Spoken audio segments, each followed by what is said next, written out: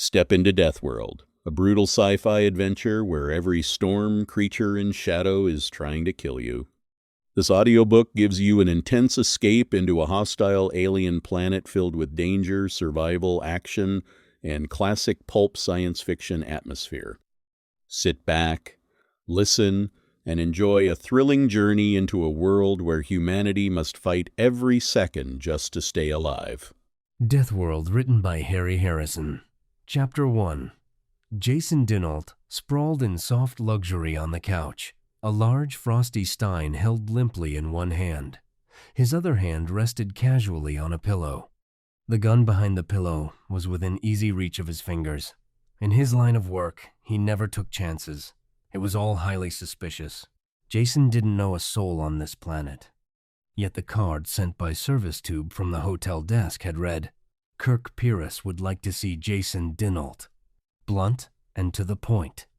He signaled the desk to send the man up, then lowered his fingers a bit until they brushed the gun butt. The door slid open and his visitor stepped through. A retired wrestler. That was Jason's first thought. Kirk Pyrrus was a gray-haired rock of a man, his body seemingly chiseled out of flat slabs of muscle. Then Jason saw the gun strapped to the inside of the other man's forearm, and he let his fingers drop casually behind the pillow. "I'd appreciate it," Jason said, "if you'd take off your gun while you're in here." The other man stopped and scowled down at the gun, as if he was seeing it for the first time. "No, I never take it off." He seemed mildly annoyed by the suggestion. Jason had his fingers on his own gun when he said, "I'm afraid I'll have to insist. I always feel a little uncomfortable around people who wear guns." He kept talking to distract attention while he pulled out his gun, fast and smooth. He could have been moving in slow motion for all the difference it made. Kirk Pyrrus stood rock still while the gun came out, while it swung in his direction. Not until the very last instant did he act. When he did, the motion wasn't visible. First his gun was in the arm holster, then it was aimed between Jason's eyes. It was an ugly, heavy weapon with a pitted front orifice that showed plenty of use, and Jason knew if he swung his own weapon up a fraction of an inch more, he would be dead. He dropped his arm carefully, and Kirk flipped his own gun back in the holster with the same ease he had drawn it. "Now," the stranger said, "if we're through playing, let's get down to business. I have a proposition for you." Jason downed a large mouthful from the mug and bridled his temper. He was fast. With a gun, his life had depended on it more than once, and this was the first time he had been outdrawn. It was the offhand, unimportant manner it had been done that irritated him. "I'm not prepared to do business," he said acidly. "I've come to Cassilia for a vacation. Get away from work." "Let's not fool each other, dinAlt," Kirk said impatiently. "You've never worked at an honest job in your entire life. You're a professional gambler, and that's why I'm here to see you." Jason forced down his anger and threw the gun to the other end of the couch so he wouldn't be tempted to commit suicide. He had hoped no one knew him on Cassilia and was looking forward to a big kill at the casino. He would worry about that later. This weightlifter type seemed to know all the answers. Let him plot the course for a while and see where it led. "All right, what do you want?" Kirk dropped into a chair that creaked ominously under his weight and dug an envelope out of one pocket. He flipped through it quickly and dropped a handful of gleaming galactic exchange notes onto the table. Jason glanced at them, then sat up suddenly. "What are they forgeries?" he asked, holding one up to the light. "They're real enough," Kirk told him. "I picked them up at the bank. Exactly 27 bills, or 27 million credits. I want you to use them as a bankroll when you go to the casino tonight. Gamble with them and win. They looked real enough, and they could be checked." Jason fingered them thoughtfully while he examined the other man. "I don't know what you have in mind," he said. "But you realize I can't make any guarantees. I gamble, but I don't always win." "You gamble, and you win when you want to," Kirk said grimly. "We looked into that quite carefully before I came to you. If you mean to say that I cheat, carefully. Jason grabbed his temper again and held it down. There was no future in getting annoyed. Kirk continued in the same level voice, ignoring Jason's growing anger. Maybe you don't call it cheating. Frankly, I don't care. As far as I'm concerned, you could have your suit lined with aces and electromagnets in your boots, as long as you won. I'm not here to discuss moral points with you. I said I had a proposition. We have worked hard for that money, but it still isn't enough. To be precise, we need 3 billion credits. The only way to get that sum is by gambling with these 27 million as bankroll. And what do I get out of it? Jason asked the question coolly, as if any bit of the fantastic proposition made sense. Everything above the 3 billion you can keep. That should be fair enough. You're not risking your own money, but you stand to make enough to keep you for life if you win. And if I lose? Kirk thought for a moment, not liking the taste of the idea. Yes, there is the chance you might lose. I hadn't thought about that. He reached a decision. If you lose, well, I suppose that is just a risk we will have to take. Though I think I would kill you then. The ones who died, to get the 27 million, deserve at least that. He said it quietly, without malice, and it was more of a promise than a threat. Stamping to his feet, Jason refilled his stein and offered one to Kirk, who took it with a nod of thanks. He paced back and forth, unable to sit. The whole proposition made him angry, yet at the same time had a fatal fascination. He was a gambler, and this talk was like the taste of drugs to an addict. Stopping, suddenly, he realized that his mind had been made up for some time. Win or lose, live or die, how could he say no to the chance to gamble with money like that? He turned suddenly and jabbed his finger at the big man in the chair. I'll do it. You probably knew I would from the time you came in here. There are some terms of my own, though. I want to know who you are, and who they are you keep talking about. And where did the money come from? Is it stolen? Kirk drained his own stein and pushed it away from him. Stolen money? No, quite the opposite. 2 years' work mining and refining ore to get it. It was mined on Pyrrus and sold here on Cassilia. You can check on that very easily. I sold it. I'm the Pyrrhic ambassador to this planet. He smiled at the thought. Not that that means much. I'm ambassador to at least 6 other planets as well. Comes in handy when you want to do business. Jason looked at the muscular man with his gray hair and worn, military-cut clothes, and decided not to laugh. You heard of strange things out in the frontier planets, and every word could be true. He had never heard of Pyrrus either, though that didn't mean anything. There were over 30,000 known planets in the inhabited universe. I'll check on what you have told me, Jason said. If it's true, we can do business. Call me tomorrow. No, Kirk said. The money has to be won tonight. I've already issued a check for this 27 million. It will bounce as high as the Pleiades unless we deposit the money in the morning. So, that's our time limit. With each moment, the whole affair became more fantastic and more intriguing for Jason. He looked at his watch. There was still enough time to find out if Kirk was lying or not. All right, we'll do it tonight, he said.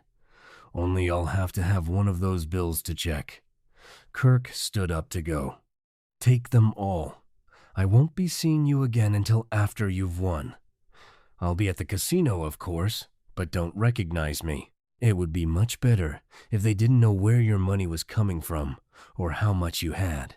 Then he was gone, after a bone-crushing handclasp that closed on Jason's hand like vice jaws. Jason was alone with the money.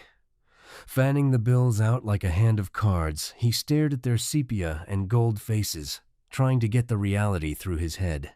27 million credits. What was to stop him from just walking out the door with them and vanishing? Nothing really, except his own sense of honor.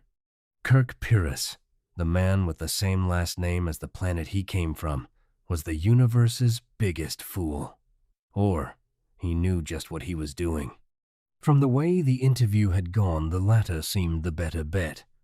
"He knows I would much rather gamble with the money than steal it," he said wryly, slipping a small gun into his waistband holster and pocketing the money. He went out. Chapter 2. The robot teller at the bank just pinged with electronic shock when he presented one of the bills and flashed a panel that directed him to see Vice President Wayne. Wayne was a smooth customer who bugged his eyes and lost some of his tan when he saw the sheaf of bills. "You wish to deposit these with us?" he asked, while his fingers unconsciously stroked them. "Not today," Jason said. "They were paid to me as a debt. Would you please check that they are authentic and change them? I'd like 500,000 credit notes." Both of his inner chest pockets were packed tight when he left the bank. The bills were good, and he felt like a walking mint. This was the first time in his entire life that carrying a large sum of money made him uncomfortable. Waving to a passing helicab, he went directly to the casino, where he knew he would be safe for a while. Cassilia Casino was the play spot of the nearby cluster of star systems. It was the first time Jason had seen it, though he knew its type well. He had spent most of his adult life in casinos like this, on other worlds. The decor differed, but they were always the same. Gambling and socialities in public and behind the scenes, all the private vice you could afford. Theoretically no-limit games, but that was true only up to a certain point. When the house was really hurt, the honest game stopped being square, and the big winner had to watch his step very carefully. These were the odds Jason dinAlt had played against countless times before. He was wary, but not very concerned. The dining room was almost empty, and the majordomo quickly rushed to the side of the relaxed stranger in the richly cut clothes. Jason was lean and dark, looking more like the bored scion of some rich family than a professional gambler. This appearance was important, and he cultivated it. The cuisine looked good, and the cellar turned out to be wonderful. He had a professional talk with the sommelier while waiting for the soup, then settled down to enjoy his meal. He ate leisurely, and the large dining room was filled before he was through. Watching the entertainment over a long cigar killed some more time. When he finally went to the gaming rooms, they were filled and active. Moving slowly around the room, he dropped a few thousand credits. He scarcely noticed how he played, giving more attention to the feel of the games. The play all seemed honest, and none of the equipment was rigged. That could be changed very quickly, he realized. Usually it wasn't necessary. House percentage was enough to assure a profit. Once he saw Kirk out of the corner of his eye, but he paid him no attention. The ambassador was losing small sums steadily at 7 and silver, and seemed to be impatient, probably waiting for Jason to begin playing seriously. He smiled and strolled on slowly. Jason settled on the dice table as he usually did. It was the surest way to make small winnings. "And if I feel it tonight, I can clean this casino out." That was his secret. The power that won for him steadily, and every once in a while enabled him to make a killing and move on quickly before the hired thugs came to get the money back. The dice reached him, and he threw an 8 the hard way. Betting was light, and he didn't push himself, just kept away from the 7s. He made the point and passed a natural. Then he crapped out, and the dice moved on. Sitting there, making small automatic bets while the dice went around the table, he thought about the power. Funny, after all the years of work, we still don't know much about Psi. They can train people a bit and improve skills a bit, but that's all. He was feeling strong tonight. He knew that the money in his pocket gave him the extra lift that sometimes helped him break through. With his eyes half closed, he picked up the dice and let his mind gently caress the pattern of sunken dots. Then they shot out of his hand, and he stared at a 7. It was there, stronger than he had felt it in years. The stiff weight of those million credit notes had done it. The world all around was sharp-cut clear, and the dice was completely in his control. He knew to the 10th credit how much the other players had in their wallets, and was aware of the cards in the hands of the players behind him. Slowly, carefully, he built up the stakes. There was no effort to the dice. They rolled and sat up like trained dogs. Jason took his time and concentrated on the psychology of the players and the stickman. It took almost 2 hours to build his money on the table to 700,000 credits. Then he caught the stickman signaling they had a heavy winner. He waited until the hard-eyed man strolled over to watch the game. Then he smiled happily, bet all his table stakes, and blew it on one roll of the dice. The houseman smiled happily. The stickman relaxed, and out of the corner of his eye, Jason saw Kirk turning a dark purple. Sweating, pale, his hand trembling ever so slightly. Jason opened the front of his jacket and pulled out one of the envelopes of new bills. Breaking the seal with his finger, he dropped 2 of them on the table. "Could we have a no-limit game?" he asked. "I'd like to win back some of my money." The stickman had trouble controlling his smile now. He glanced across at the houseman, who nodded a quick yes. They had a sucker, and they meant to clean him. He had been playing from his wallet all evening. Now he was cracking into a sealed envelope to try for what he had lost.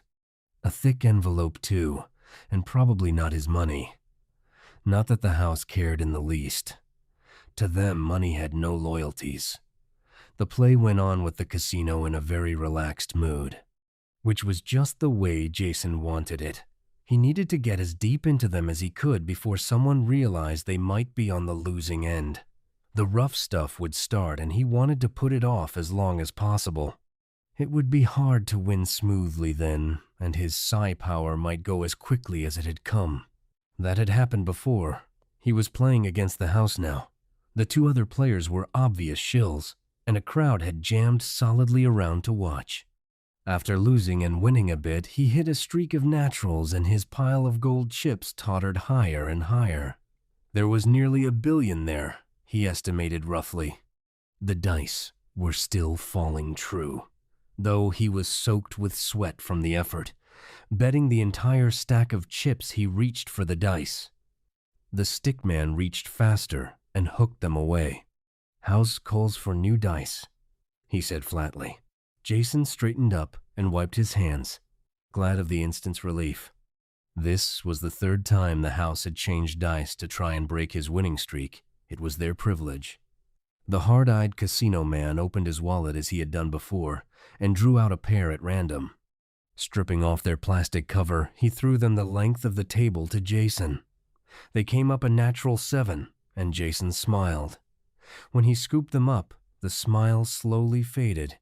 The dice were transparent, finely made, evenly weighted on all sides, and crooked.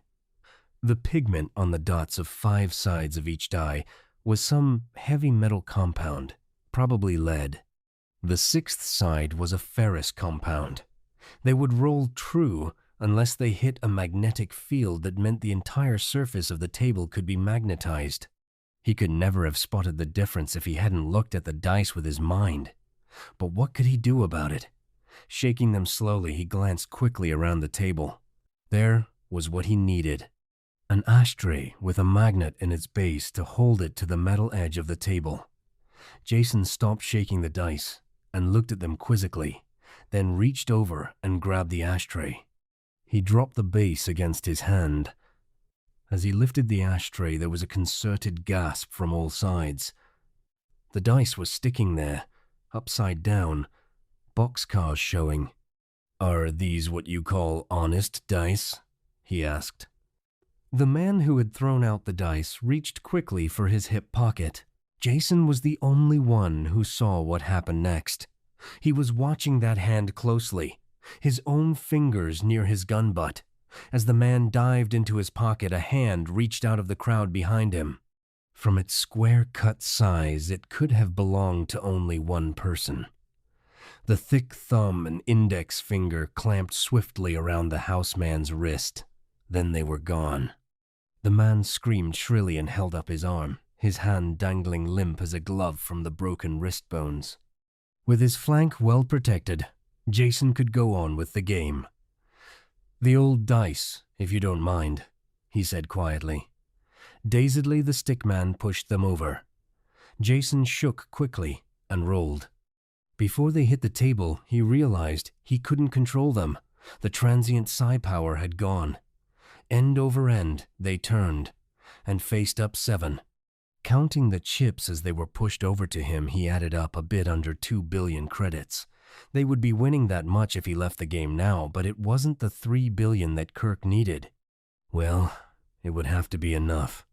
As he reached for the chips, he caught Kirk's eye across the table, and the other man shook his head in a steady no. "Let it ride," Jason said wearily. "One more roll." He breathed on the dice, polished them on his cuff, and wondered how he had ever gotten into this spot. Billions riding on a pair of dice. That was as much as the annual income of some planets.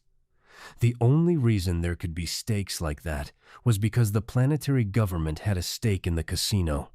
He shook as long as he could, reaching for the control that wasn't there, then let fly. Everything else had stopped in the casino, and people were standing on tables and chairs to watch. There wasn't a sound from that large crowd. The dice bounced back from the board with a clatter loud in the silence and tumbled over the cloth. A 5 and a 1. 6. He still had to make his point. Scooping up the dice, Jason talked to them, mumbled the ancient oaths that brought luck, and threw again.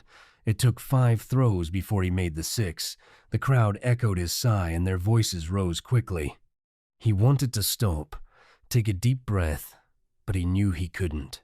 Winning the money was only part of the job they now had to get away with it. It had to look casual. A waiter was passing with a tray of drinks. Jason stopped him and tucked a 100-credit note in his pocket. "Drinks are on me," he shouted while he pried the tray out of the waiter's hands. Well-wishers cleared the filled glasses away quickly, and Jason piled the chips onto the tray. They more than loaded it, but Kirk appeared that moment with a second tray. "I'll be glad to help you, sir, if you will permit me," he said. Jason looked at him and laughed permission. It was the first time he had a clear look at Kirk in the casino. He was wearing loose, purple evening pajamas over what must have been a false stomach. The sleeves were long and baggy, so he looked fat rather than muscular. It was a simple but effective disguise. Carefully carrying the loaded trays, surrounded by a crowd of excited patrons, they made their way to the cashier's window. The manager himself was there, wearing a sickly grin. Even the grin faded when he counted the chips. "Could you come back in the morning?" he said. "I'm afraid we don't have that kind of money on hand." "What's the matter?" Kirk shouted. "Trying to get out of paying him? You took my money easy enough. When I lost, it works both ways." The onlookers, always happy to see the house lose, growled their disagreement. Jason finished the matter in a loud voice. "I'll be reasonable. Give me what cash you have, and I'll take a check for the balance." There was no way out. Under the watchful eye of the gleeful crowd, the manager packed an envelope with bills and wrote a check. Jason took a quick glimpse at it, then stuffed it into an inside pocket. With the envelope under one arm, he followed Kirk towards the door. Because of the onlookers, there was no trouble in the main room, but just as they reached the side entrance, 2 men moved in, blocking the way. "Just a moment," one said. He never finished the sentence. Kirk walked into them without slowing, and they bounced away like 10 pins. Then Kirk and Jason were out of the building and walking fast. "Into the parking lot," Kirk said. "I have a car there." When they rounded the corner, there was a car bearing down on them. Before Jason could get his gun clear of the holster, Kirk was in front of him. His arm came up and his big ugly gun burst through the cloth of his sleeve and jumped into his hand. A single shot killed the driver and the car swerved and crashed. The other 2 men in the car died coming out of the door, their guns dropping from their hands. After that, they had no trouble. Kirk drove at top speed away from the casino, the torn sleeve of his pajamas whipping in the breeze, giving glimpses of the big gun back in the holster. "When you get the chance," Jason said, "you'll have to show me how that trick holster works." "When we get the chance," Kirk answered as he dived the car into the city access tube. Chapter 3. The building they stopped at was one of the finer residences in Cassilia. As they had driven, Jason counted the money and separated his share. Almost 16 million credits. It still didn't seem quite real. When they got out in front of the building, he gave Kirk the rest. "Here's your 3 billion. Don't think it was easy," he said. "It could have been worse," was his only answer. The recorded voice scratched in the speaker over the door. "Sire Ellis has retired for the night. Would you please call again in the morning? All appointments are made in advance." The voice broke off as Kirk pushed the door open. He did it almost effortlessly with the flat of his hand. As they went in, Jason looked at the remnants of torn and twisted metal that hung in the lock and wondered again about his companion. Strength more than physical strength, he's like an elemental force. I have the feeling that nothing can stop him. It made him angry and at the same time fascinated him. He didn't want out of the deal until he found out more about Kirk and his planet, and they who had died for the money he gambled. Sire Ellis was old, balding, and angry, not at all used to having his rest disturbed. His complaints stopped suddenly when Kirk threw the money down on the table. "Is the ship being loaded yet, Ellis? Here's the balance due." Ellis only fumbled the bills for a moment before he could answer Kirk's question. "The ship, but of course. We began loading when you gave us the deposit. You'll have to excuse my confusion. This is a little irregular. We never handled transactions of this size in cash." "That's the way I like to do business," Kirk answered him. "I've canceled the deposit. This is the total sum. Now how about a receipt?" Ellis had made out the receipt before his senses returned. He held it tightly while he looked uncomfortably at the 3 billion spread out before him. "Wait, I can't take it now. You'll have to return in the morning. To the bank." "In normal business fashion," Ellis decided firmly. Kirk reached over and gently drew the paper out of Ellis's hand. "Thanks for the receipt," he said. "I won't be here in the morning, so this will be satisfactory. And if you're worried about the money, I suggest you get in touch with some of your plant guards or private police. You'll feel a lot safer." When they left through the shattered door, Ellis was frantically dialing numbers on his screen. Kirk answered Jason's next question before he could ask it. "I imagine you would like to live to spend that money in your pocket, so I've booked 2 seats on an interplanetary ship." He glanced at the car clock. "It leaves in about 2 hours, so we have plenty of time. I'm hungry. Let's find a restaurant. I hope you have nothing at the hotel worth going back for." "It would be a little difficult." "Nothing worth getting killed for," Jason said. "Now, where can we go to eat? There are a few questions I would like to ask you." They circled carefully down to the transport levels until they were sure they hadn't been followed. Kirk nosed the car into a darkened loading dock where they abandoned it. "We can always get another car," he said, "and they probably have this one spotted. Let's walk back to the freightway. I saw a restaurant there as we came by." Dark and looming shapes of overland freight carriers filled the parking lot. They picked their way around the man-high wheels and into the hot and noisy restaurant. The drivers and early morning workers took no notice of them as they found a booth in the back and dialed a meal. Kirk chiseled a chunk of meat off the slab in front of him and popped it cheerfully into his mouth. "Ask your questions," he said. "I'm feeling much better already. What's in this ship you arranged for tonight? What kind of a cargo was I risking my neck for?" "I thought you were risking your neck for money," Kirk said dryly. "But be assured, it was in a good cause. That cargo means the survival of a world. Guns, ammunition, mines, explosives, and such." Jason choked over a mouthful of food. "Gun running. What are you doing? Financing a private war? And how can you talk about survival with a lethal cargo like that? Don't try and tell me they have a peaceful use. Who are you killing?" Most of the big man's humor had vanished. He had that grim look Jason knew well. Yes, peaceful would be the right word, because that is basically all we want, just to live in peace. And it is not who are we killing, it is what we are killing. Jason pushed his plate away with an angry gesture. "You're talking in riddles," he said. "What you say has no meaning." "It has meaning enough," Kirk told him. "But only on one planet in the universe. Just how much do you know about Pyrrus?" "Absolutely nothing." For a moment, Kirk sat wrapped in memory, scowling distantly. Then he went on. "Mankind doesn't belong on Pyrrus, yet has been there for almost 300 years now. The age expectancy of my people is 16 years. Of course, most adults live beyond that, but the high child mortality brings the average down. It is everything that a humanoid world should not be.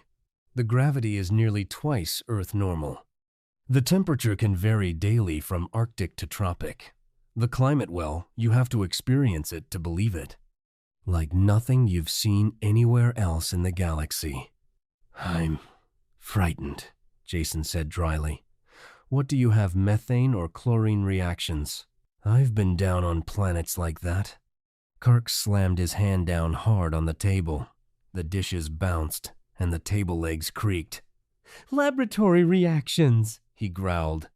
"They look great on a bench, but what happens when you have a world filled with those compounds? In an eye wink of galactic time, all the violence is locked up in nice, stable compounds. The atmosphere may be poisonous for an oxygen breather, but taken by itself, it's as harmless as weak beer. There is only one setup that is pure poison as a planetary atmosphere. Plenty of H2O, the most universal solvent you can find, plus free oxygen to work on. Water and oxygen." Jason broke in. "You mean Earth? Or a planet like Cassilia here?" "That's preposterous." "Not at all. Because you were born in this kind of environment, you accept it as right and natural. You take it for granted that metals corrode, coastlines change, and storms interfere with communication. These are normal occurrences on oxygen-water worlds. On Pyrrus, these conditions are carried to the nth degree. The planet has an axial tilt of almost 42 degrees, so there is a tremendous change in temperature from season to season. This is one of the prime causes of a constantly changing ice cap. The weather generated by this is spectacular, to say the least." "If that's all," Jason said, "I don't see why." "That's not all. It's barely the beginning. The open seas perform the dual destructive function of supplying water vapor to keep the weather going and building up gigantic tides. Pyrrus's two satellites, Samos and Bessos, combine at times to pull the oceans up into 30-meter tides, and until you've seen one of these tides lap over into an active volcano, you've seen nothing. Heavy elements are what brought us to Pyrrus, and these same elements keep the planet at a volcanic boil. There have been at least 13 supernovas in the immediate stellar neighborhood. Heavy elements can be found on most of their planets, of course, as well as completely unbreathable atmospheres. Long-term mining and exploitation can't be done by anything but a self-sustaining colony, which meant Pyrrus, where the radioactive elements are locked in the planetary core, surrounded by a shell of lighter ones. While this allows for the atmosphere men need, it also provides unceasing volcanic activity as the molten plasma forces its way to the surface. For the first time, Jason was silent, trying to imagine what life could be like on a planet constantly at war with itself. "I've saved the best for last," Kirk said with grim humor. "Now you have an idea of what the environment is like. Think of the kind of life forms that would populate it. I doubt if there is one off-world species that would live a minute. Plants and animals on Pyrrus are tough. They fight the world and they fight each other.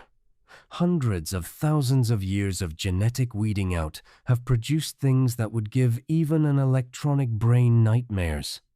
Armor-plated, poisonous, claw-tipped, and fanged-mouthed, That describes everything that walks, flaps, or just sits and grows. Ever see a plant with teeth that bite? I don't think you want to. You'd have to be on Pyrrus, and that means you would be dead within seconds of leaving the ship. Even I'll have to take a refresher course before I'll be able to go outside the landing buildings. The unending war for survival keeps the life forms competing and changing. Death is simple, but the ways of dealing it too numerous to list. Unhappiness rode like a weight on Kirk's broad shoulders. After long moments of thought, he moved visibly to shake it off, returning his attention to his food and mopping the gravy from his plate. He voiced part of his feelings. I suppose there is no logical reason why we should stay and fight this endless war, except that Pyrrus is our home. The last piece of gravy-soaked bread vanished, and he waved the empty fork at Jason. Be happy you're an off-worlder, and we'll never have to see it. That's where you're wrong, Jason said as calmly as he could. You see, I'm going back with you. Chapter 4. Don't talk stupidly, Kirk said as he punched for a duplicate order of steak. There are much simpler ways of committing suicide. Don't you realize that you're a millionaire now? With what you have in your pocket, you can relax the rest of your life on the pleasure planets. Pyrrus is a death world, not a sightseeing spot for jaded tourists. I cannot permit you to return with me. Gamblers who lose their tempers don't last long. Jason was angry now, yet it showed only in a negative way, in the lack of expression on his face and the calmness of his voice. Don't tell me what I can or cannot do, Kirk Pyrrus. You're a big man with a fast gun, but that doesn't make you my boss. All you can do is stop me from going back on your ship, but I can easily afford to get there another way. And don't try to tell me I want to go to Pyrrus for sightseeing when you have no idea of my real reasons. Jason didn't even try to explain his reasons. They were only half realized and too personal. The more he traveled, the more things looked the same to him. The old, civilized planets sank into a drab similarity. Frontier worlds all had the crude sameness of temporary camps in a forest. Not that the galactic worlds bored him. It was just that he had found their limitations, yet had never found his own. Until he met Kirk, he had acknowledged no man his superior, or even his equal. This was more than egotism. It was facing facts. Now he was forced to face the fact that there was a whole world of people who might be superior to him. Jason could never rest content until he had been there and seen for himself, even if he died in the attempt. None of this could be told to Kirk. There were other reasons he would understand better. You're not thinking ahead when you prevent me from going to Pyrrus, Jason said. I'll not mention any moral debt you owe me for winning that money you needed. But what about the next time?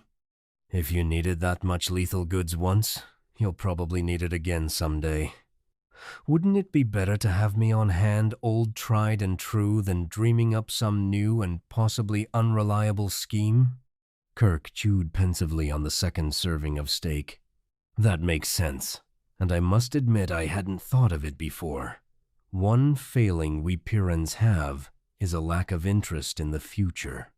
Staying alive day by day is enough trouble, so we tend to face emergencies as they arrive and let the dim future take care of itself. You can come. I hope you will still be alive when we need you. As Pyrran ambassador to a lot of places, I officially invite you to our planet. All expenses paid. On the condition you obey completely all our instructions regarding your personal safety. Conditions accepted, Jason said, and wondered why he was so cheerful about signing his own death warrant. Kirk was shoveling his way through his third dessert when his alarm watch gave a tiny hum. He dropped his fork instantly and stood up. Time to go, he said. We're on schedule now. While Jason scrambled to his feet, he jammed coins into the meter until the paid light came on. Then they were out the door and walking fast. Jason wasn't at all surprised when they came on a public escalator just behind the restaurant. He was beginning to realize that since leaving the casino, their every move had been carefully planned and timed. Without a doubt, the alarm was out, and the entire planet being searched for them. Yet so far, they hadn't noticed the slightest sign of pursuit. This wasn't the first time Jason had to move just one jump ahead of the authorities, but it was the first time he had let someone else lead him by the hand while he did it. He had to smile at his own automatic agreement. He had been a loner for so many years that he found a certain inverse pleasure in following someone else. "Hurry up," Kirk growled after a quick glance at his watch. He set a steady, killing pace up the escalator steps. They went up 5 levels that way, without seeing another person, before Kirk relented and let the escalator do the work. Jason prided himself on keeping in condition, but the sudden climb, after the sleepless night, left him panting heavily and soaked with sweat. Kirk, cool of forehead and breathing normally, didn't show the slightest sign that he had been running. They were at the second motor level when Kirk stepped off the slowly rising steps and waved Jason after him. As they came through the exit to the street, a car pulled up to the curb in front of them. Jason had enough sense not to reach for his gun. At the exact moment they reached the car, the driver opened the door and stepped out. Kirk passed him a slip of paper without saying a word and slipped in behind the wheel. There was just time for Jason to jump in before the car pulled away. The entire transfer had taken less than 3 seconds. There had been only a glimpse of the driver in the dim light, but Jason had recognized him. Of course, he had never seen the man before, but after knowing Kirk, he couldn't mistake the compact strength of a native Pyrrus. "That was the receipt from Ellis you gave him," Jason said. "Of course, that takes care of the ship and the cargo. They'll be off-planet and safely away before the casino check is traced to Ellis. So now let's look after ourselves. I'll explain the plan in detail, so there will be no slip-ups on your part. I'll go through the whole thing once, and if there are any questions, you'll ask them when I'm finished." The tones of command were so automatic that Jason found himself listening in quiet obedience. Though one part of his mind wanted him to smile at the quick assumption of his incompetence, Kirk swung the car into the steady line of traffic heading out of the city to the spaceport. He drove easily while he talked. "There is a search on in the city, but we're well ahead of that.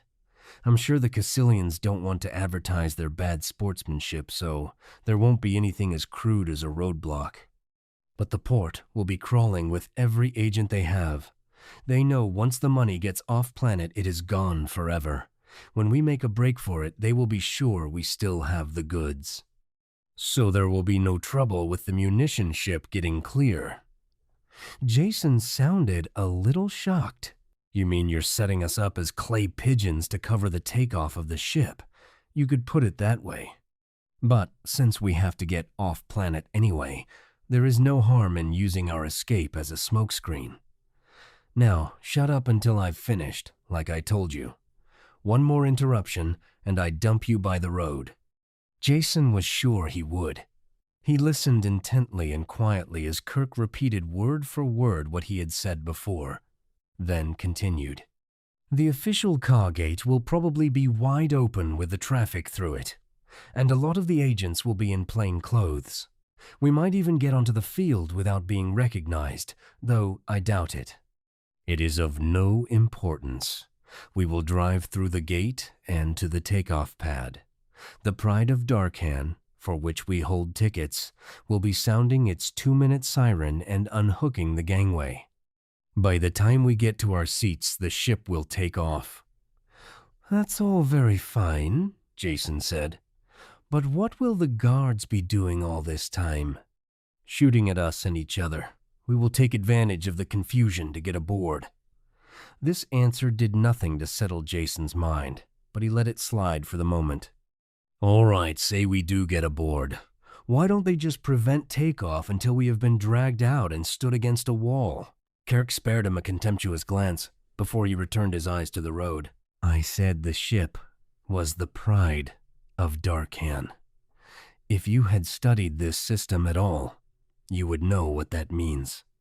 Cassilia and Darkan are sister planets and rivals in every way.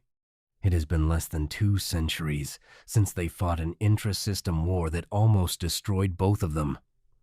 Now they exist in an armed-to-the-teeth neutrality that neither dare violate. The moment we set foot aboard the ship, we are on Darkan territory. There is no extradition agreement between the planets. Cassilia may want us, but not badly enough to start another war. That was all the explanation there was time for. Kirk swung the car out of the rush of traffic and onto a bridge marked Official Cars Only. Jason had a feeling of nakedness as they rolled under the harsh port lights towards the guarded gate ahead. It was closed. Another car approached the gate from the inside, and Kirk slowed their car to a crawl. One of the guards talked to the driver of the car inside the port, then waved to the gate attendant. The barrier gate began to swing inwards, and Kirk jammed down on the accelerator. Everything happened at once. The turbine howled. The spinning tires screeched on the road, and the car crashed open the gate. Jason had a vanishing glimpse of the open-mouthed guards. Then they were skidding around the corner of a building. A few shots popped after them, but none came close. Driving with one hand, Kirk reached under the dash and pulled out a gun that was the twin of the monster strapped to his arm. "Use this instead of your own," he said. "Rocket-propelled explosive slugs make a great bang. Don't bother shooting at anyone, I'll take care of that. Just stir up a little action and make them keep their distance, like this." He fired a single snapshot out the side window and passed the gun to Jason almost before the slug hit. An empty truck blew up with a roar, raining pieces on the cars around and sending their drivers fleeing in panic. After that, it was a nightmare ride through a madhouse. Kirk drove with an apparent contempt for violent death. Other cars followed them and were lost in wheel-raising turns. They careened almost the full length of the field, leaving a trail of smoking chaos. Then the pursuit was all behind them, and the only thing ahead was the slim spire of the Pride of Darkan. The Pride was surrounded by a strong wire fence, as suited the begrudged status of her planetary origin. The gate was closed and guarded by soldiers with leveled guns, waiting for a shot at the approaching car. Kirk made no attempt to come near them. Instead, he fed the last reserves of power to the car and headed for the fence. "Cover your face," he shouted. Jason put his arms in front of his head just as they hit. Torn metal screamed, the fence buckled, wrapped itself around the car, but did not break. Jason flew off the seat and into the padded dash. By the time Kirk had the warp door open, he realized that the ride was over. Kirk must have seen the spin of his eyeballs because he didn't talk, just pulled Jason out and threw him onto the hood of the ruined car. "Climb over the buckled wire and make a run for the ship," he shouted. If there was any doubt what he meant, he set Jason an example of fine road work. It was inconceivable that someone of his bulk could run so fast, yet he did. He moved more like a charging tank than a man. Jason shook the fog from his head and worked up some speed himself. Nevertheless, he was barely halfway to the ship when Kirk hit the gangway. It was already unhooked from the ship, but the shocked attendant stopped rolling it away as the big man bounded up the steps. At the top, he turned and fired at the soldiers who were charging through the open gate. They dropped, crawled, and returned his fire. Very few shot at Jason's running form. The scene in front of Jason cranked over in slow motion. Kirk standing at the top of the ramp, coolly returning the fire that splashed all about. He could have found safety in an instant through the open port behind him. The only reason he stayed there was to cover Jason. "Thanks." Jason managed to gasp as he made the last few steps up the gangway, jumped the gap, and collapsed inside the ship. "You're perfectly welcome," Kirk said as he joined him, waving his gun to cool it off. A grim-jawed ship's officer stood back out of range of fire from the ground and looked them both up and down. "And just what is going on here?" he growled. Kirk tested the barrel with a wet thumb, then let the gun slide back into its holster. "We are law-abiding citizens of a different system who have committed no criminal acts. The savages of Cassilia are too barbarous for civilized company. Therefore, we are going to Darkhan. Here are our tickets, in whose sovereign territory I believe we are at this moment." This last was added for the benefit of the Cassilian officer who had just stumbled to the top of the gangway and was raising his gun. The soldier couldn't be blamed. He saw these badly wanted criminals getting away, aboard a Darkhan ship as well. Anger got the best of him, and he brought his gun up. "Come out of there, you scum. You're not escaping that easily.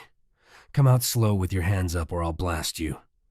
It was a frozen moment of time that stretched and stretched without breaking. The pistol covered Kirk and Jason.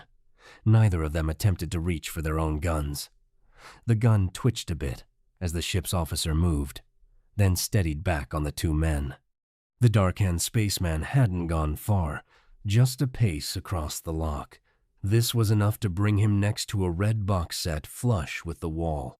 With a single, swift gesture, he flipped up the cover and poised his thumb over the button inside.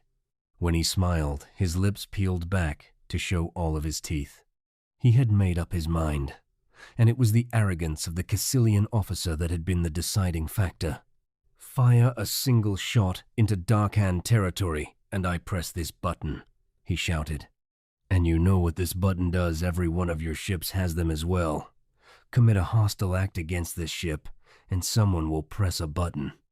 Every control rod will be blown out of the ship's pile at that instant, and half your filthy city will go up in the explosion." His smile was chiseled on his face, and there was no doubt he would do what he said. "Go ahead, fire. I think I would enjoy pressing this." The takeoff siren was hooting now, the close lock light blinking an angry message from the bridge. Like four actors in a grim drama, they faced each other an instant more. Then the Cassilian officer, growling with unvoicable, frustrated anger, turned and leaped back to the steps. "All passengers board ship. 45 seconds to take off. Clear the port." The ship's officer slammed shut the cover of the box and locked it as he talked. There was barely time to make the acceleration couches before the Pride of Darkhan cleared ground. Chapter 5. Once the ship was in orbit, the captain sent for Jason and Kirk. Kirk took the floor and was completely frank about the previous night's activities. The only fact of importance he left out was Jason's background as a professional gambler. He drew a beautiful picture of two lucky strangers whom the evil forces of Cassilia wanted to deprive of their gambling profits. All this fitted perfectly the captain's preconceptions of Cassilia. In the end, he congratulated his officer on the correctness of his actions and began the preparation of a long report to his government. He gave the two men his best wishes as well as the liberty of the ship. It was a short trip. Jason barely had time to catch up on his sleep before they grounded on Darkhan. Being without luggage, they were the first ones through customs. They left the shed just in time to see another ship landing in a distant pit. Kirk stopped to watch it, and Jason followed his gaze. It was a gray, scarred ship, with the stubby lines of a freighter but sporting as many guns as a cruiser. "Yours, of course," Jason said. Kirk nodded and started towards the ship. One of the locks opened as they came up, but no one appeared. Instead, a remote-release folding ladder rattled down to the ground. Kirk swarmed up it, and Jason followed glumly. Somehow, he felt, this was overdoing the no-frills and nonsense attitude. Jason was catching on to Perrin ways, though. The reception aboard ship for the ambassador was just what he expected. Nothing. Kirk closed the lock himself, and they found couches as the takeoff horn sounded. The main jets roared and acceleration smashed down on Jason. It didn't stop. Instead, it grew stronger, squeezing the air out of his lungs and the sight from his eyes. He screamed but couldn't hear his own voice through the roaring in his ears. Mercifully, he blacked out. When consciousness returned, the ship was at 0 G. Jason kept his eyes closed and let the pain seep out of his body. Kirk spoke suddenly. He was standing next to the couch. "My fault, Meta. I should have told you we had a 1G passenger aboard. You might have eased up a bit on your usual bone-breaking takeoff. It doesn't seem to have harmed him much, but what's he doing here?" Jason felt mild surprise that the second voice was a girl's, but he wasn't interested enough to go to the trouble of opening his sore eyes. Going to Pyrrus. I tried to talk him out of it, of course, but I couldn't change his mind. It's a shame, too. I would like to have done more for him. He's the one who got the money for us. "Oh, that's awful," the girl said. Jason wondered why it was awful. It didn't make sense to his groggy mind. "It would have been much better if he stayed on Darkan," the girl continued. "He's very nice looking. I think it's a shame he has to die." That was too much for Jason. He pried one eye open, then the other. The voice belonged to a girl about 21 who was standing next to the bed, gazing down at Jason. She was beautiful. Jason's eyes opened wider as he realized she was very beautiful, with a kind of beauty never found in the civilized galaxy. The women he had known all ran to pale skin, hollow shoulders, gray faces covered with tints and dyes. They were the product of centuries of breeding weaknesses back into the race, as the advance of medicine kept alive more and more non-survival types. This girl was the direct opposite in every way. She was the product of survival on Pyrrus. The heavy gravity that produced bulging muscles in men brought out firm strength in strap-like female muscles. She had the figure of a goddess, tanned skin and perfectly formed face. Her hair, which was cut short, circled her head like a golden crown. The only unfeminine thing about her was the gun she wore in a bulky forearm holster. When she saw Jason's eyes open, she smiled at him. Her teeth were as even and as white as he had expected. "I'm Meta, pilot of this ship, and you must be Jason dinAlt." That was a lousy takeoff, Meta. "I'm really very sorry," she laughed. "But being born on a 2G planet does make one a little immune to acceleration. I save fuel too, with the synergy curve." Kirk gave a non-committal grunt. "Come along, Meta. We'll take a look at the cargo. Some of the new stuff will plug the gaps in the perimeter." "Oh yes," she said, almost clapping her hands with happiness. "I read the specs. They're simply wonderful. Like a schoolgirl with a new dress. Or a box of candy. That's a great attitude to have towards bombs and flamethrowers." Jason smiled wryly at the thought as he groaned off the couch. The two Pyrrans had gone and he pulled himself painfully through the door after them. It took him a long time to find his way to the hold. The ship was big and apparently empty of crew. Jason finally found a man sleeping in one of the brightly lit cabins.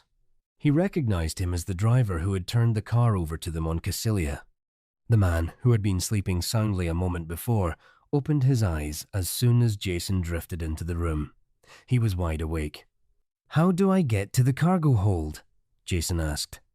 The other told him, closed his eyes, and went instantly back to sleep before Jason could even say thanks. In the hold, Kirk and Meta had opened some of the crates and were chortling with joy over their lethal contents. Meta, a pressure canister in her arms, turned to Jason as he came through the door. "Just look at this," she said. "This powder in here, why, you can eat it like dirt with less harm.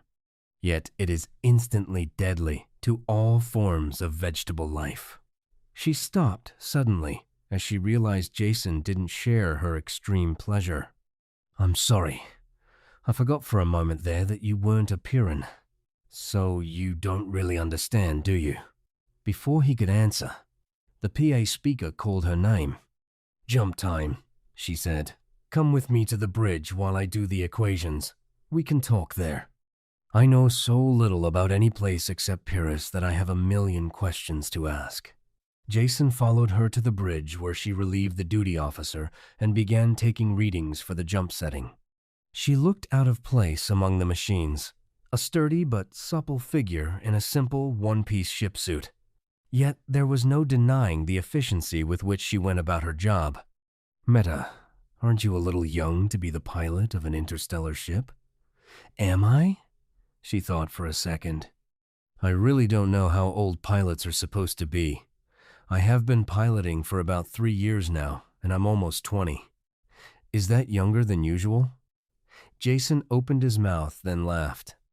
"I suppose that all depends on what planet you're from. Some places you would have trouble getting licensed. But I'll bet things are different on Pyrrus. By their standards, you must rank as an old lady." "Now you're making a joke," Meta said serenely as she fed a figure into the calculator.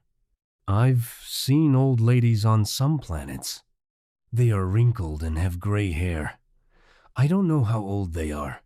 I asked one, but she wouldn't tell me her age. But I'm sure they must be older than anyone on Pyrrus. No one looks like that there." "I don't mean old that way," Jason groped for the right word. "Not old, but grown up, mature, an adult." "Everyone is grown up," she answered. "At least soon after they leave the wards. And they do that when they're 6. My first child is grown up, and the second one would be 2, only he's dead. So I surely must be." That seemed to settle the question for her, though Jason's thoughts jumped with the alien concepts and background inherent behind her words. Meta punched in the last setting, and the coarse tape began to chunk out of the case. She turned her attention back to Jason. "I'm glad you're aboard this trip, though I am sorry you are going to Pyrrus, but we'll have lots of time to talk. There are so many things I want to find out about other planets, and why people go around acting the way they do. Not at all like home where you know why people are doing things all the time." She frowned over the tape for a moment, then turned her attention back to Jason. "What is your home planet like?" One after another, the usual lies he told people came to his lips and were pushed away. Why bother lying to a girl who really didn't care if you were serf or noble?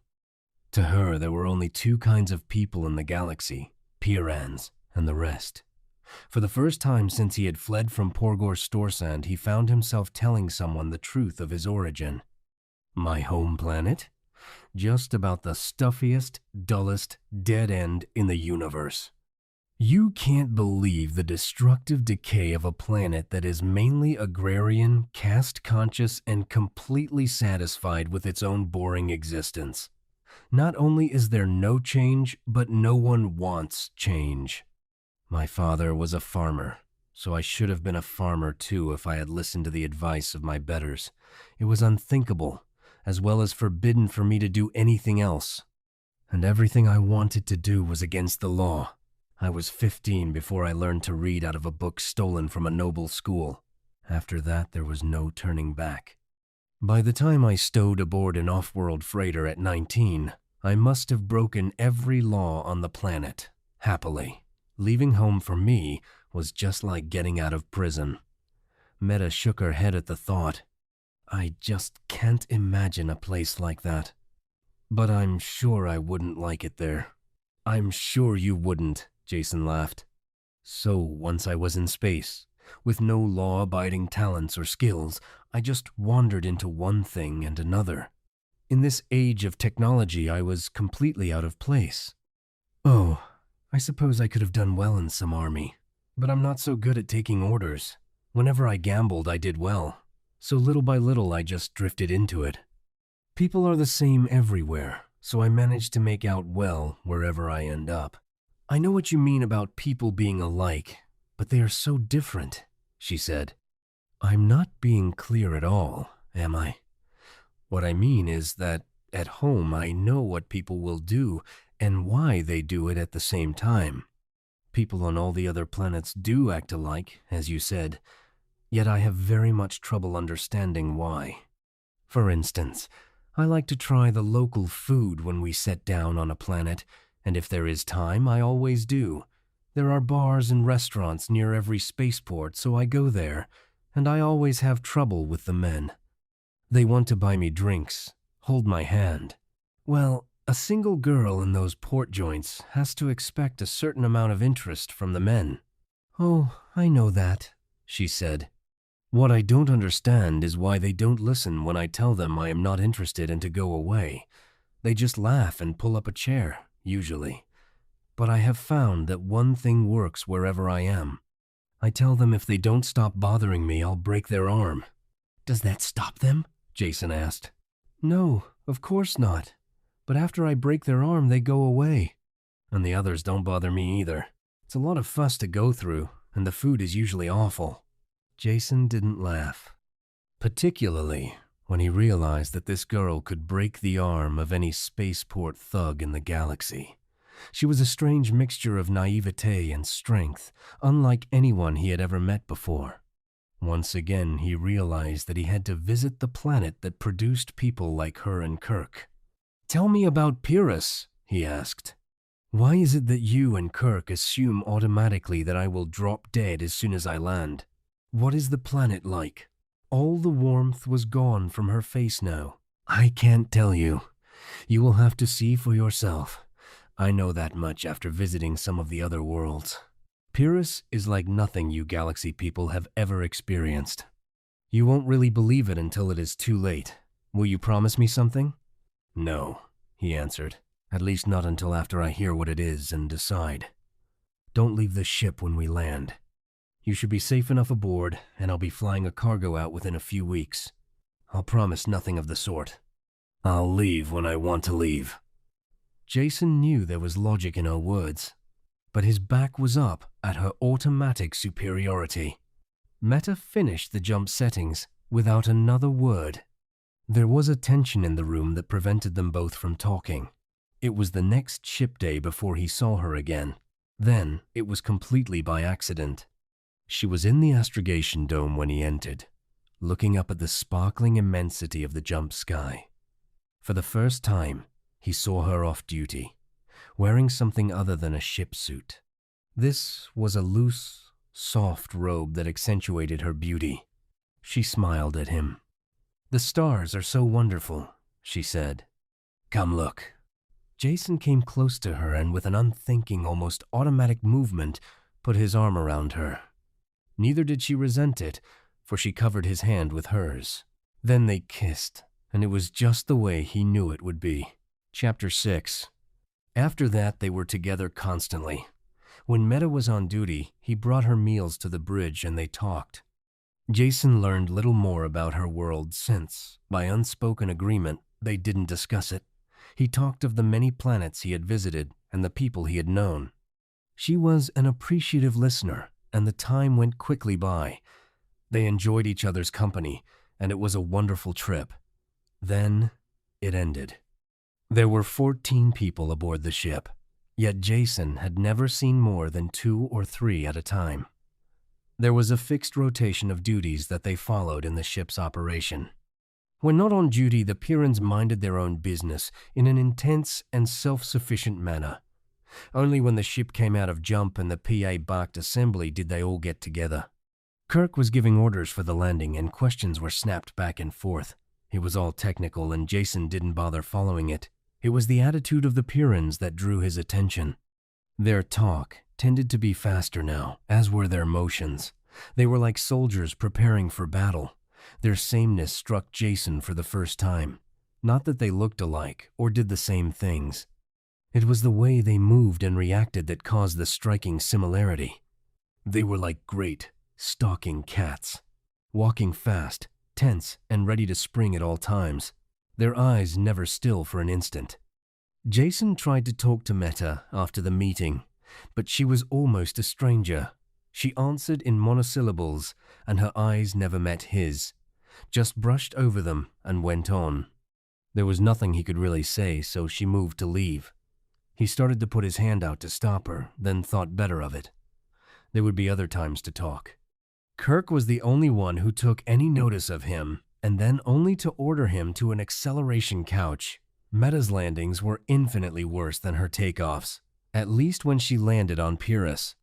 There were sudden acceleration surges in every direction. At one point, there was a free fall that seemed endless. There were loud thuds against the hull that shook the framework of the ship. It was more like a battle than a landing, and Jason wondered how much truth there was in that. When the ship finally landed, Jason didn't even know it. The constant 2Gs felt like deceleration. Only the descending moan of the ship's engines convinced him they were down. Unbuckling the straps and sitting up was an effort. 2Gs don't seem that bad at first. Walking required the same exertion as would carrying a man of his own weight on his shoulders. When Jason lifted his arm to unlatch the door, it was heavy as 2 arms. He shuffled slowly towards the main lock.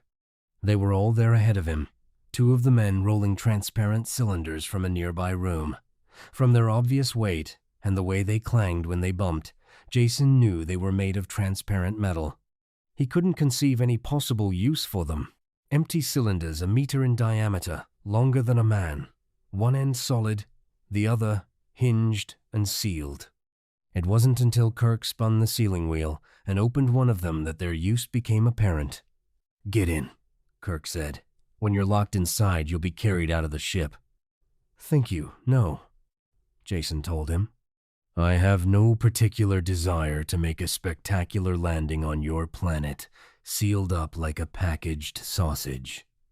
"Don't be a fool," was Kirk's snapped answer. "We're all going out in these tubes. We've been away too long to risk the surface without reorientation." Jason did feel a little foolish as he saw the others getting into tubes. He picked the nearest one, slid into it feet first, and pulled the lid closed.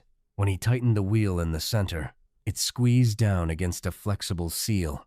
Within a minute, the CO2 content in the closed cylinder went up and an air regenerator at the bottom hummed into life. Kirk was the last one in.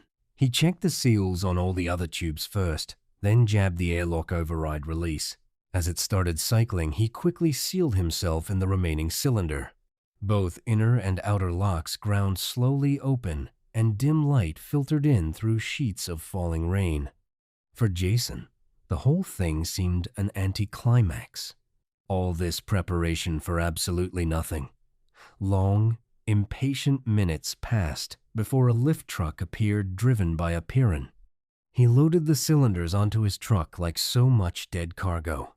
Jason had the misfortune to be buried at the bottom of the pile so he could see absolutely nothing when they drove outside. It wasn't until the man carrying cylinders had been dumped in a metal-walled room that Jason saw his first native Pyrrus life. The lift truck driver was swinging a thick outer door shut when something flew in through the entrance and struck against the far wall. Jason's eye was caught by the motion. He looked to see what it was when it dropped straight down towards his face. Forgetful of the metal cylinder wall, he flinched away. The creature struck the transparent metal and clung to it. Jason had the perfect opportunity to examine it in every detail. It was almost too horrible to be believable, as though it were a bearer of death stripped to the very essentials. A mouth that split the head in 2, rows of teeth, serrated and pointed. Leathery, claw-tipped wings, longer claws on the limbs that tore at the metal wall. Terror rose up in Jason as he saw that the claws were tearing gouges in the transparent metal. Wherever the creature's saliva touched, the metal clouded and chipped under the assault of the teeth. Logic said these were just scratches on the thick tube. They couldn't matter. But blind, unreasoning fear sent Jason curling away as far as he could, shrinking inside himself, seeking escape. Only when the flying creature began dissolving did he realize the nature of the room outside. Sprays of steaming liquid came from all sides, raining down until the cylinders were covered. After one last clash of its jaws, the Pyrrus animal was washed off and carried away. The liquid drained away through the floor, and a second and third shower followed. While the solutions were being pumped away, Jason fought to bring his emotions into line. He was surprised at himself. No matter how frightful the creature had been, he couldn't understand the fear it could generate through the wall of the sealed tube. His reaction was all out of proportion to the cause. Even with the creature destroyed and washed out of sight, it took all of his willpower to steady his nerves and bring his breathing back to normal. Meta walked by outside, and he realized the sterilization process was finished. He opened his own tube and climbed wearily out. Meta and the others had gone by this time, and only a hawk-faced stranger remained, waiting for him. "I'm Bruco, in charge of the adaptation clinic. Kirk told me who you were. I'm sorry you're here. Now come along. I want some blood samples." "Now I feel right at home," Jason said. The old Pyrrhus hospitality. Bruco only grunted and stamped out. Jason followed him down a bare corridor into a sterile lab. The double gravity was tiring, a constant drag on sore muscles. While Bruco ran tests on the blood sample, Jason rested. He had almost dozed off into a painful sleep when Bruco returned with a tray of bottles and hypodermic needles. "Amazing," he announced. "Not an antibody in your serum that would be of any use on this planet. I have a batch of antigens here that will make you sick as a beast for at least a day. Take off your shirt." "Have you done this often?" Jason asked.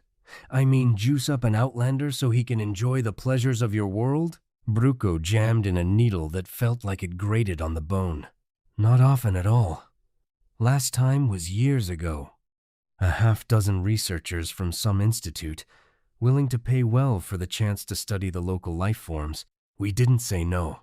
Always need more galaxy currency." Jason was already beginning to feel lightheaded from the shots. How many of them lived? He mumbled vaguely. "One. We got him off in time. Made them pay in advance, of course." At first, Jason thought the Pyrrhus was joking. Then he remembered. They had very little interest in humor of any kind. If one half of what Meta and Kirk had told him was true, 6-to-1 odds weren't bad at all. There was a bed in the next room, and Bruco helped him to it. Jason felt drugged, and probably was. He fell into a deep sleep, and into the dream. Fear and hatred mixed in equal parts and washed over him red hot. If this was a dream, he never wanted to sleep again. If it wasn't a dream, he wanted to die. He tried to fight up against it, but only sank in more deeply. There was no beginning, and no end to the fear, and no way to escape. When consciousness returned, Jason could remember no detail of the nightmare. Just the fear remained. He was soaked with sweat and ached in every muscle. It must have been the massive dose of shots, he finally decided. That and the brutal gravity. That didn't take the taste of fear out of his mouth, though. Bruco stuck his head in the door then and looked Jason up and down. "Thought you were dead," he said. "Slept the clock around. Don't move. I'll get something to pick you up." The pickup was in the form of another needle and a glass full of evil-looking fluid. It settled his thirst, but made him painfully aware of gnawing hunger. "Want to eat?" Bruco asked. "I'll bet you do. I've speeded up your metabolism so you'll build muscle faster. Only way you'll ever beat the gravity. Give you quite an appetite for a while, though." Bruco ate at the same time, and Jason had a chance to ask some questions. "When do I get a chance to look around your fascinating planet?" "So far, this trip has been about as interesting as a jail term. Relax and enjoy your food. Probably be months before you're able to go outside. If at all." Jason felt his jaw hanging and closed it with a snap. "Could you possibly tell me why?" "Of course. You will have to go through the same training course that our children take. It takes them 6 years.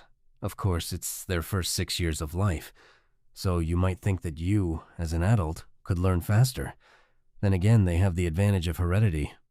All I can say is you'll go outside these sealed buildings when you're ready."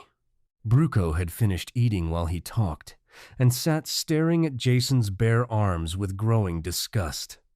"The first thing we want to get you is a gun," he said. "It gives me a sick feeling to see someone without one." Of course, Bruco wore his own gun continually, even within the sealed buildings. Every gun is fitted to its owner and would be useless on anyone else, Bruco said. I'll show you why. He led Jason to an armory jammed with deadly weapons. Put your arm in this while I make the adjustments. It was a box-like machine with a pistol grip on the side. Jason clutched the grip and rested his elbow on a metal loop. Bruco fixed pointers that touched his arm, then copied the results from the meters. Reading the figures from his list, he selected various components from bins and quickly assembled a power holster and gun. With the holster strapped to his forearm and the gun in his hand, Jason noticed for the first time they were connected by a flexible cable. The gun fitted his hand perfectly. This is the secret of the power holster, Bruco said, tapping the flexible cable. It is perfectly loose while you are using the weapon. But when you wanted return to the holster, Bruco made an adjustment and the cable became a stiff rod that whipped the gun from Jason's hand and suspended it in midair. Then, the return. The rod cable whirred and snapped the gun back into the holster. The drawing action is the opposite of this, of course. A great gadget, Jason said. But how do I draw? Do I whistle or something for the gun to pop out? No, it is not sonic control. Bruco answered with a sober face. It is much more precise than that. Here, take your left hand and grasp an imaginary gun butt. Tense your trigger finger. Do you notice the pattern of the tendons in the wrist? Sensitive actuators touch the tendons in your right wrist. They ignore all patterns except the one that says, hand ready to receive gun. After a time, the mechanism becomes completely automatic. When you want the gun, it is in your hand. When you don't, it is in the holster. Jason made grasping motions with his right hand, crooked his index finger. There was a sudden, smashing pain against his hand and a loud roar. The gun was in his hand, half the fingers were numb, and smoke curled up from the barrel. Of course, there are only blank charges in the gun until you learn control. Guns are always loaded. There is no safety. Notice the lack of a trigger guard. That enables you to bend your trigger finger a slight bit more when drawing so the gun will fire the instant it touches your hand. It was without a doubt the most murderous weapon Jason had ever handled, as well as being the hardest to manage. Working against the muscle-burning ache of high gravity, he fought to control the devilish device. It had an infuriating way of vanishing into the holster just as he was about to pull the trigger. Even worse was the tendency to leap out before he was quite ready. The gun went to the position where his hand should be. If the fingers weren't correctly placed, they were crashed aside. Jason only stopped the practice when his entire hand was one livid bruise. Complete mastery would come with time, but he could already understand why the Pyrrans never removed their guns. It would be like removing a part of your own body. The movement of gun from holster to hand was too fast for him to detect. It was certainly faster than the neural current that shaped the hand into the gun-holding position. For all apparent purposes, it was like having a lightning bolt in your fingertip. Point the finger, and blam, there's the explosion. Bruco had left Jason to practice alone. When his aching hand could take no more, he stopped and headed back towards his own quarters. Turning a corner, he had a quick glimpse of a familiar figure going away from him. Meta, wait for a second, I want to talk to you. She turned impatiently as he shuffled up, going as fast as he could in the doubled gravity. Everything about her seemed different from the girl he had known on the ship. Heavy boots came as high as her knees. Her figure was lost in bulky coveralls of some metallic fabric. The trim waist was bulged out by a belt of canisters. Her very expression was coldly distant. "I've missed you," he said. "I hadn't realized you were in this building." He reached for her hand, but she moved it out of his reach. "What is it you want?" she asked. "What is it I want?" He echoed with barely concealed anger. "This is Jason. Remember me? We're friends."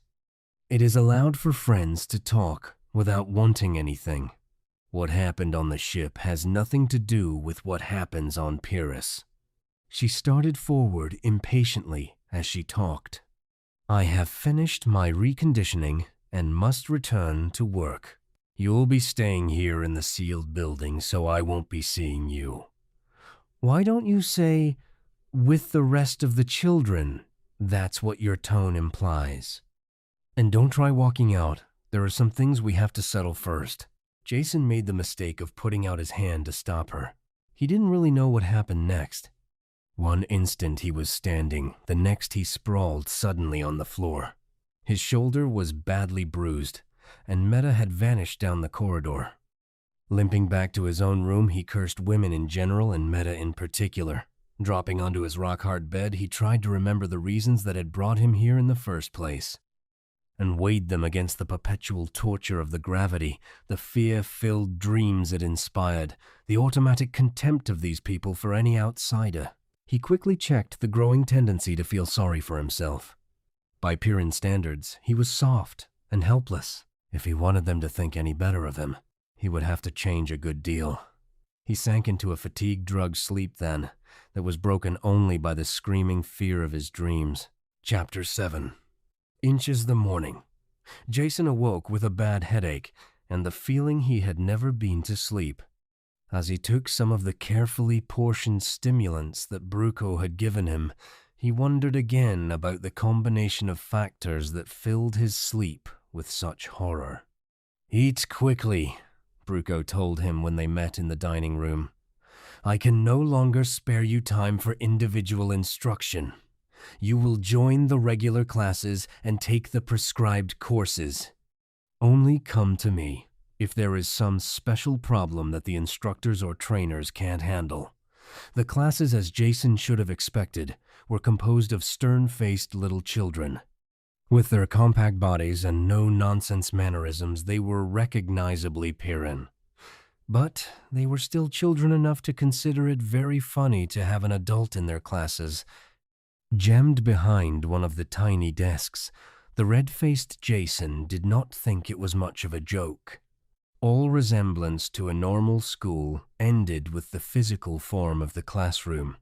For one thing, every child, no matter how small, packed a gun. And the courses were all involved with survival. The only possible grade in a curriculum like this was 100%, and students stayed with a lesson until they mastered it perfectly. No courses were offered in the normal scholastic subjects. Presumably, these were studied after the child graduated survival school and could face the world alone, which was a logical and cold-hearted way of looking at things. In fact, logical and cold-hearted could describe any Pyrran activity. Most of the morning was spent on the operation of one of the medikits that's strapped around the waist. This was a poison analyzer that was pressed over a puncture wound. If any toxins were present, the antidote was automatically injected on the site. Simple in operation, but incredibly complex in construction. Since all Pyrrans serviced their own equipment, you could then only blame yourself. If it failed, they had to learn the construction and repair of all the devices. Jason did much better than the child students, though the effort exhausted him. In the afternoon, he had his first experience with a training machine.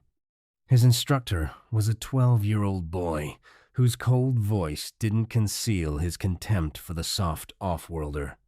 All the training machines are physical duplicates of the real surface of the planet, corrected constantly as the life forms change. The only difference between them is the varying degree of deadliness. This first machine you will use is of course the one infants are put into. "You're too kind," Jason murmured. "Your flattery overwhelms me."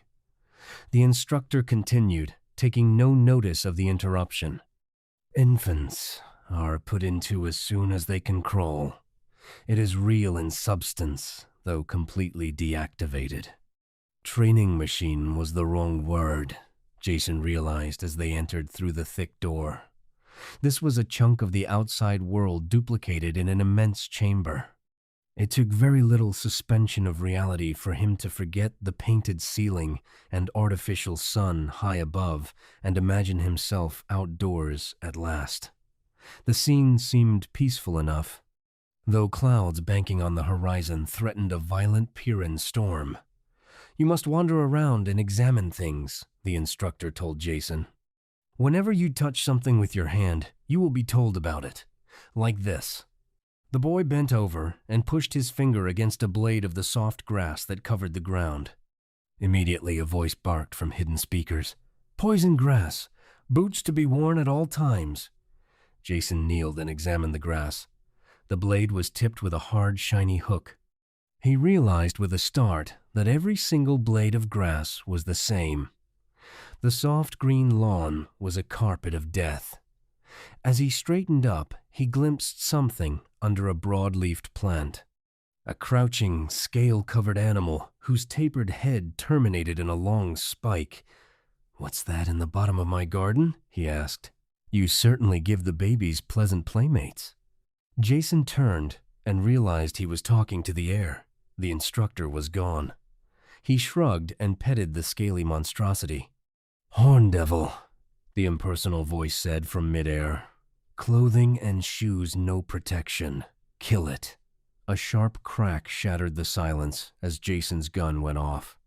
The horn devil fell on its side, keyed to react to the blank charge. "Well, I am learning," Jason said, and the thought pleased him. The words "kill it" had been used by Bruco while teaching him to use the gun. Their stimulus had reached an unconscious level.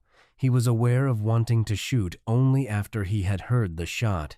His respect for Pyrrhus training techniques went up. Jason spent a thoroughly unpleasant afternoon wandering in the child's garden of horror. Death was everywhere, while all the time the disembodied voice gave him stern advice in simple language, so he could do unto rather than being done in. He had never realized that violent death could come in so many repulsive forms. Everything here was deadly to man, from the smallest insect to the largest plant. Such singleness of purpose seemed completely unnatural. Why was this planet so alien to human life? He made a mental note to ask Bruco. Meanwhile, he tried to find one life form that wasn't out for his blood. He didn't succeed. After a long search, he found the only thing that, when touched, didn't elicit deadly advice. This was a chunk of rock that projected from a meadow of poison grass. Jason sat on it with a friendly feeling and pulled his feet up. An oasis of peace. Some minutes passed while he rested his gravity-weary body. "Rot fungus, do not touch!" The voice blasted at twice its normal volume, and Jason leaped as if he had been shot. The gun was in his hand, nosing about for a target. Only when he bent over and looked closely at the rock where he had been sitting did he understand. There were flaky gray patches that hadn't been there when he sat down. "Oh, you tricky devils," he shouted at the machine. "How many kids have you frightened off that rock after they thought they had found a little piece?" He resented the snide bit of conditioning, but respected it at the same time. Pyrrhus learned very early in life that there was no safety on this planet except that which they provided for themselves. While he was learning about Pyrrhus, he was gaining new insight into the Pyrrhons as well. Chapter 8.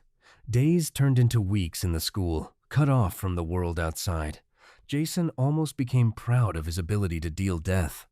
He recognized all the animals and plants in the nursery room and had been promoted to a trainer where the beasts made sluggish charges at him. His gun picked off the attackers with dull regularity.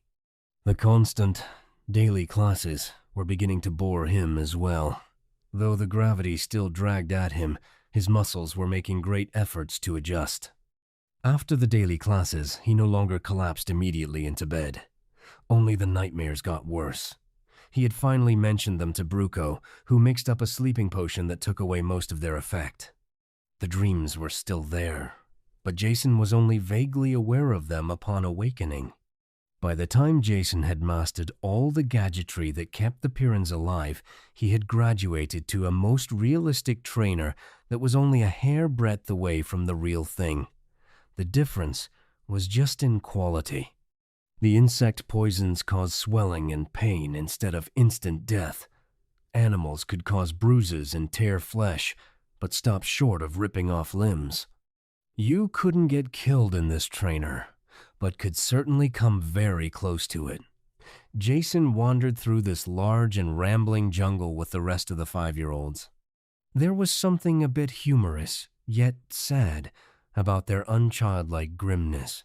Though they still might laugh in their quarters, they realized there was no laughing outside.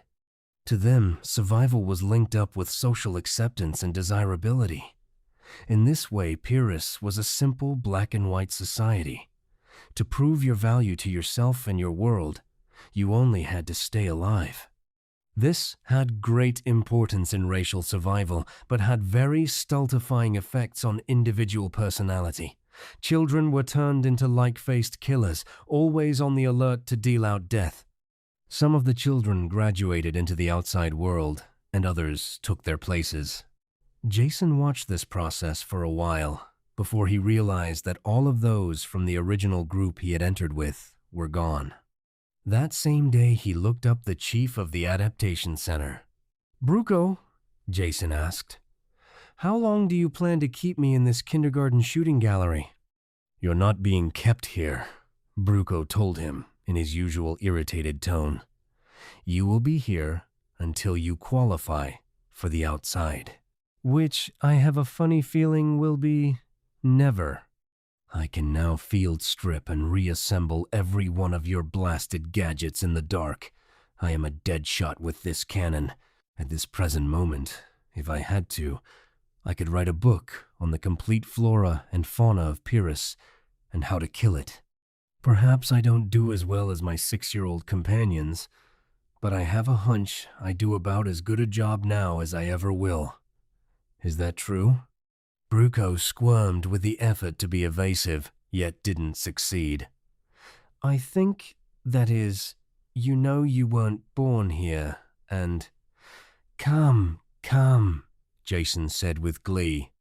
"A straight-faced old Pyrran like you shouldn't try to lie to one of the weaker races that specialize in that sort of thing. It goes without saying that I'll always be sluggish with this gravity, as well as having other inborn handicaps. I admit that. We're not talking about that now. The question is, will I improve with more training, or have I reached a peak of my own development now?" Bruco sweated. "With the passage of time, there will be improvement, of course." "Sly devil." Jason waggled a finger at him. "Yes or no now? Will I improve now by more training now?" "No," Bruco said, and still looked troubled. Jason sized him up like a poker hand. "Now let's think about that. I won't improve yet. I'm still stuck here. That's no accident. So you must have been ordered to keep me here. And from what I have seen of this planet, admittedly very little, I would say that Kirk ordered you to keep me here. Is that right?" "He was only doing it for your own sake," Bruco explained, "trying to keep you alive. The truth is out," Jason said, "so let us now forget about it. I didn't come here to shoot robots with your offspring, so please show me the street door, or is there a graduating ceremony first?" Speeches, handing out school pins, sabers overhead. "Nothing like that," Bruco snapped. "I don't see how a grown man like you can talk such nonsense all the time." "There is none of that, of course. Only some final work in the partial survival chamber. That is a compound that connects with the outside. Really is a part of the outside, except the most violent life forms are excluded. And even some of those manage to find their way in once in a while." "When do I go?" Jason shot the question. "Tomorrow morning. Get a good night's sleep first. You'll need it." There was one bit of ceremony attendant with the graduation. When Jason came into his office in the morning, Bruco slid a heavy gun clip across the table. "These are live bullets," he said. I'm sure you'll be needing them. After this, your gun will always be loaded. They came up to a heavy airlock, the only locked door Jason had seen in the center. While Bruco unlocked it and threw the bolts, a sober-faced 8-year-old with a bandaged leg limped up. "This is Griff," Bruco said. "He will stay with you, wherever you go from now on." "My personal bodyguard?" Jason asked, looking down at the stocky child who barely reached his waist. "You might call him that." Bruco swung the door open. "Griff tangled with a sawbird, so he won't be able to do any real work for a while. You yourself admitted that you will never be able to equal a Pyrrus, so you should be glad of a little protection." "Always a kind word. That's you, Bruco," Jason said. He bent over and shook hands with the boy. Even the 8-year-olds had a bone-crushing grip. The two of them entered the lock and Bruco swung the inner door shut behind them. As soon as it was sealed, the outer door opened automatically. It was only partly open when Griff's gun blasted twice. Then they stepped out onto the surface of Pyrrus, over the smoking body of one of its animals. Very symbolic, Jason thought. He was also bothered by the realization that he hadn't remembered to look for something coming in. Then, too, he couldn't even identify the base from its charred remains. He glanced around, hoping he would be able to fire first himself next time. This was an unfulfilled hope. The few beasts that came their way were always seen first by the boy. After an hour of this, Jason was so irritated that he blasted an evil-looking thorn plant out of existence. He hoped that Griff wouldn't look too closely at it. Of course the boy did. That plant wasn't close. "It is stupid to waste good ammunition on a plant," Griff said. There was no real trouble during the day. Jason ended by being bored, though soaked by the frequent rainstorms. If Griff was capable of carrying on a conversation, he didn't show it. All Jason's gambits failed. The following day went the same way. On the third day, Bruco appeared and looked Jason carefully up and down. "I don't like to say it, but I suppose you are as ready to leave now as you ever will be. Change the virus filter nose plugs every day. Always check boots for tears and metal cloth suiting for rips. Medikit supplies renewed once a week. And wipe my nose and wear my galoshes." "Anything else?" Jason asked. Bruco started to say something, then changed his mind. "Nothing that you shouldn't know well by now. Keep alert, and good luck." He followed up the words with a crushing handshake that was totally unexpected. As soon as the numbness left Jason's hand, he and Griff went out through the large entrance lock. Chapter 9. Real as they had been, the training chambers had not prepared him for the surface of Pyrrus. There was the basic similarity, of course. The feel of the poison grass underfoot, and the erratic flight of a stingwing in the last instant before Griff blasted it. But these were scarcely noticeable in the crash of the elements around him. A heavy rain was falling, more like a sheet of water than individual drops. Gusts of wind tore at it, hurling the deluge into his face. He wiped his eyes clear and could barely make out the conical forms of two volcanoes on the horizon, vomiting out clouds of smoke and flame. The reflection of this inferno was a sullen redness on the clouds that raced by in banks above them. There was a rattle on his hard hat, and something bounced off to splash to the ground. He bent over and picked up a hailstone as thick as his thumb. A sudden flurry of hail hammered painfully at his back and neck. He straightened hurriedly. As quickly as it started, the storm was over. The sun burned down, melting the hailstones and sending curls of steam up from the wet street. Jason sweated inside his armored clothing. Yet before they had gone a block, it was raining again, and he shook with chill. Griff trudged steadily along, indifferent to the weather or the volcanoes that rumbled on the horizon and shook the ground beneath their feet. Jason tried to ignore his discomfort and match the boy's pace. The walk was a depressing one. The heavy, squat buildings loomed grayly through the rain, more than half of them in ruins. They walked on a pedestrian way in the middle of the street. The occasional armored trucks went by on both sides of them. The mid-street sidewalk puzzled Jason until Griff blasted something that hurtled out of a ruined building towards them. The central location gave them some chance to see what was coming. Suddenly, Jason was very tired. "Griff, this city of yours is sure down at the heels. I hope the other ones are in better shape." I don't know what you mean talking about heels, but there are no other cities. Some mining camps that can't be located inside the perimeter. But no other cities. This surprised Jason. He had always visualized the planet with more than one city. There were a lot of things he didn't know about Pyrrus, he realized suddenly. All of his efforts since landing had been taken up with the survival studies. There were a number of questions he wanted to ask, but ask them of somebody other than his grouchy 8-year-old bodyguard. There was one person who would be best equipped to tell him what he wanted to know. "Do you know Kirk?" he asked the boy. "Apparently he's your ambassador to a lot of places, but his last name?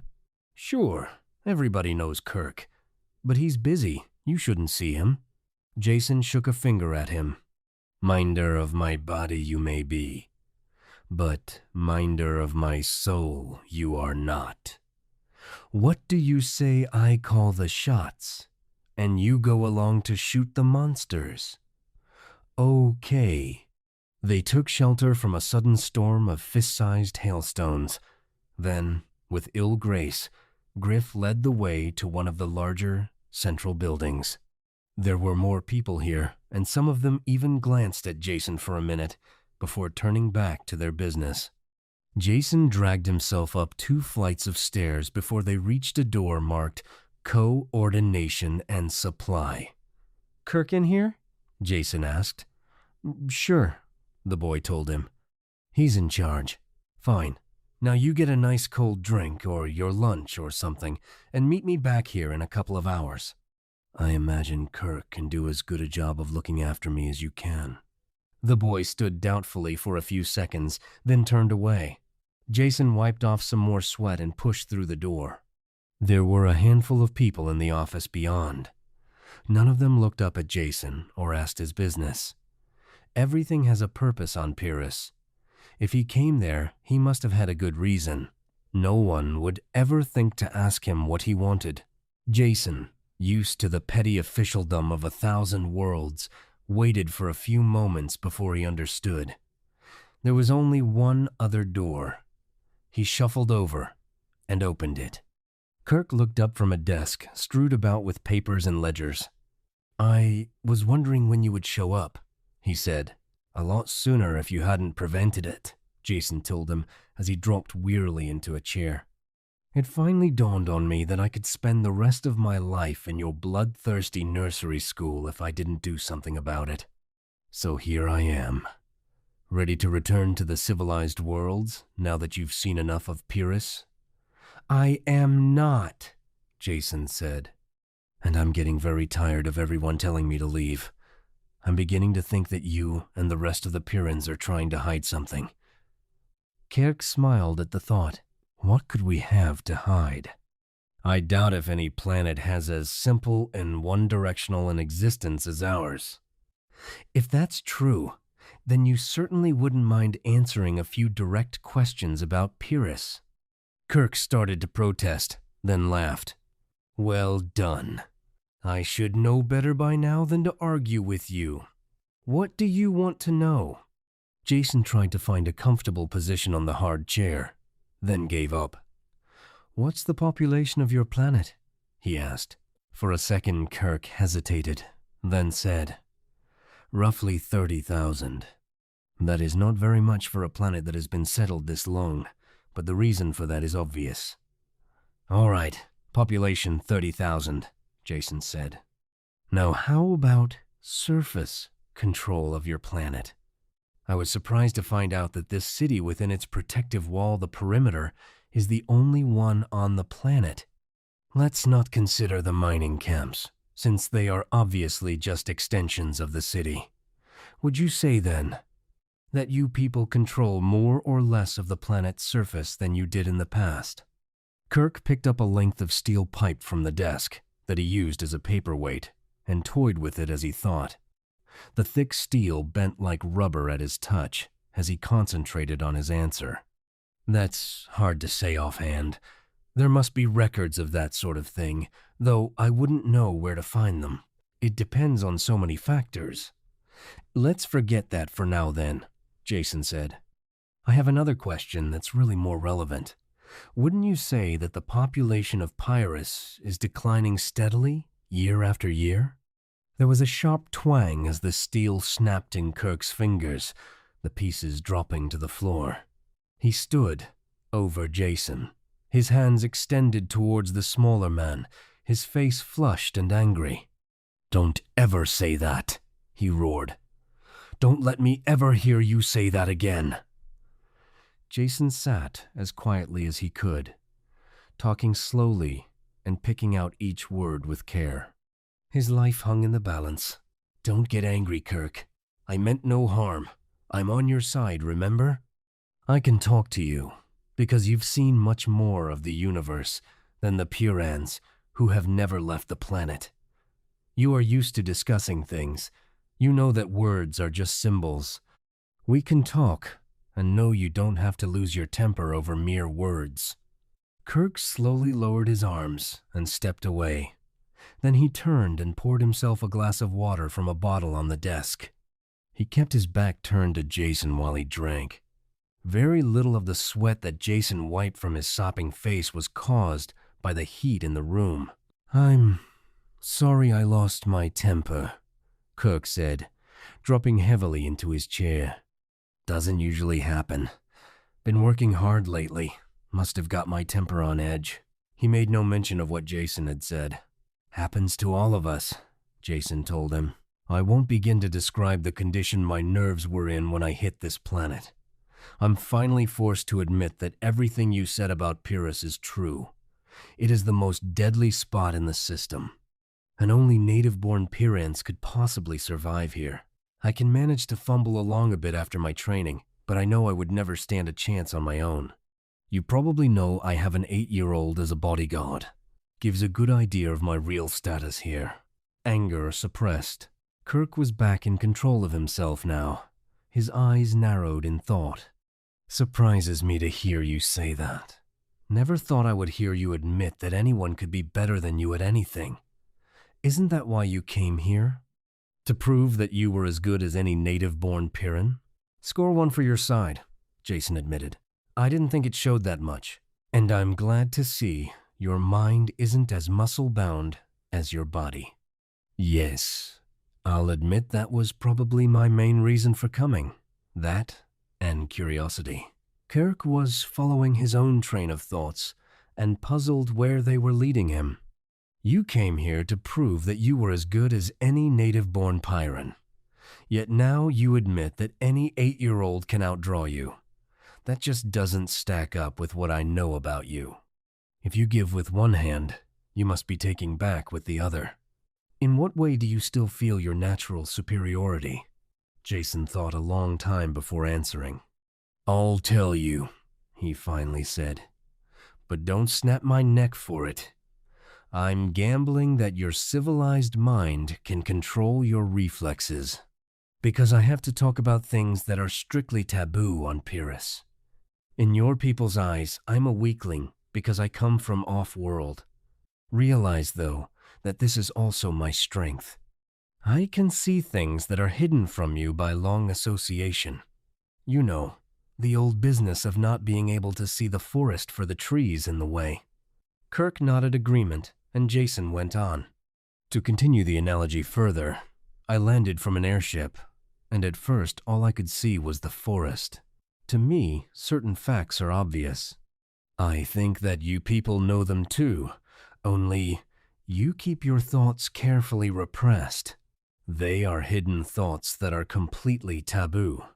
I am going to say one of them out loud now, and hope you can control yourself well enough to not kill me." Kirk's great hands tightened on the arms of his chair, the only sign that he had heard. Jason talked quietly, as smoothly and easily as a lancet probing into a brain. "Human beings are losing the war on Pyrrus.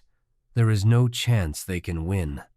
They could leave for another planet, but that wouldn't be victory. Yet, if they stay and continue this war, they only prolong a particularly bloody form of racial suicide. With each generation, the population drops, until eventually, the planet will win." One arm of Kirk's plastic and steel chair tore loose under the crushing grasp of his fingers. He didn't notice it. The rest of his body was rock still, and his eyes fixed on Jason. Looking away from the fractured chair, Jason sought for the right words. "This is not a real war, but a disastrous treating of symptoms. Like cutting off cancerous fingers one by one. The only result can be ultimate death. None of you seem to realize that. All you see are the trees. It has never occurred to you that you could treat the causes of this war and end it forever." Kirk dropped the arm of the chair clattering to the floor. He sat up, astonished. "What the devil do you mean?" "You sound like a grubber." Jason didn't ask what a grubber was, but he filed the name. "Call me a Pyrran by adoption. I want this planet to survive as much as you do. I think this war can be ended by finding the causes and changing them, whatever they are." "You're talking nonsense," Kirk said. "This is just an alien world that must be battled. The causes are self-obvious facts of existence." "No, they're not," Jason insisted. "Consider for a second. When you are away for any length of time from this planet, you must take a refresher course to see how things have changed for the worse while you were gone. Well, that's a linear progression. If things get worse when you extend into the future, then they have to get better if you extend into the past. It is also good theory, though I don't know if the facts will bear me out to say that if you extend it far enough into the past, you will reach a time when mankind and Pyrrus were not at war with each other." Kirk was beyond speech now, only capable of sitting and listening while Jason drove home the blows of inescapable logic. "There is evidence to support this theory. Even you will admit that I, if I am no match for Pyrran life, am surely well versed in it. And all Pyrran flora and fauna I've seen have one thing in common. They're not functional. None of their immense armory of weapons is used against each other. Their toxins don't seem to operate against Pyrran life. They are good only for dispensing death to Homo sapiens. And that is a physical impossibility. In the 300 years that men have been on this planet, the life forms couldn't have naturally adapted in this manner." "But they have done it!" Kirk bellowed. "You are so right," Jason told him calmly. "And if they have done it, there must be some agency at work. Operating how, I have no idea. But something has caused the life on Pyrrus to declare war, and I'd like to find out what that something is. What was the dominant life form here when your ancestors landed?" "I'm sure I wouldn't know," Kirk said. "You're not suggesting, are you, that there are sentient beings on Pyrrus other than those of human descent? Creatures who are organizing the planet to battle us? I'm not suggesting it, you are. That means you're getting the idea. I have no idea what caused this change, but I would sure like to find out. Then see if it can be changed back. Nothing promised, of course. You'll agree, though, that it is worth investigating." Fist smacking into his palm, his heavy footsteps shaking the building, Kirk paced back and forth the length of the room. He was at war with himself. New ideas fought old beliefs. It was so sudden and so hard not to believe. Without asking permission, Jason helped himself to some chilled water from the bottle and sank back into the chair, exhausted. Something whizzed in through the open window, tearing a hole in the protective screen. Kirk blasted it without changing stride, without even knowing he had done it. The decision didn't take long. Geared to swift activity, the big Pyrrus found it impossible not to decide quickly. The pacing stopped, and a finger stabbed at Jason. "I don't say you have convinced me, but I find it impossible to find a ready answer to your arguments. So until I do, we will have to operate as if they are true. Now what do you plan to do? What can you do?" Jason ticked the points off on his fingers. 1. I'll need a place to live and work that is well protected. So, instead of spending my energies on just remaining alive, I can devote some study to this project. 2. I want someone to help me and act as a bodyguard at the same time. And someone, please, with a little more scope of interest than my present watchdog. I would suggest Meta for the job. Meta? Kirk was surprised. She is a space pilot and defense screen operator. What good could she possibly be on a project like this? The most good possible. She has had experience on other worlds and can shift her point of view, at least a bit. And she must know as much about this planet as any other educated adult and can answer any questions I ask. Jason smiled. In addition to which she is an attractive girl whose company I enjoy. Kirk grunted. I was wondering if you would get around to mentioning that last reason. The others make sense, though, so I'm not going to argue. I'll round up a replacement for her and have Meta sent here. There are plenty of sealed buildings you can use. After talking to one of the assistants from the outer office, Kirk made some calls on the screen. The correct orders were quickly issued.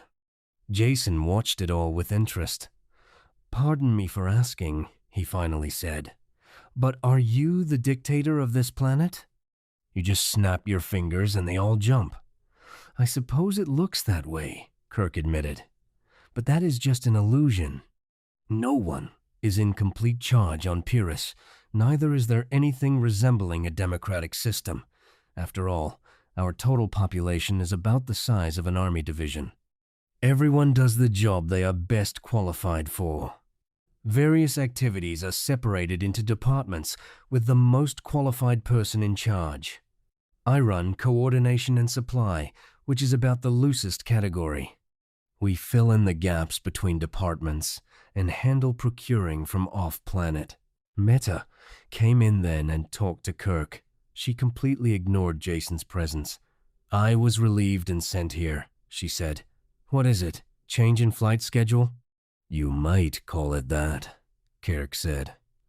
As of now, you are dismissed from all your old assignments and assigned to a new department. Investigation and research. That tired-looking fellow there is your department head?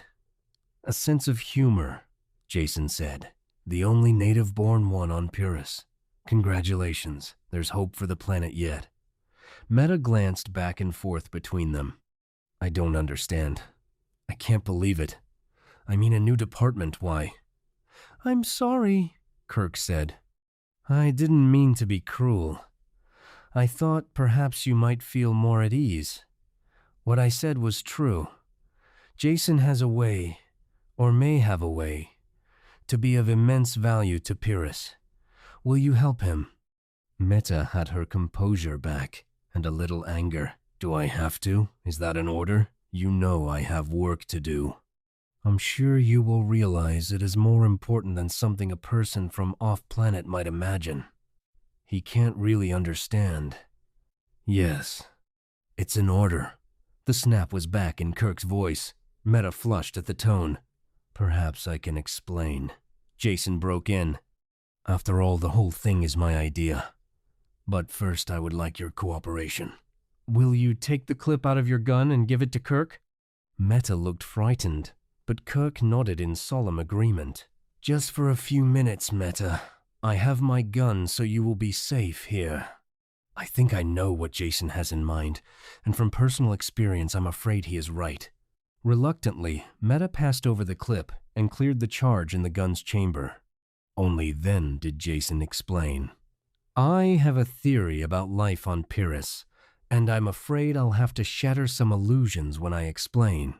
To begin with, the fact must be admitted that your people are slowly losing the war here and will eventually be destroyed.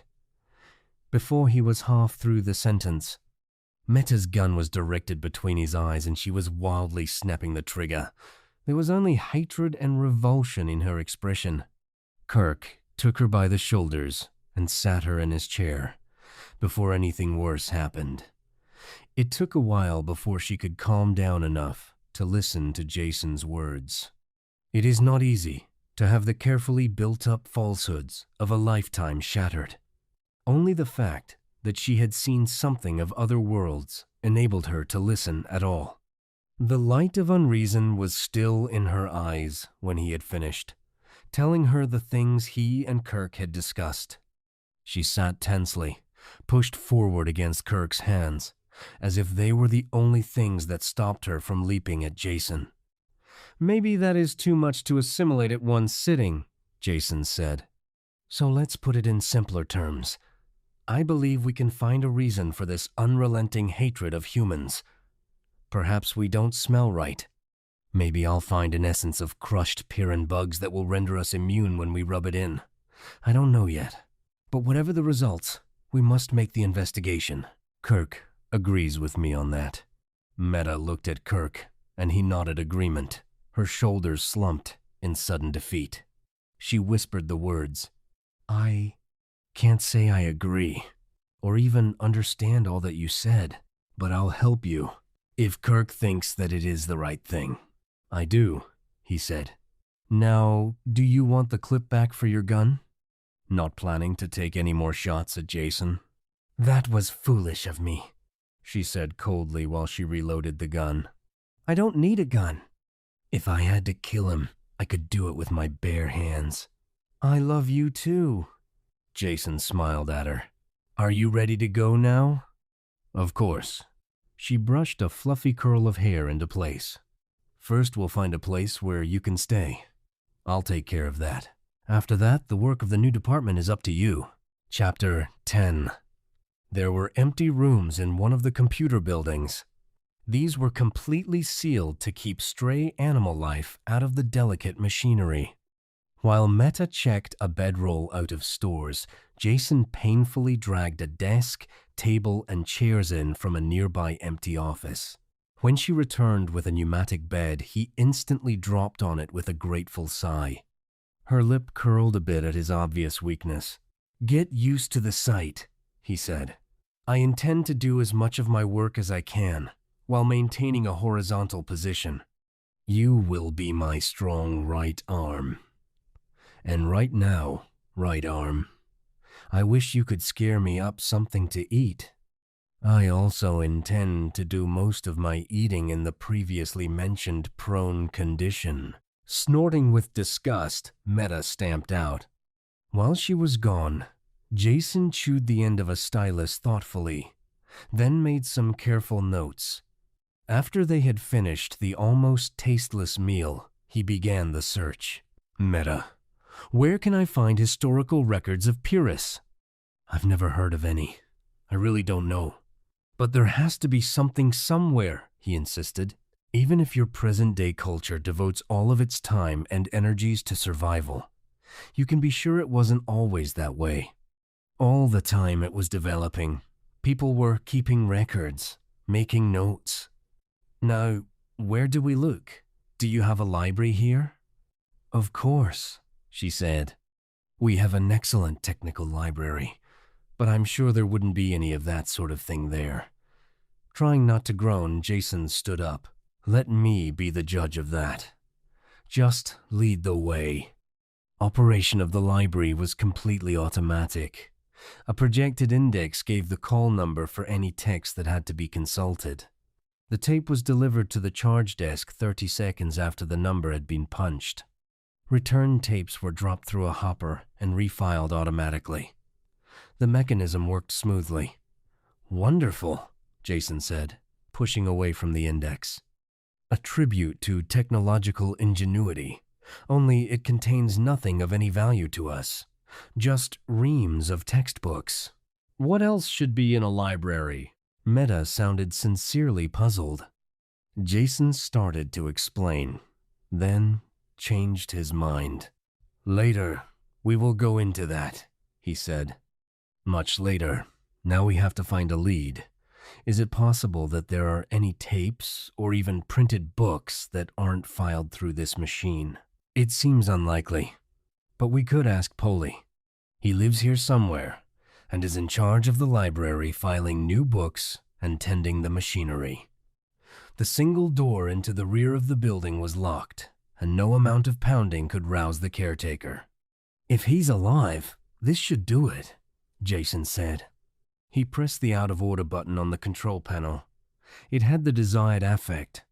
Within 5 minutes, the door opened, and Polly dragged himself through it. Death usually came swiftly on Pyrrus. If wounds slowed a man down, the ever-ready forces of destruction quickly finished the job. Polly was the exception to this rule. Whatever had attacked him originally had done an efficient job. Most of the lower part of his face was gone. His left arm was curled and useless. The damage to his body and legs had left him with the bare capability to stumble from one spot to the next. Yet he still had one good arm as well as his eyesight. He could work in the library and relieve a fully fit man. How long he had been dragging the useless husk of a body around the building, no one knew. In spite of the pain that filled his red-rimmed, moist eyes, he had stayed alive. Growing old, older than any other Pyrran as far as Jason had seen, he tottered forward and turned off the alarm that had called him. When Jason started to explain, the old man took no notice. Only after the librarian had rummaged a hearing aid out of his clothes did Jason realize he was deaf as well. Jason explained again what he searched for. Polly nodded and printed his answer on a tablet. There are many old books in the storerooms below. Most of the building was taken up by the robot filing and sorting apparatus. They moved slowly through the banks of machinery, following the crippled librarian to a barred door in the rear. He pointed to it. While Jason and Meta fought to open the age-encrusted bars, he wrote another note on his tablet. Not opened for many years, Rat's, Jason's, and Meta's guns appeared reflexively in their hands as they read the message.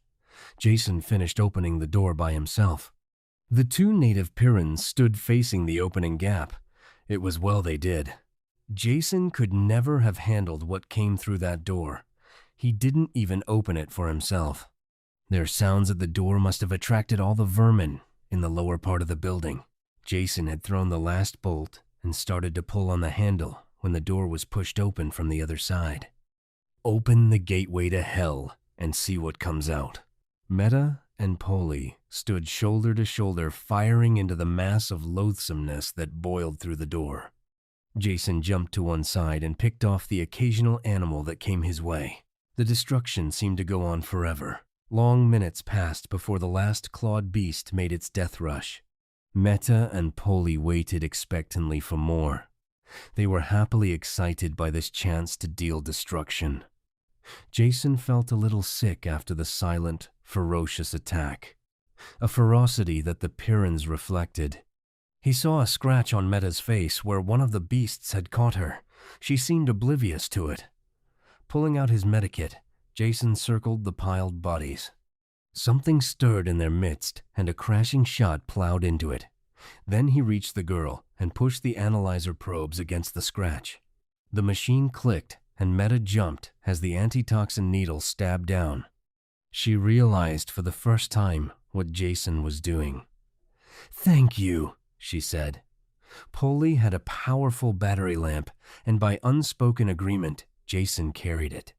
Crippled though he was, the old man was still a Pyrran when it came to handling a gun. They slowly made their way down the refuse-laden stairs. "What a stench," Jason grimaced. At the foot of the stairs, they looked around. There had been books and records there at one time. They had been systematically chewed, eaten, and destroyed for decades. "I like the care you take with your old books," Jason said disgustedly. "They could have been of no importance," Meta said coolly. "Or they would be filed correctly in the library upstairs." Jason wandered gloomily through the rooms. Nothing remained of any value. Fragments and scraps of writing and printing, never enough in one spot to bother collecting. With the toe of one armored boot, he kicked angrily at a pile of debris, ready to give up the search. There was a glint of rusty metal under the dirt. "Hold this." He gave the light to Meta and began scratching aside the rubble. A flat metal box with a dial lock built into it was revealed. "Why, that's a log box," Meta said, surprised. "That's what I thought," Jason said. Chapter 11. Resealing the cellar. They carried the box back to Jason's new office. Only after spraying with decontaminant did they examine it closely. Meta picked out engraved letters on the lid. S. T. Pollux. Victory. That must be the name of the spacer this log came from. But I don't recognize the class, or whatever it is the initials ST stand for. "Stellar transport," Jason told her as he tried the lock mechanism. "I've heard of them, but I've never seen one. They were built during the last wave of galactic expansion. Really nothing more than gigantic metal containers, put together in space. After they were loaded with people, machinery, and supplies, they would be towed to whatever planetary system had been chosen. These same tugs and one-shot rockets would break the S. T is in for a landing, then leave them there. The hull was a ready source of metal, and the colonists could start right in building their new world. And they were big. All of them held at least 50,000 people. Only after he said it did he realize the significance of his words. Meta's deadly stare drove it home. There were now less people on Pyrrus than had been in the original settlement, and human population, without rigid birth controls, usually increased geometrically. Jason dinAlt suddenly remembered Meta's itchy trigger finger. "But we can't be sure how many people were aboard this one," he said hurriedly. "Or even if this is the log of the ship that settled Pyrrus. Can you find something to pry this open with? The lock is corroded into a single lump." Meta took her anger out on the box. Her fingers managed to force a gap between lid and bottom. She wrenched at it. Rusty metal screeched and tore. The lid came off in her hands, and a heavy book thudded to the table. The cover legend destroyed all doubt. Log of ST, Pollux Victory. Outward bound Satani to Pyrrus. 55,000 settlers aboard. Meta couldn't argue now. She stood behind Jason with tight clenched fists and read over his shoulder as he turned the brittle, yellowed pages. He quickly skipped through the opening part that covered the sailing preparations and trip out. Only when he had reached the actual landing did he start reading slowly. The impact of the ancient words leaped out at him. "Here it is," Jason shouted. "Proof positive that we're on the right trail. Even you will have to admit that. Read it, right here. Second day since the tugs left.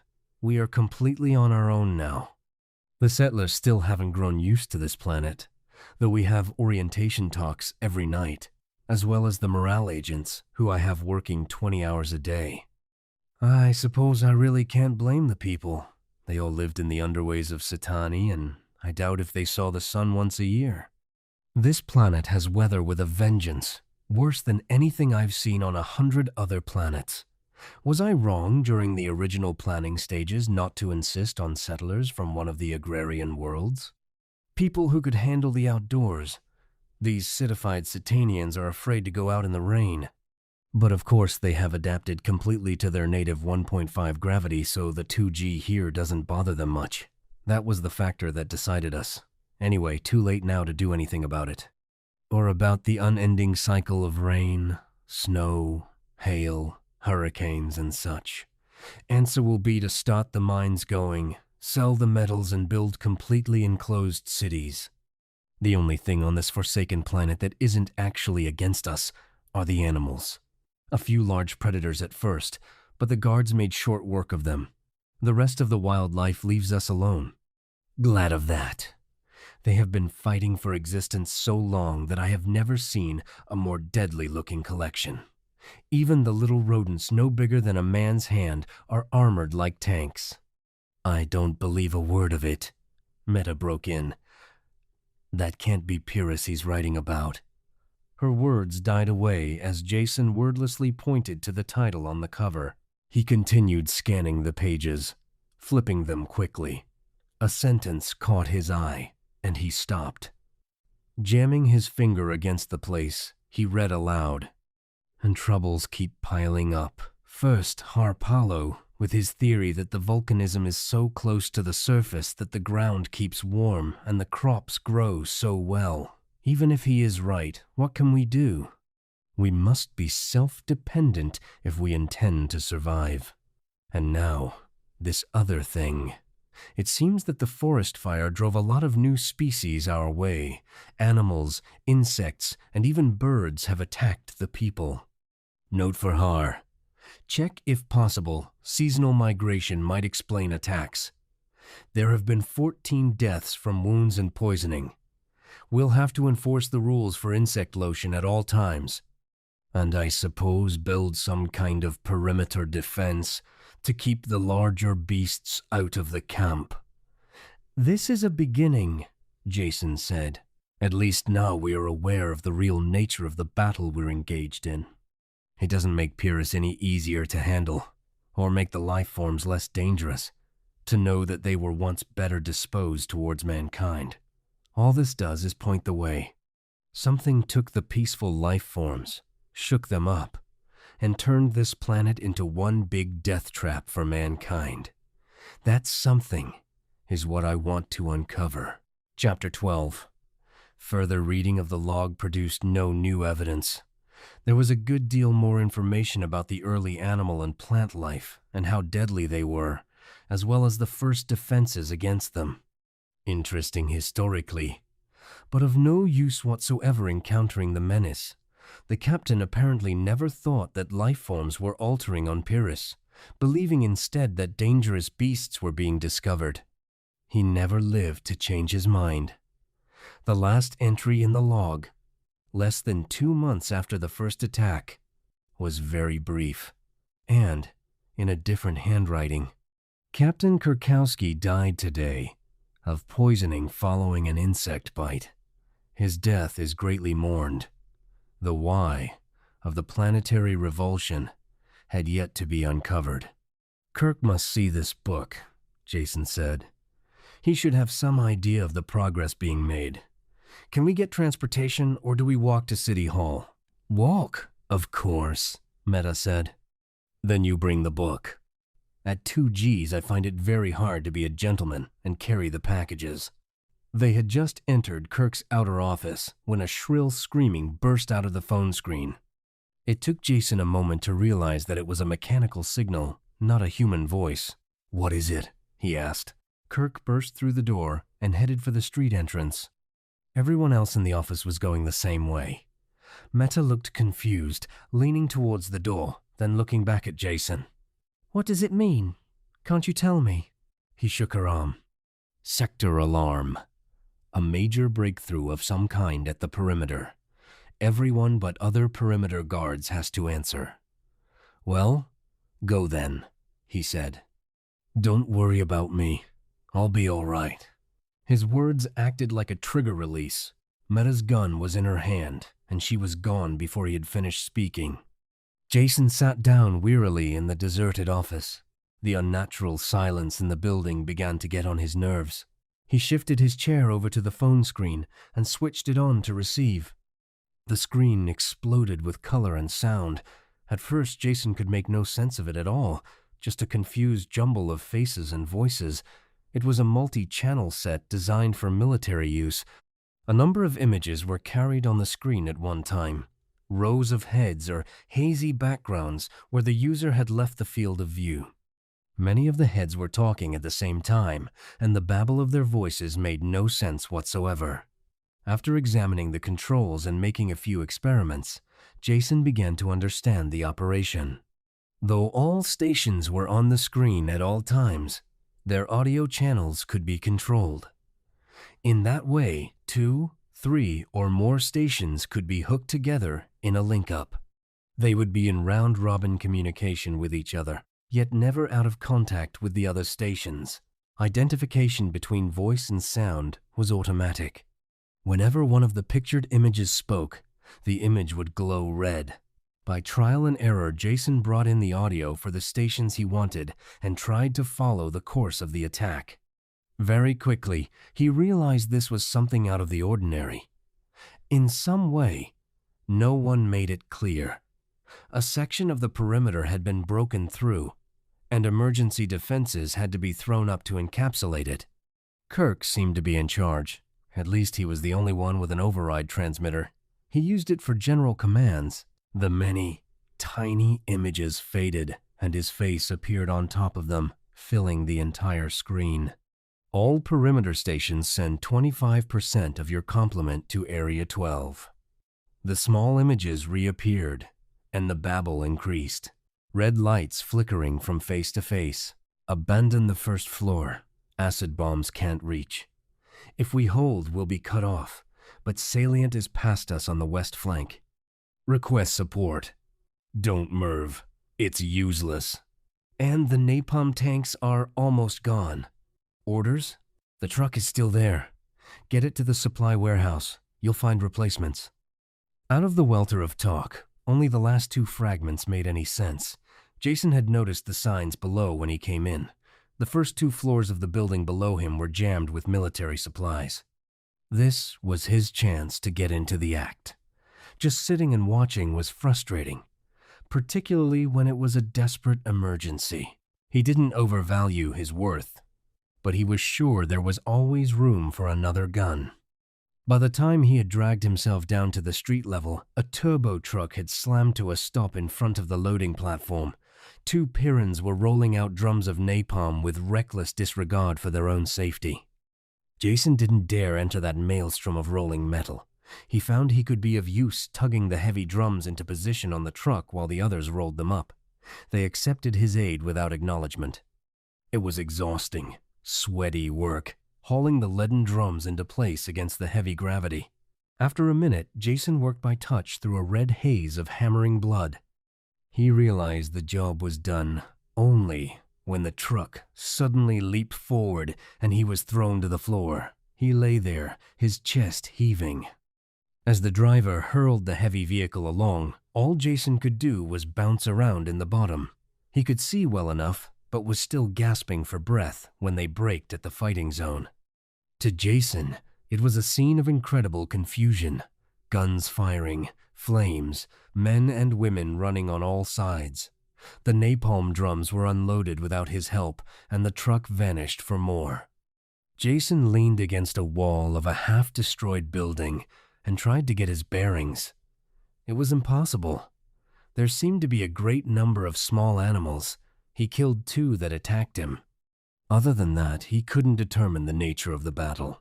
A Pyrran, tan face, white with pain and exertion, stumbled up. His right arm, wet with raw flesh and dripping blood, hung limply at his side. It was covered with freshly applied surgical foam. He held his gun in his left hand, a stump of control cable dangling from it.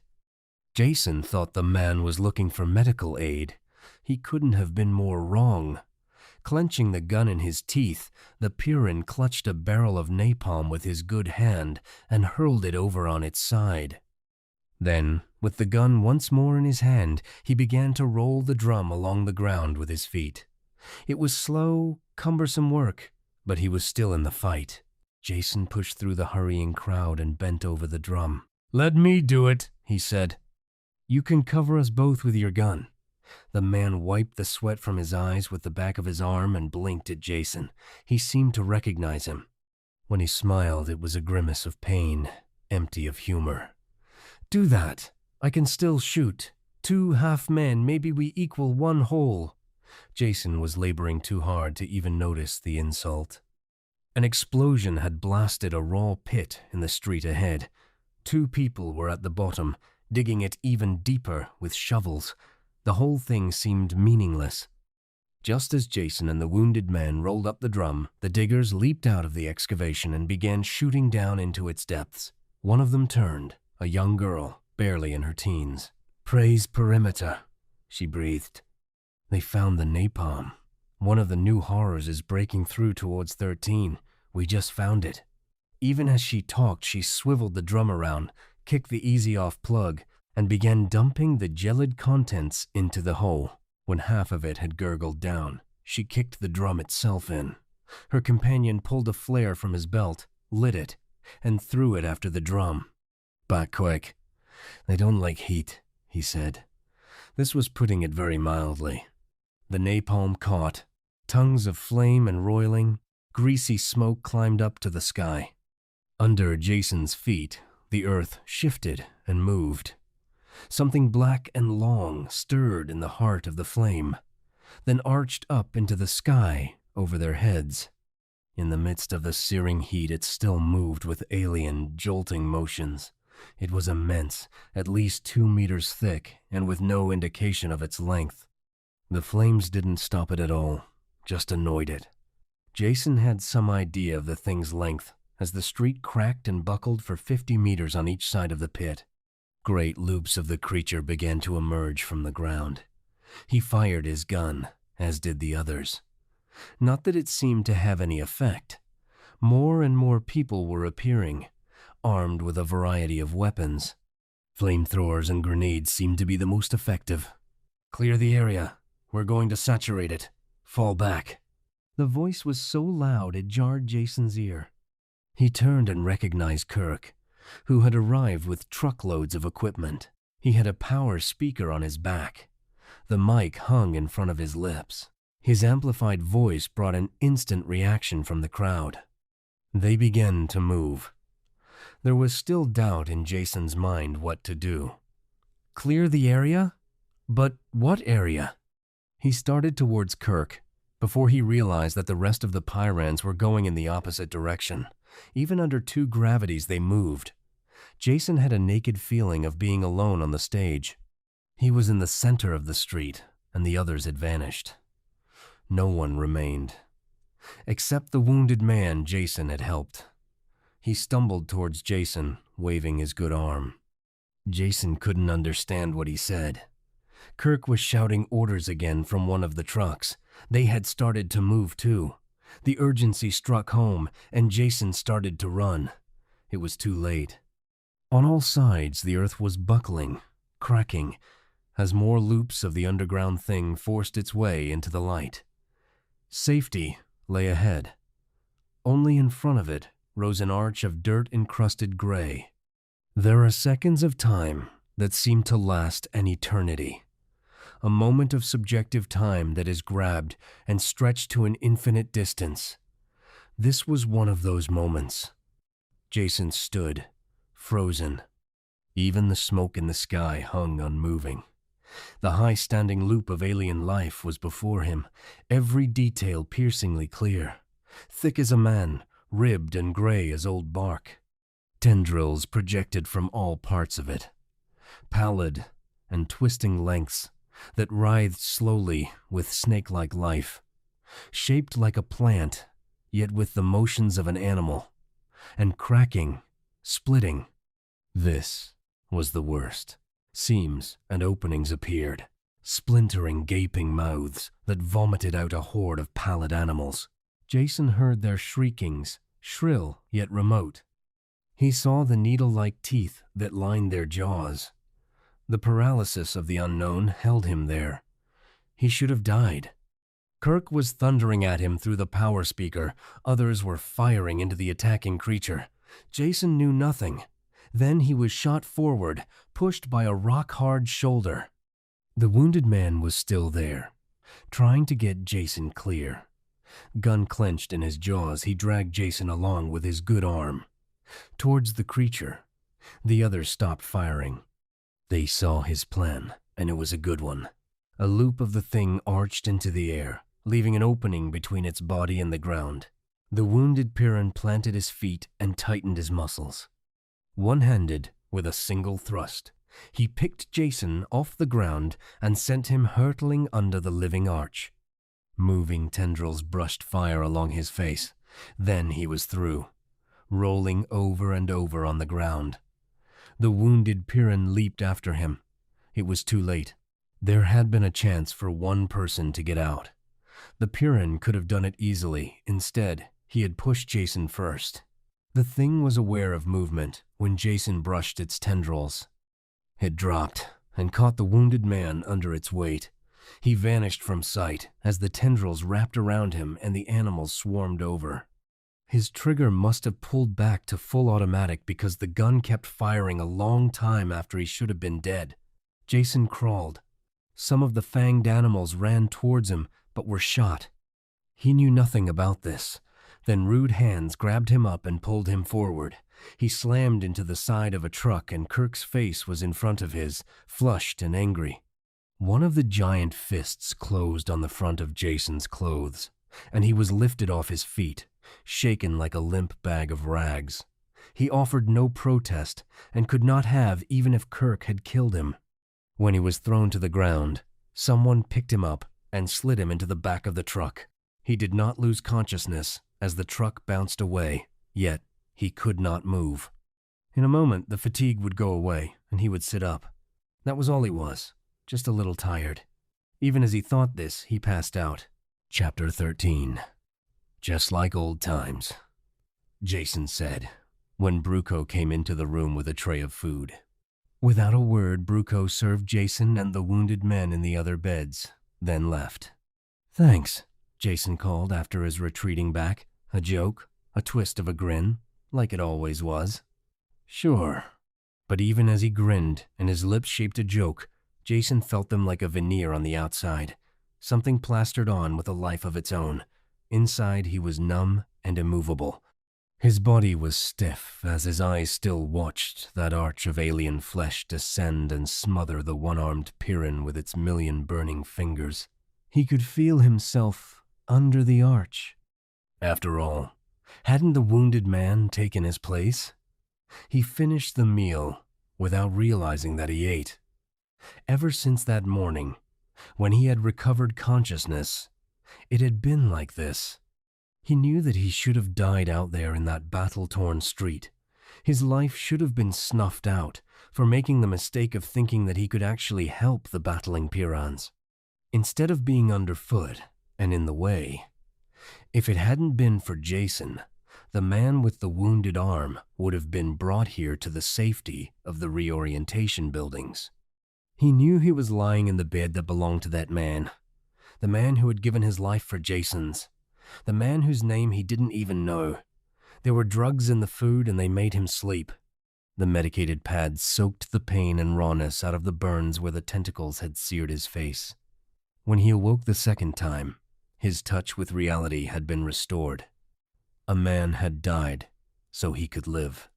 Jason faced the fact he couldn't restore that life, no matter how much he wanted to.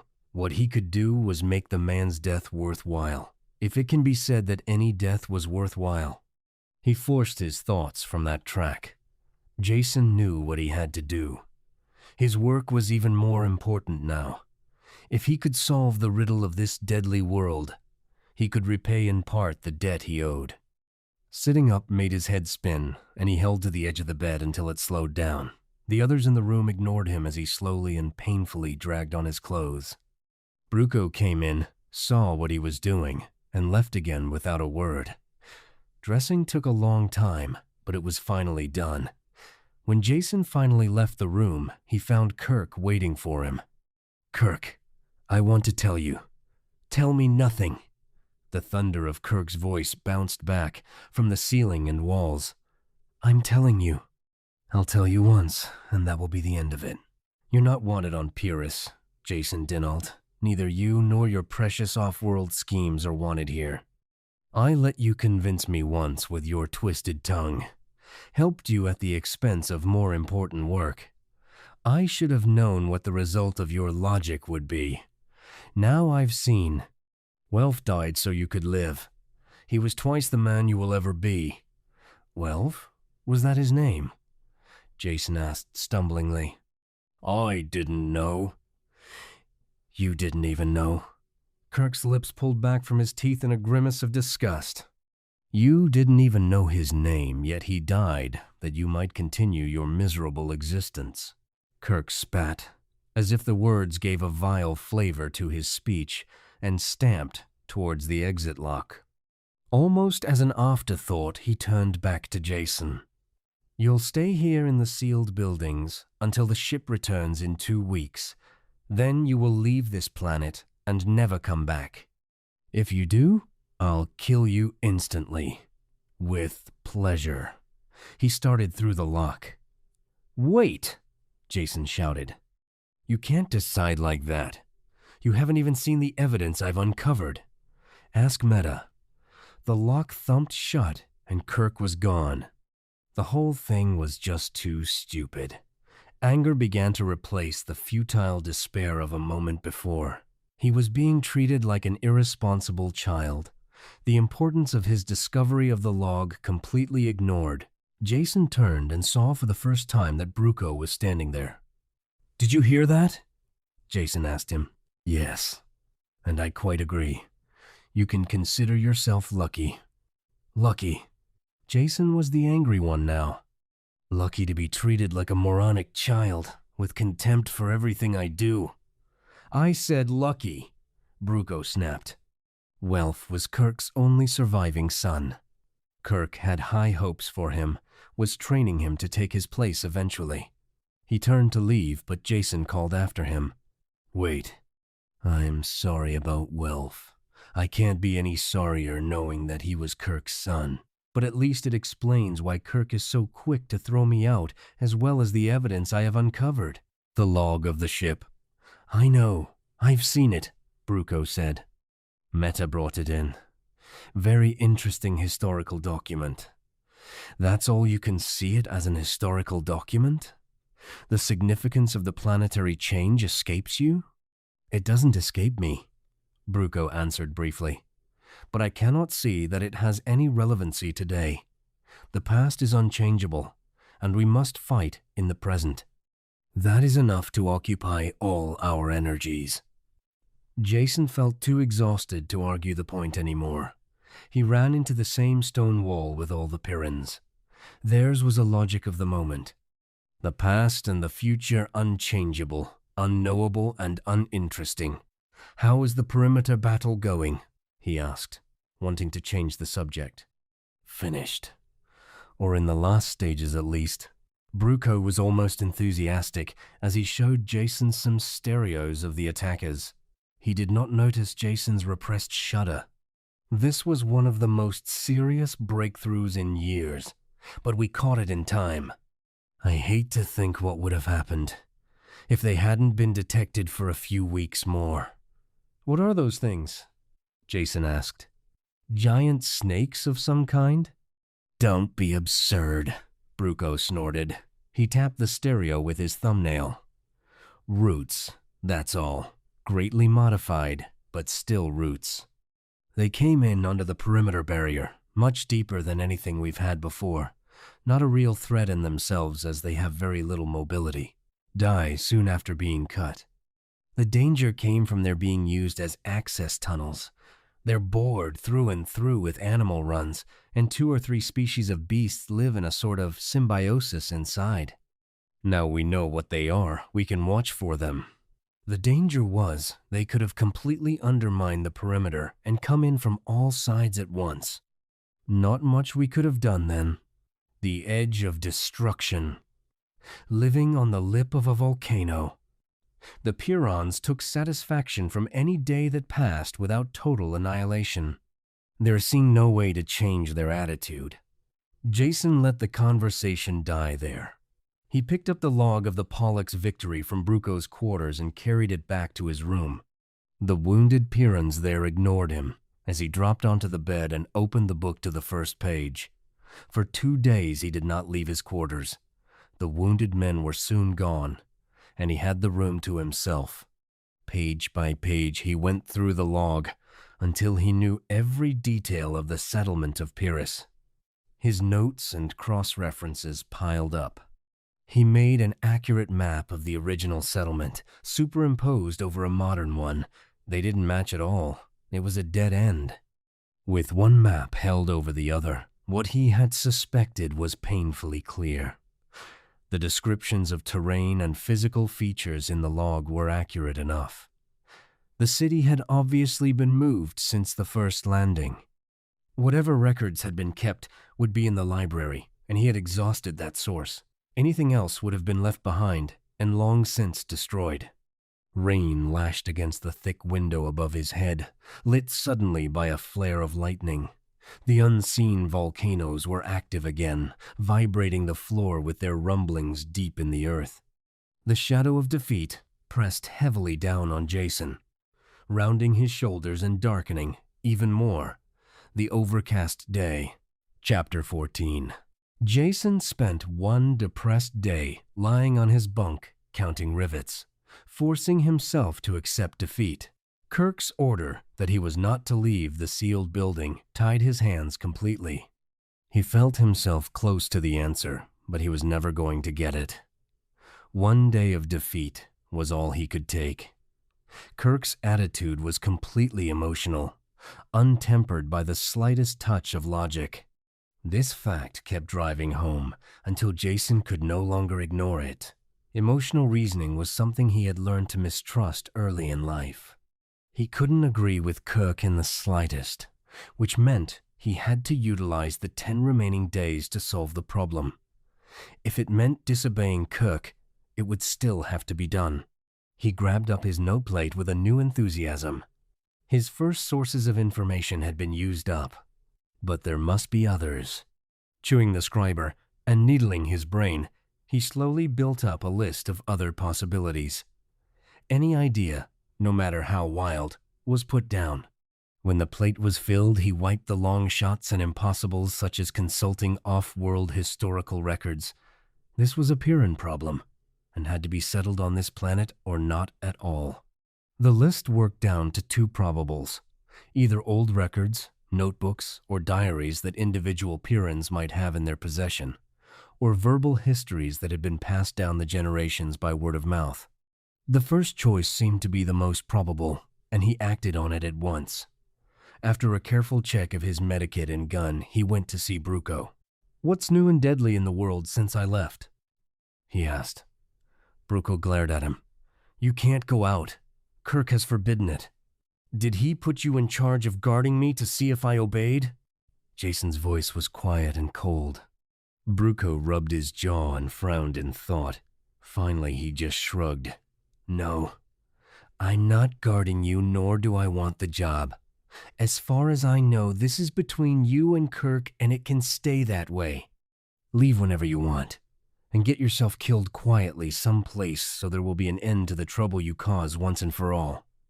"I love you too," Jason said. "Now brief me on the wildlife." The only new mutation that routine precautions wouldn't take care of was a slate-colored lizard that spit a fast nerve poison with deadly accuracy. Death took place in seconds if the saliva touched any bare skin. The lizards had to be looked out for and shot before they came within range.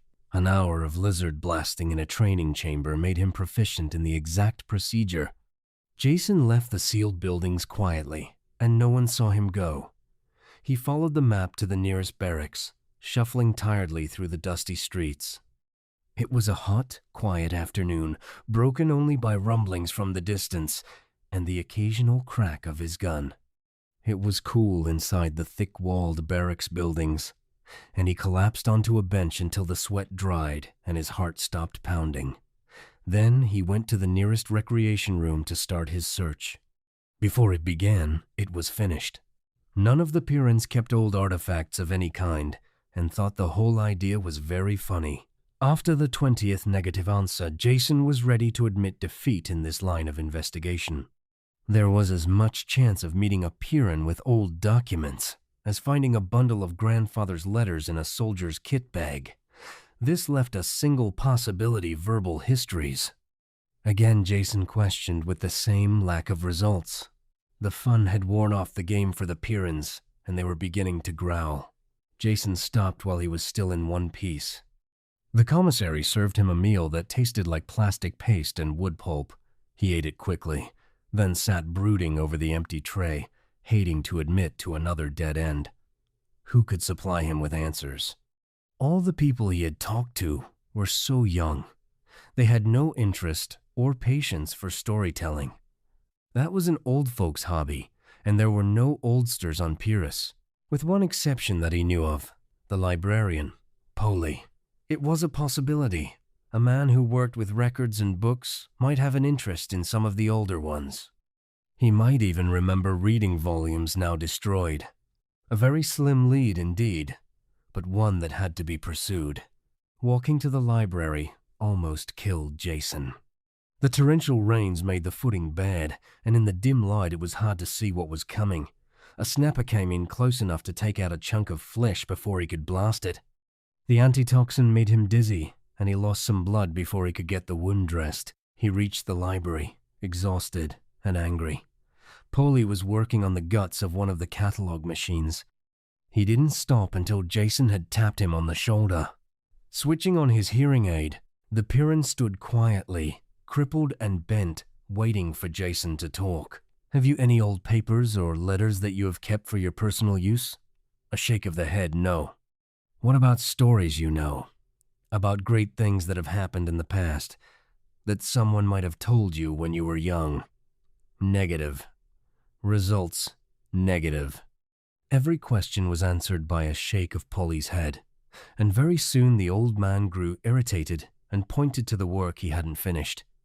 "Yes, I know you have work to do," Jason said. "But this is important." Polly shook his head, an angry no, and reached to turn off his hearing aid. Jason groped for a question that might get a more positive answer. There was something tugging at his mind, a word he had heard and made a note of to be investigated later. Something that Kirk had said. That's it! It was right there on the tip of his tongue. "Just a second, Polly. Just one more question. What is a grubber?" "Have you ever seen one or know what they do or where they can be found?" The words were cut off as Polly whirled and lashed the back of his good arm into Jason's face. Though the man was aged and crippled, the blow almost fractured Jason's jaw, sending him sliding across the floor. Through a daze, he saw Polly hobbling towards him, making thick, bubbling noises in his ruined throat. What remained of his face twisted and working with anger. This was no time for diplomacy. Moving as fast as he could, with the high G, foot-slapping shuffle, Jason headed for the sealed door. He was no match for any Pyrrhan in hand-to-hand combat, young and small, or old and crippled. The door thunked open as he went through and barely closed in Polly's face. Outside, the rain had turned to snow, and Jason trudged wearily through the slush, rubbing his sore jaw and turning over the only fact he had. Grubber was a key, but to what? And who did he dare ask for more information? Kirk was the man he had talked to best, but not anymore. That left only Meta as a possible source. He wanted to see her at once, but sudden exhaustion swept through him. It took all of his strength to stumble back to the school buildings. In the morning, he ate and left early. There was only a week left. It was impossible to hurry, and he cursed as he dragged his double-weight body to the assignment center. Meta was on night perimeter duty and should be back to her quarters soon. He shuffled over there and was lying on her bunk when she came in. "Get out," she said in a flat voice. "Or do I throw you out?" "Patience, please," he said as he sat up. "Just resting here until you came back. I have a single question, and if you will answer it for me, I'll go and stop bothering you." "What is it?" she asked, tapping her foot with impatience, but there was also a touch of curiosity in her voice. Jason thought carefully before he spoke. "Now please, don't shoot me. You know I'm an off-worlder with a big mouth, and you have heard me say some awful things without taking a shot at me. Now I have another one. Will you please show your superiority to the other people of the galaxy by holding your temper and not reducing me to component atoms?" His only answer was a tap of the foot, so he took a deep breath and plunged in. "What is a grubber?" For a long moment she was quiet, unmoving. Then she curled her lips back in disgust. "You find the most repulsive topics." "That may be so," he said, "but it still doesn't answer my question. It's, well, the sort of thing people just don't talk about." "I do," he assured her. "Well, I don't. It's the most disgusting thing in the world, and that's all I'm going to say. Talk to Krenin, but not to me." She had him by the arm while she talked, and he was half dragged to the hall. The door slammed behind him, and he muttered, "Lady Wrestler," under his breath. His anger ebbed away as he realized that she had given him a clue in spite of herself. Next step, find out who or what Krenin was. Assignment Center listed a man named Krenin and gave his shift number and work location. It was close by, and Jason walked there. A large, cubicle, and windowless building with the single word food next to each of the sealed entrances. The small entrance he went through was a series of automatic chambers that cycled him through ultrasonics, ultraviolet, anti-biospray, rotating brushes, and 3 final rinses. He was finally admitted, damper, but much cleaner, to the central area. Men and robots were stacking crates, and he asked one of the men for Krenin. The man looked him up and down coldly and spat on his shoes before answering. Krenin worked in a large storage bay by himself. He was a stocky man in patched coveralls, whose only expression was one of intense gloom. When Jason came in, he stopped hauling bales and sat down on the nearest one. The lines of unhappiness were cut into his face and seemed to grow deeper, while Jason explained what he was after. All the talk of ancient history on Pyrrus bored him as well, and he yawned openly. When Jason finished, he yawned again and didn't even bother to answer him. Jason waited a moment, then asked again. "I said, do you have any old books, papers, records, or that sort of thing?" "You sure picked the right guy to bother. Off-worlder," was his only answer. "After talking to me, you're going to have nothing but trouble." "Why is that?" Jason asked. "Why?" For the first time, he was animated with something besides grief. "I'll tell you why. I made one mistake, just one, and I get a life sentence. For life, how would you like that? Just me alone, being by myself all the time. Even taking orders from the grubbers." Jason controlled himself, keeping the elation out of his voice. "Grubbers? What are grubbers?" The enormity of the question stopped Krenin. It seemed impossible that there could be a man alive who had never heard of grubbers. Happiness lifted some of the gloom from his face as he realized that he had a captive audience who would listen to his troubles. Grubbers are traitors, that's what they are. Traitors to the human race, and they ought to be wiped out. Living in the jungle. The things they do with the animals. "You mean they're people? Pyrrans like yourself?" Jason broke in. "Not like me, mister. Don't make that mistake again, if you want to go on living." "Maybe I dozed off on guard once, so I got stuck with this job?" "That doesn't mean I like it or like them. They stink, really stink, and if it wasn't for the food we get from them, they'd all be dead tomorrow." And that's the kind of killing job I could really put my heart into. If they supply you with food, you must give them something in return? Trade goods, beads, knives, the usual things.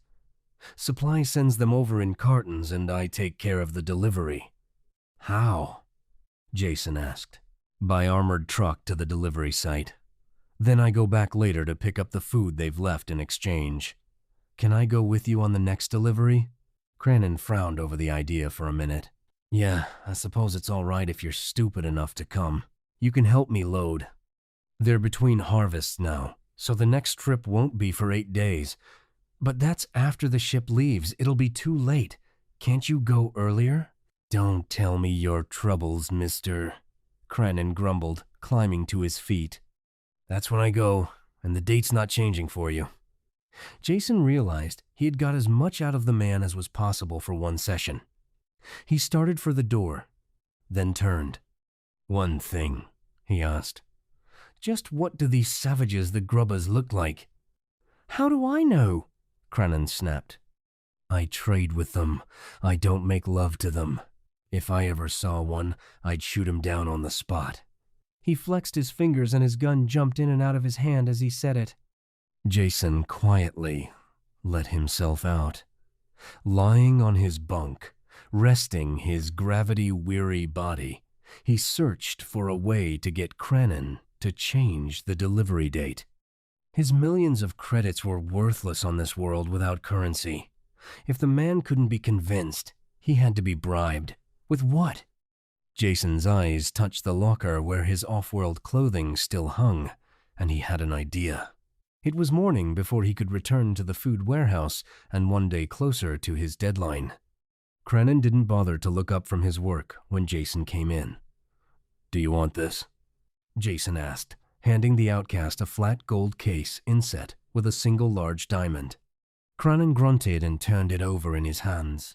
A toy, he said. What is it good for? Well, when you press this button, you get a light. A flame appeared through a hole in the top. Cranon started to hand it back. What do I need a little fire for? Here, keep it. Wait a second, Jason said. That's not all it does. When you press the jewel in the center, one of these comes out. A black pellet the size of his fingernail dropped into his palm. A grenade made of solid ulranite. Just squeeze it hard and throw. 3 seconds later, it explodes with enough force to blast open this building. This time, Cranon almost smiled as he reached for the case. Destructive and death-dealing weapons are like candy to a Pyrrus. While he looked at it, Jason made his offer. The case and bombs are yours if you move the date of your next delivery up to tomorrow and let me go with you. Be here at 0500, Cranon said. We leave early. Chapter 15. The truck rumbled up to the perimeter gate and stopped. Cranon waved to the guards through the front window, then closed a metal shield over it. When the gate swung open, the truck, really a giant armored tank, ground slowly forward. There was a second gate beyond the first that did not open until the interior one was closed. Jason looked through the second driver's periscope as the outer gate lifted. Automatic flamethrowers flared through the opening, cutting off only when the truck reached them. A scorched area ringed the gate. Beyond that, the jungle began. Unconsciously, Jason shrank back in his seat. All the plants and animals he had seen, only specimens of, existed here in profusion. Thorn-ringed branches and vines laced themselves into a solid mat through which the wild life swarmed. A fury of sound hurled at them. Thuds and scratchings rang on the armor. Cranon laughed and closed the switch that electrified the outer grid. The scratchings died away as the beasts completed the circuit to the grounded hull. It was slow speed, low-gear work tearing through the jungle. Cranon had his face buried in the periscope mask and silently fought the controls. With each mile, the going seemed to get better until he finally swung up the periscope and opened the window armor. The jungle was still thick and deadly, but nothing like the area immediately around the perimeter. It appeared as if most of the lethal powers of Pyrrus were concentrated in the single area around the settlement. Why? Jason asked himself. Why this intense and planetary hatred? The motors died and Cranon stood up, stretching. We're here, he said. Let's unload. There was bare rock around the truck, a rounded hillock that projected from the jungle, too smooth and steep for vegetation to get a hold. Cranon opened the cargo hatches and they pushed out the boxes and crates. When they finished, Jason slumped down, exhausted, onto the pile. "Get back in! We're leaving!" Cranon said. "You are. I'm staying right here." Cranon looked at him coldly. "Get in the truck or I'll kill you. No one stays out here. For one thing, you couldn't live an hour alone. But worse than that, the grubbers would get you. Kill you at once, of course, but that's not important. But you have equipment that we can't allow into their hands. You want to see a grubber with a gun?" While the Pyrrhon talked, Jason's thoughts had rushed ahead. He hoped that Cranon was as thick of head as he was fast of reflex. Jason looked at the trees, let his gaze move up through the thick branches. Though Cranon was still talking, he was automatically aware of Jason's attention. When Jason's eyes widened and his gun jumped into his hand, Cranon's own gun appeared and he turned in the same direction. "There, in the top!" Jason shouted and fired into the tangle of branches. Cranon fired too. As soon as he did, Jason hurled himself backwards, curled into a ball, rolling down the inclined rock. The shots had covered the sounds of his movements, and before Cranon could turn back, the gravity had dragged him down the rock into the thick foliage. Crashing branches slapped at him, but slowed his fall. When he stopped moving, he was lost in the tangle. Cranon's shots came too late to hit him. Lying there, tired and bruised, Jason heard the Pyrrhon cursing him out. He stamped around on the rock, fired a few shots, but knew better than to enter the trees. Finally, he gave up and went back to the truck. The motor gunned into life, and the treads clanked and scraped down the rock and back into the jungle. There were muted rumblings and crashes that slowly died away. Then, Jason was alone. Up until that instant, he hadn't realized quite how alone he would be, surrounded by nothing but death. The truck already vanished from sight. He had to force down an overwhelming desire to run after it. What was done was done.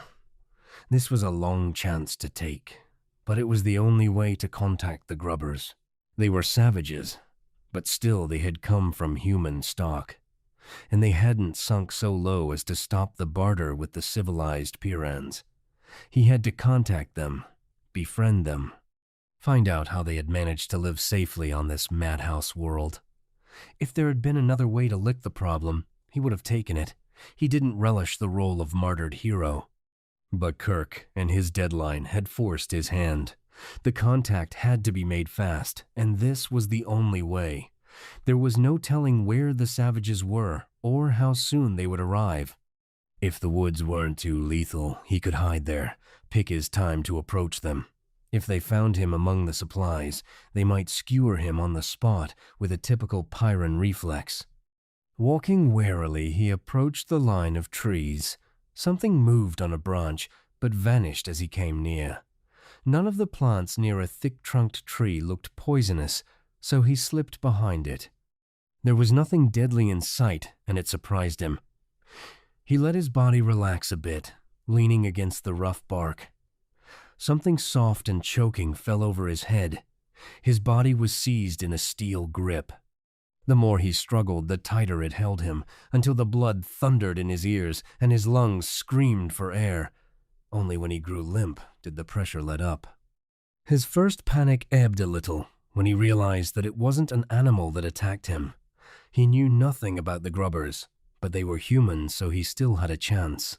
His arms and legs were tied, the power holster ripped from his arm. He felt strangely naked without it. The powerful hands grabbed him again, and he was hurled into the air, to fall face down across something warm and soft. Fear pressed in again. It was a large animal of some kind, and all Pyrrhon animals were deadly. When the animal moved off, carrying him, panic was replaced by a feeling of mounting elation. The grubbers had managed to work out a truce of some kind with at least one form of animal life. He had to find out how. If he could get that secret and get it back to the city, it would justify all his work and pain. It might even justify Welf's death if the age-old war could be slowed or stopped. Jason's tightly bound limbs hurt terribly at first, but grew numb, with the circulation shut off. The jolting ride continued endlessly. He had no way of measuring the time. A rainfall soaked him, then he felt his clothes steaming as the sun came out. The ride was finally over.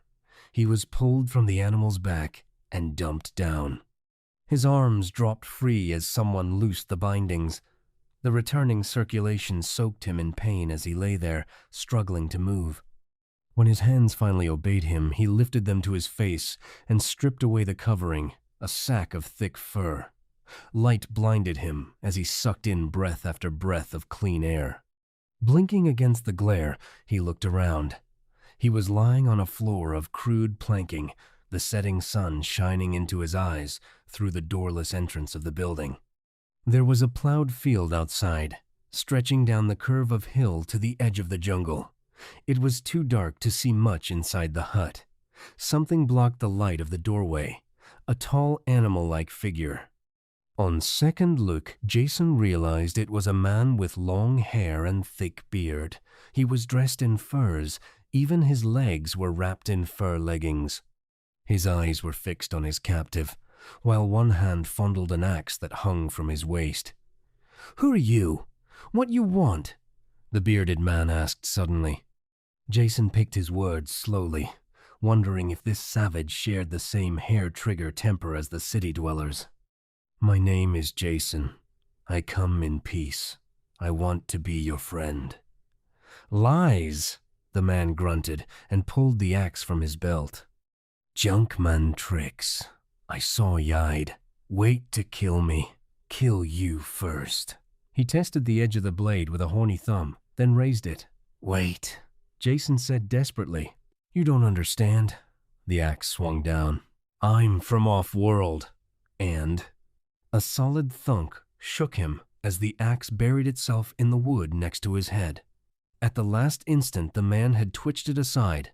He grabbed the front of Jason's clothes and pulled him up until their faces touched. "'Strue?" he shouted. "You're from off-world?" His hand opened and Jason dropped back before he could answer. The savage jumped over him, towards the dim rear of the hut. "Reg must know of this," he said as he fumbled with something on the wall. Light sprang out. All Jason could do was stare. The hairy, fur-covered savage was operating a communicator. The calloused, dirt-encrusted fingers deftly snapped open the circuits, dialed a number. Chapter 16. It made no sense. Jason tried to reconcile the modern machine with the barbarian, and couldn't. Who was he calling? The existence of one communicator meant there was at least another. Was Reese a person or a thing? With a mental effort, he grabbed hold of his thoughts and braked them to a stop. There was something new here, factors he hadn't counted on. He kept reassuring himself there was an explanation for everything, once you had your facts straight. Jason closed his eyes, shutting out the glaring rays of the sun where it cut through the treetops, and reconsidered his facts. They separated evenly into two classes, those he had observed for himself, and those he had learned from the city dwellers. This last class of facts he would hold, to see if they fitted with what he learned. There was a good chance that most, or all, of them would prove false. "Get up." The voice jarred into his thoughts. "We're leaving." His legs were still numb and hardly usable. The bearded man snorted in disgust and hauled him to his feet, propping him against the outer wall. Jason clutched the knobby bark of the logs when he was left alone. He looked around, soaking up impressions. It was the first time he had been on a farm since he had run away from home. A different world with a different ecology, but the similarity was apparent enough to him. A new sown field stretched down the hill in front of the shack, plowed by a good farmer, even well-cast furrows that followed the contour of the slope. Another, larger log building was next to this one, probably a barn. There was a snuffling sound behind him, and Jason turned quickly and froze. His hand called for the missing gun, and his finger tightened down on a trigger that wasn't there. It had come out of the jungle and padded up quietly behind him. It had 6 thick legs with clawed feet that dug into the ground.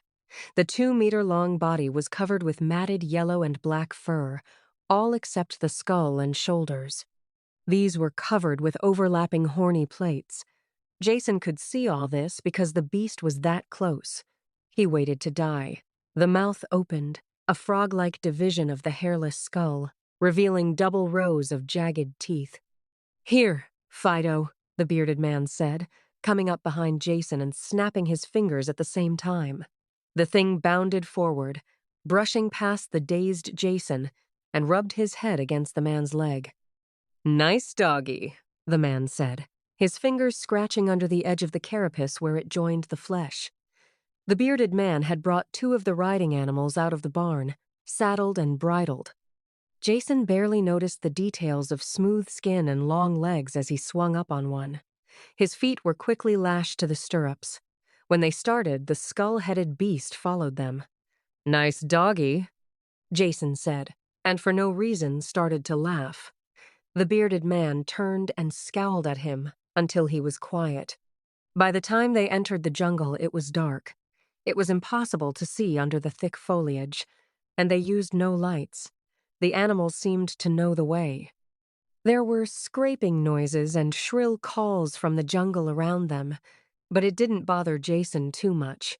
Perhaps the automatic manner in which the other man undertook the journey reassured him, or the presence of the dog that he felt rather than saw. The trip was a long one, but not too uncomfortable. The regular motion of the animal and his fatigue overcame Jason, and he dozed into a fitful sleep, waking with a start each time he slumped forward. In the end, he slept sitting up in the saddle. Hours passed this way, until he opened his eyes and saw a square of light before them. The trip was over. His legs were stiff and galled with saddle sores. After his feet were untied, getting down was an effort, and he almost fell. A door opened, and Jason went in. It took his eyes some moments to get used to the light, until he could make out the form of a man on the bed before him. "Come over here and sit down." The voice was full and strong, accustomed to command. The body was that of an invalid. A blanket covered him to the waist. Above that, the flesh was sickly white, spotted with red nodules, and hung loosely over the bones. There seemed to be nothing left of the man except skin and skeleton. "Not very nice," the man on the bed said, "but I've grown used to it." His tone changed abruptly. "Naxa said you were from off-world. Is that true?" Jason nodded yes, and his answer stirred the living skeleton to life. The head lifted from the pillow, and the red-rimmed eyes sought his with a desperate intensity. "My name is Reese, and I'm a grubber. Will you help me?"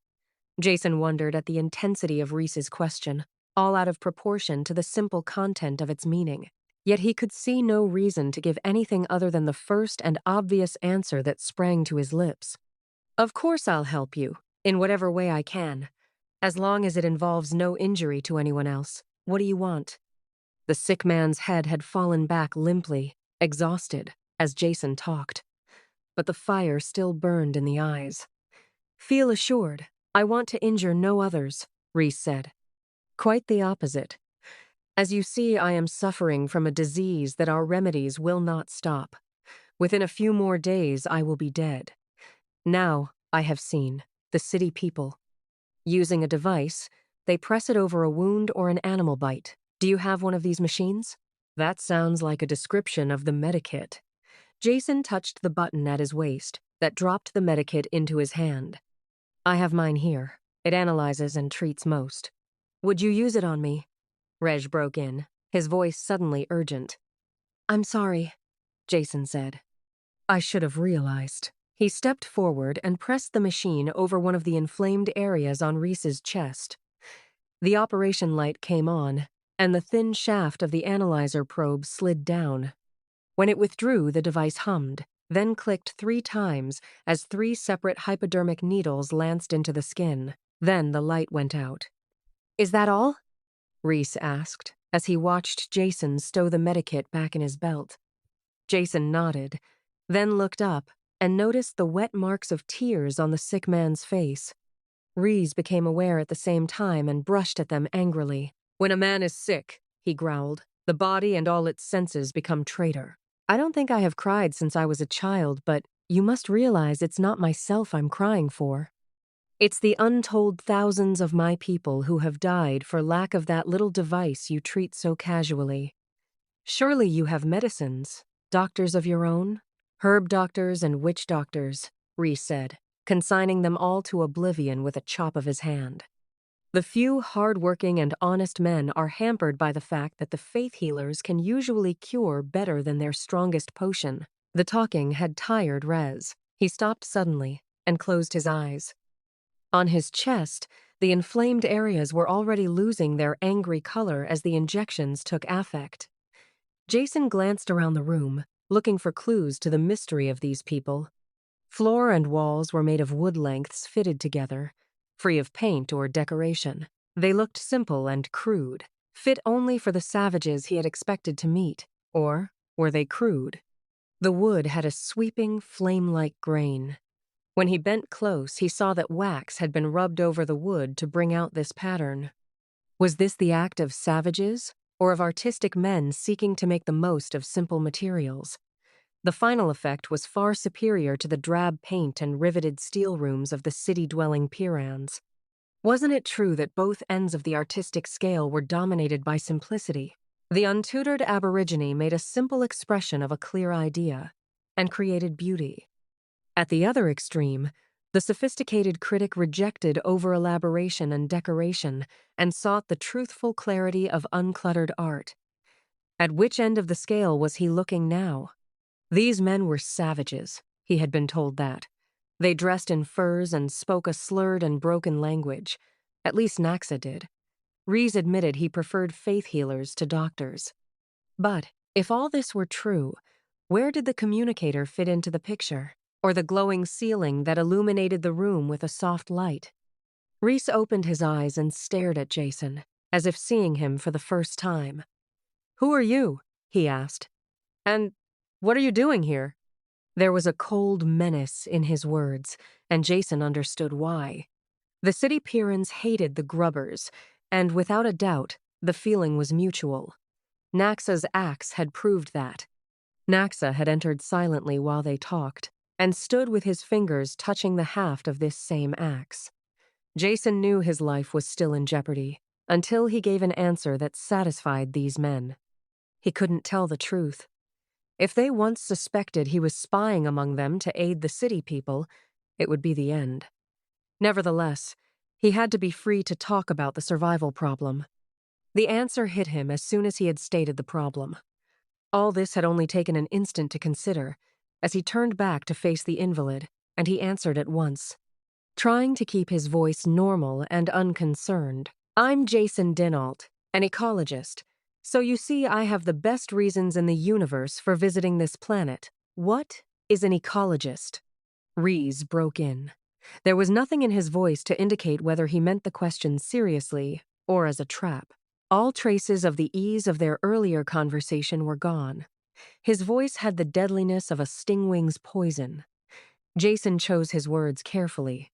Simply stated, it is that branch of biology that considers the relations between organisms and their environment, how climatic and other factors affect the life forms, and how the life forms, in turn, affect each other and the environment. That much Jason knew was true, but he really knew very little more about the subject, so he moved on quickly. "I heard reports of this planet, and finally came here to study it firsthand. I did what work I could in the shelter of the city, but it wasn't enough. The people there think I'm crazy, but they finally agreed to let me make a trip out here." "What arrangements have been made for your return?" Naxa snapped. "None," Jason told him. "They seemed quite sure that I would be killed instantly and had no hope of me coming back. In fact, they refused to let me go and I had to break away." This answer seemed to satisfy Reese, and his face cracked into a mirthless smile. They would think that, those junk men. Can't move a meter outside their own walls without an armor-plated machine as big as a barn? What did they tell you about us? Again, Jason knew a lot depended on his answer. This time, he thought carefully before speaking. "Well, perhaps I'll get that axe in the back of my neck for saying this. But I have to be honest. You must know what they think. They told me you were filthy and ignorant savages who smelled, and you, well, had curious customs you practiced with the animals. In exchange for food, they traded you beads and knives. Both Pyrrans broke into a convulsion of laughter at this. Rhys stopped soon, from weakness, but Naxa laughed himself into a coughing fit and had to splash water over his head from a gourd jug. That I believe well enough, Rhys said. It sounds like the stupidity they would talk. Those people know nothing of the world they live in. I hope the rest of what you said is true, but even if it is not, you are welcome here. You are from Offworld, that I know. No junkman would have lifted a finger to save my life.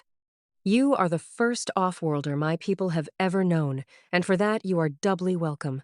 We will help you in any way we can. My arm is your arm. These last words had a ritual sound to them, and when Jason repeated them, Naxa nodded at the correctness of this. At the same time, Jason felt that they were more than empty ritual. Interdependence meant survival on Pyrrus, and he knew that these people stood together to the death against the mortal dangers around them. He hoped the ritual would include him in that protective sphere. That is enough for tonight, Rhys said. The spotted sickness had weakened me, and your medicine has turned me to jelly. You will stay here, Jason. There is a blanket, but no bed, at least for now. Enthusiasm had carried Jason this far, making him forget the 2G exertions of the long day. Now fatigue hit him a physical blow. He had dim memories of refusing food and rolling in the blanket on the floor. After that, oblivion. Chapter 17. Every square inch of his body ached where the doubled gravity had pressed his flesh to the unyielding wood of the floor. His eyes were gummy, and his mouth was filled with an indescribable taste that came off in chunks. Sitting up was an effort, and he had to stifle a groan as his joints cracked. "Good day, Jason," Rhys called from the bed. "If I didn't believe in medicine so strongly, I would be tempted to say there is a miracle in your machine that has cured me overnight." There was no doubt that he was on the mend. The inflamed patches had vanished, and the burning light was gone from his eyes. He sat, propped up on the bed, watching the morning sun melt the night's hailstorm into the fields. "There's meat in the cabinet there," he said, "and either water or visk to drink." The visk proved to be a distilled beverage of extraordinary potency that instantly cleared the fog from Jason's brain, though it did leave a slight ringing in his ears. And the meat was a tenderly smoked joint, the best food he had tasted since leaving Darkhan. Taken together, they restored his faith in life and the future. He lowered his glass with a relaxed sigh and looked around. With the pressures of immediate survival and exhaustion removed, his thoughts returned automatically to his problem. What were these people really like, and how had they managed to survive in the deadly wilderness? In the city, he had been told they were savages. Yet there was a carefully tended and repaired communicator on the wall. And by the door, a crossbow that fired machined metal bolts. He could see the tool marks still visible on their shanks. The one thing he needed was more information. He could start by getting rid of some of his misinformation. "Res, you laughed when I told you what the city people said about trading you trinkets for food. What do they really trade you?" "Anything within certain limits," Rhys said. "Small manufactured items, such as electronic components for our communicators.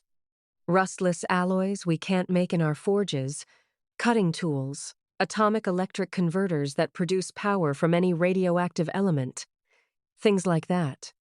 Within reason, they'll trade anything we ask that isn't on the forbidden list. They need the food badly." "And the items on the forbidden list?" "Weapons, of course, or anything that might be made into a powerful weapon. They know we make gunpowder, so we can't get anything like large castings or seamless tubing we could make into heavy gun barrels. We drill our own rifle barrels by hand, though the crossbow is quiet and faster in the jungle.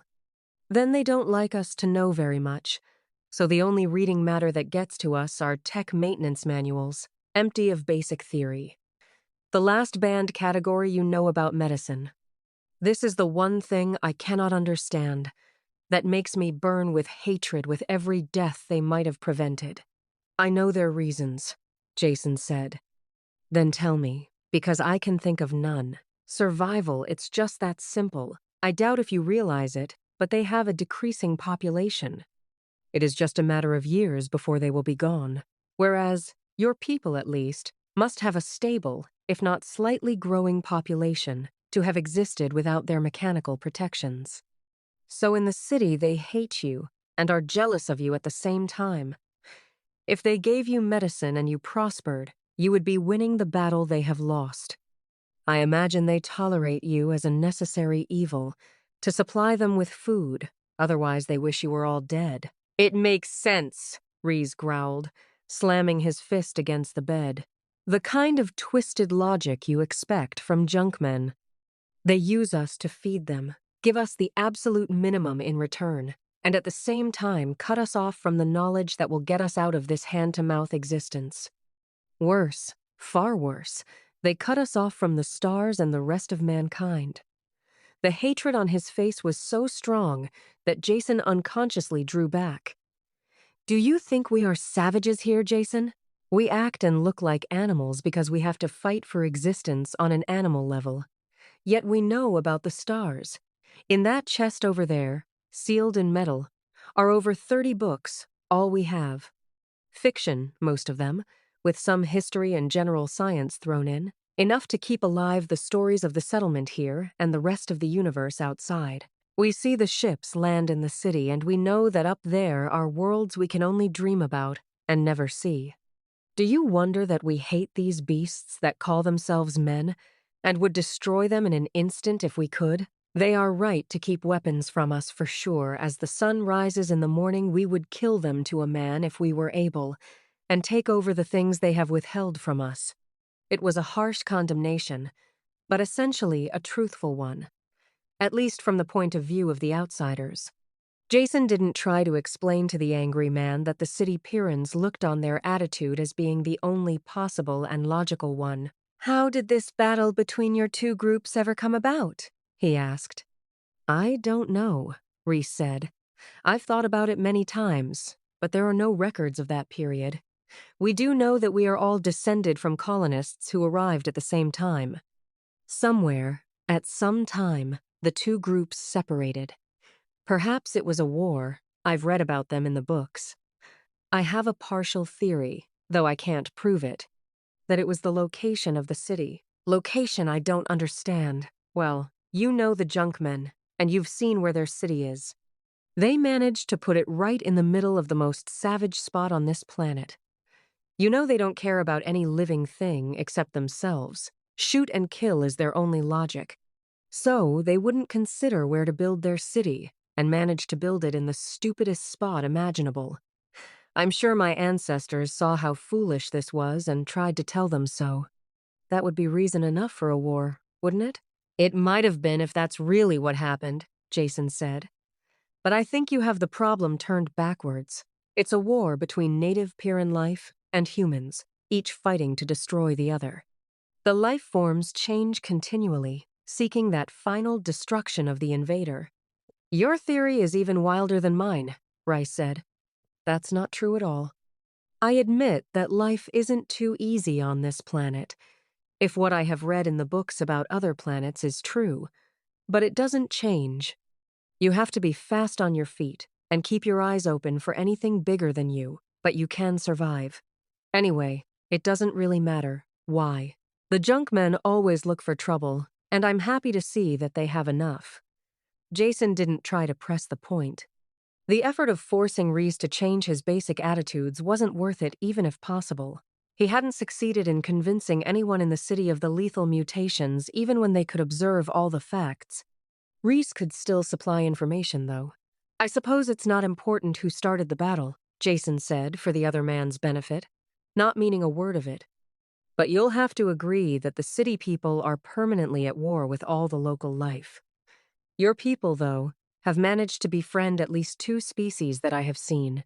Do you have any idea how this was done? Naxa will be here in a minute, Rez said, pointing to the door. As soon as he's taken care of the animals. Ask him. He's the best talker we have. Talker? Jason asked. I had the opposite idea about him, He didn't talk much, and what he did say was, well, a little hard to understand at times. Not that kind of talking, Reese broke in impatiently. The talkers look after the animals. They train the dogs in dorms, and the better ones, like Naxa, are always trying to work with other beasts. They dress crudely, but they have to. I've heard them say that the animals don't like chemicals, metal or tanned leather, so they wear untanned furs for the most part. But don't let the dirt fool you. It has nothing to do with his intelligence. Dorms? Are those your carrying beasts? The kind we rode coming here? Reese nodded. Dorms are more than pack animals. They're really a little bit of everything. The large males pull the plows and other machines, while the younger animals are used for meat. If you want to know more, ask Naxa. You'll find him in the barn. I'd like to do that, Jason said, standing up. Only I feel undressed without my gun. Take it, by all means. It's in that chest by the door. Only watch out what you shoot around here. Naxa was in the rear of the barn, filing down one of the spade-like toenails of a dorim. It was a strange scene. The fur-dressed man with the great beast and the contrast of a beryllium copper file and electroluminescent plates lighting the work. The dorim opened its nostrils and pulled away when Jason entered. Naxa patted its neck and talked softly until it quieted and stood still, shivering slightly. Something stirred in Jason's mind, with the feeling of a long, unused muscle being stressed. A hauntingly familiar sensation. Good morning, Jason said. Naxa grunted something and went back to his filing. Watching him for a few minutes, Jason tried to analyze this new feeling. It itched and slipped aside when he reached for it, escaping him. Whatever it was, it had started when Naxa had talked to the dorim. Could you call one of the dogs in here, Naxa? I'd like to see one closer up. Without raising his head from his work, Naxa gave a low whistle. Jason was sure it couldn't have been heard outside of the barn. Yet within a minute, one of the Pyrrhus dogs slipped quietly in. The talker rubbed the beast's head, mumbling to it, while the animal looked intently into his eyes. The dog became restless when Naxa turned back to work on the dorim. It prowled around the barn, sniffing, then moved quickly towards the open door. Jason called it back. At least he meant to call it. At the last moment, he said nothing. Nothing aloud. On sudden impulse, he kept his mouth closed, only he called the dog with his mind. Thinking the words, "Come here," directing the impulse at the animal with all the force and direction he had ever used to manipulate dice. As he did it, he realized it had been a long time since he had even considered using his psi powers. The dog stopped and turned back towards him. It hesitated, looking at Naxa, then walked over to Jason. Seen this closely, the beast was a nightmare hound. The hairless protective plates, tiny red-rimmed eyes, and countless saliva-dripping teeth did little to inspire confidence. Yet Jason felt no fear. There was a rapport between man and animal that was understood. Without conscious thought, he reached out and scratched the dog along the back, where he knew it itched. "Didn't know you're a talker," Naxa said. As he watched them, there was friendship in his voice for the first time. "I didn't know either until just now," Jason said. He looked into the eyes of the animal before him, scratched the ridged and ugly back, and began to understand. The talkers must have well-developed psi facilities. That was obvious now. There is no barrier of race or alien form when two creatures share each other's emotions. Empathy first, so there would be no hatred or fear. After that direct communication, the talkers might have been the ones who first broke through the barrier of hatred on Pyrrus and learned to live with the native life. Others could have followed their example. This might explain how the community of grubbers had been formed. Now that he was concentrating on it, Jason was aware of the soft flow of thoughts around him. The consciousness of the dorim was matched by other like patterns from the rear of the barn. He knew, without going outside, that more of the big beasts were in the field back there. "This is all new to me," Jason said. "Have you ever thought about it, Naxa? What does it feel like to be a talker? I mean, do you know why it is you can get the animals to obey you while other people have no luck at all?" Thinking of this sort troubled Naxa. He ran his fingers through his thick hair, and scowled as he answered. Never thought about it. Just do it. Just get to know the beast real good, then you can guess what they're going to do. That's all. It was obvious that Naxa had never thought about the origin of his ability to control the animals, and if he hadn't, probably no one else had. They had no reason to. They simply accepted the powers of talkers as one of the facts of life. Ideas slipped towards each other in his mind, like the pieces of a puzzle joining together. He had told Kirk that the native life of Pyrrus had joined in battle against mankind. He didn't know why. Well, he still didn't know why, but he was getting an idea of the how. About how far are we from the city? Jason asked. Do you have an idea how long it would take us to get there by Durham? Half a day there, half back. Why? You want to go? I don't want to get into the city. Not yet. But I would like to get close to it, Jason told him. See what Rish say, was Naxa's answer. Rees granted instant permission without asking any questions. They saddled up and left at once, in order to complete the round trip before dark. They had been traveling less than an hour before Jason knew they were going in the direction of the city. With each minute, the feeling grew stronger. Naxa was aware of it too, stirring in the saddle with unvoiced feelings. They had to keep touching and reassuring their mounts, which were growing skittish and restless. This is far enough, Jason said. Naxa gratefully pulled to a stop. The wordless thought beat through Jason's mind, filling it. He could feel it on all sides, only much stronger ahead of them in the direction of the unseen city. Naxa and the Dorums reacted in the same way, restlessly uncomfortable, not knowing the cause. One thing was obvious now. The Pyrran animals were sensitive to psi radiation, probably the plants, and lower life forms as well. Perhaps they communicated by it, since they obeyed the men who had a strong control of it. And in this area was a wash of psi radiation such as he had never experienced before. Though his personal talents specialized in psychokinesis, the mental control of inanimate matter, he was still sensitive to most mental phenomena. Watching a sports event, he had many times felt the unanimous accord of many minds expressing the same thought. What he felt now was like that, only terribly different. A crowd exulted at some success on the field, or groaned at a failure. The feeling fluxed and changed as the game progressed. Here, the wash of thought was unending, strong, and frightening. It didn't translate into words very well.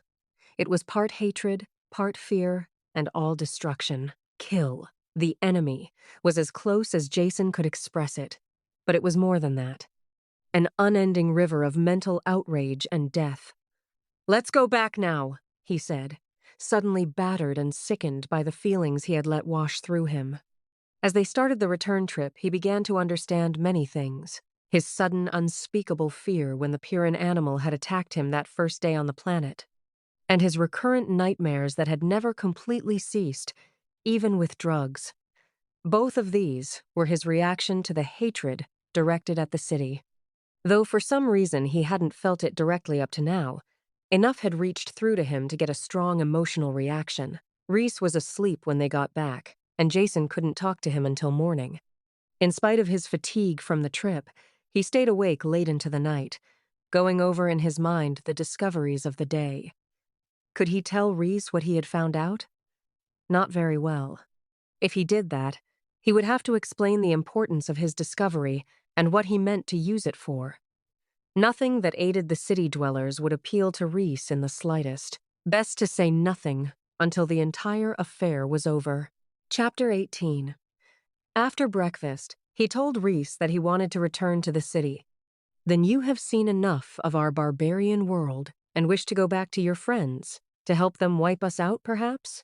Reese said it lightly, but there was a touch of cold malice behind his words. "I hope you don't really think that," Jason told him. "You must realize that the opposite is true. I would like to see this civil war ended, and your people getting all the benefits of science and medicine that have been withheld. I'll do everything I can to bring that about." "They'll never change," Reese said gloomily, "so don't waste your time. But there is one thing you must do, for your protection and ours. Don't admit or even hint that you've talked to any grubbers." "Why not?" Why not? Suffering death, are you that simple? They will do anything to see that we don't rise too high, and would much prefer to see us all dead. Do you think they would hesitate to kill you if they as much as suspected you had contacted us? They realize, even if you don't, that you can single-handedly alter the entire pattern of power on this planet. The ordinary junk man may think of us as being only one step above the animals, but the leaders don't. They know what we need and what we want. They could probably guess just what it is I am going to ask you. Help us, Jason dinAlt. Get back among those human pigs and lie. Say you never talked to us, that you hid in the forest and we attacked you and you had to shoot to save yourself. We'll supply some recent corpses to make that part of your story sound good. Make them believe you, and even after you think you have them convinced, keep on acting the part because they will be watching you. Then tell them you have finished your work and are ready to leave. Get safely off Pyrrus, to another planet, and I promise you anything in the universe. Whatever you want, you shall have. Power, money, anything. This is a rich planet. The junk men mine and sell the metal, but we could do it much better. Bring a spaceship back here and land anywhere on this continent. We have no cities, but our people have farms everywhere. They will find you. We will then have commerce, trade on our own. This is what we all want, and we will work hard for it. And you will have done it. Whatever you want, we will give. That is a promise, and we do not break our promises. The intensity and magnitude of what he described rocked Jason. He knew that Rhys spoke the truth, and the entire resources of the planet would be his, if he did as asked. For 1 second he was tempted, savoring the thought of what it would be like. Then came realization that it would be a half answer, and a poor one at that. If these people had the strength they wanted, their first act would be the attempted destruction of the city men. The result would be bloody civil war that would probably destroy them both. Ressa's answer was a good one, but only half an answer. Jason had to find a better solution, one that would stop all the fighting on this planet and allow the two groups of humans to live in peace. I will do nothing to injure your people, Rhys and everything in my power to aid them, Jason said. This half-answer satisfied Rhys, who could see only one interpretation of it. He spent the rest of the morning on the communicator, arranging for the food supplies that were being brought to the trading site. The supplies are ready, and we have sent the signal, he said. The truck will be there tomorrow, and you will be waiting for it. Everything is arranged as I told you. You'll leave now with Naxa. You must reach the meeting spot before the trucks. Chapter 19. Trucks almost here. You know what to do? Naxa asked. Jason nodded and looked again at the dead man. Some beast had torn his arm off, and he had bled to death. The severed arm had been tied into the shirt sleeve, so from a distance it looked normal. Seen close up, this limp arm, plus the white skin and shocked expression on the face, gave Jason an unhappy sensation. He liked to see his corpses safely buried. However, he could understand its importance today. Here there. Wait until his back's turned, Naxa whispered. The armored truck had 3 powered trailers in tow this time. The train ground up the rock slope and whined to a stop. Cranon climbed out of the cab and looked carefully around before opening up the trailers. He had a lift robot along to help him with the loading. Now! Naxa hissed. Jason burst into the clearing, running, shouting Cranon's name. There was a crackling behind him as 2 of the hidden men hurled the corpse through the foliage after him. He turned and fired without stopping, setting the thing afire in midair. There was the crack of another gun as Cranon fired. His shot jarred the twice-dead corpse before it hit the ground. Then he was lying prone, firing into the trees behind the running Jason. Just as Jason reached the truck, there was a whirring in the air, and hot pain ripped into his back, throwing him to the ground. He looked around as Cranon dragged him through the door, and saw the metal shaft of a crossbow bolt sticking out of his shoulder. Lucky, the Pyrrus said. An inch lower would have got your heart. I warned you about those grubbers. You're lucky to get off with only this. He lay next to the door and snapped shots into the now quiet wood. Taking out the bolt hurt much more than it had going in. Jason cursed the pain as Cranon put on a dressing and admired the singleness of purpose of the people who had shot him. They had risked his life to make his escape look real, and also risked the chance that he might turn against them after being shot. They did a job completely and thoroughly, and he cursed them for their efficiency. Cranon climbed warily out of the truck after Jason was bandaged. Finishing the loading quickly, he started the train of trailers back towards the city. Jason had an anti-pain shot and dozed off as soon as they started. While he slept, Cranon must have radioed ahead because Kirk was waiting when they arrived. As soon as the truck entered the perimeter, he threw open the door and dragged Jason out. The bandage pulled, and Jason felt the wound tear open. He ground his teeth together. Kirk would not have the satisfaction of hearing him cry out. "I told you to stay in the buildings until the ship left. Why did you leave? Why did you go outside? You talked to the grubbers, didn't you?" With each question, he shook Jason again. "I didn't talk to anyone." Jason managed to get the words out. "They tried to take me.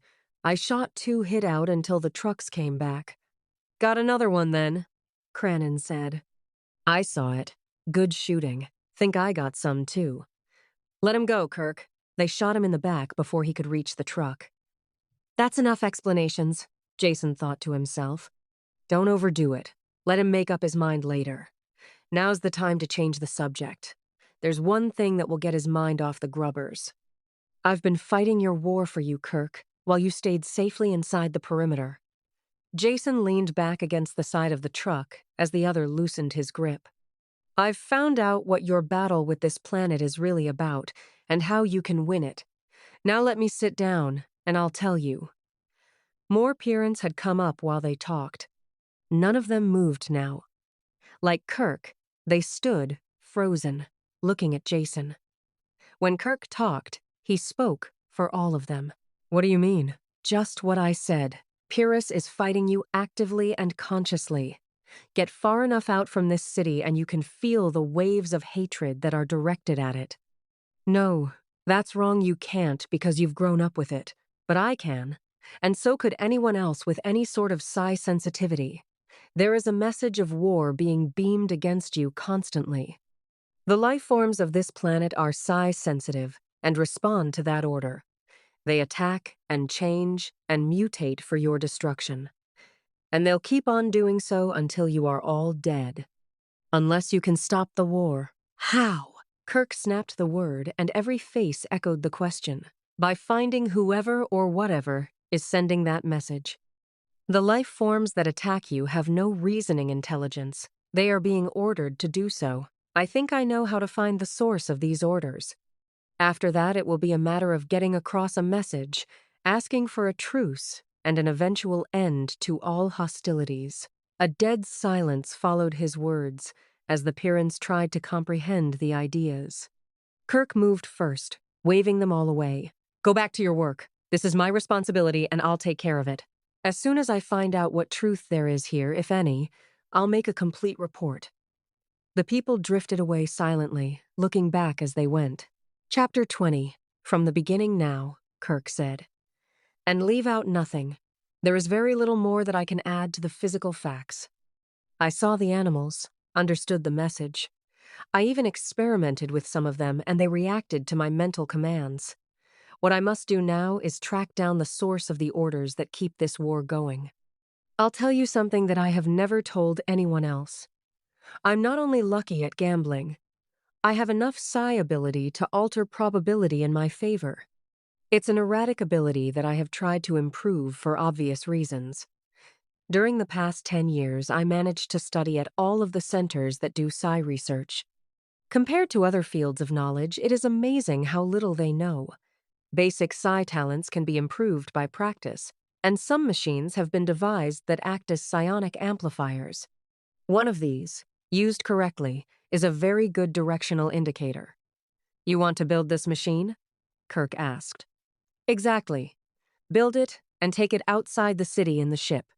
Any signal strong enough to keep this centuries-old battle going should be strong enough to track down. I'll follow it, contact the creatures who are sending it, and try to find out why they are doing it."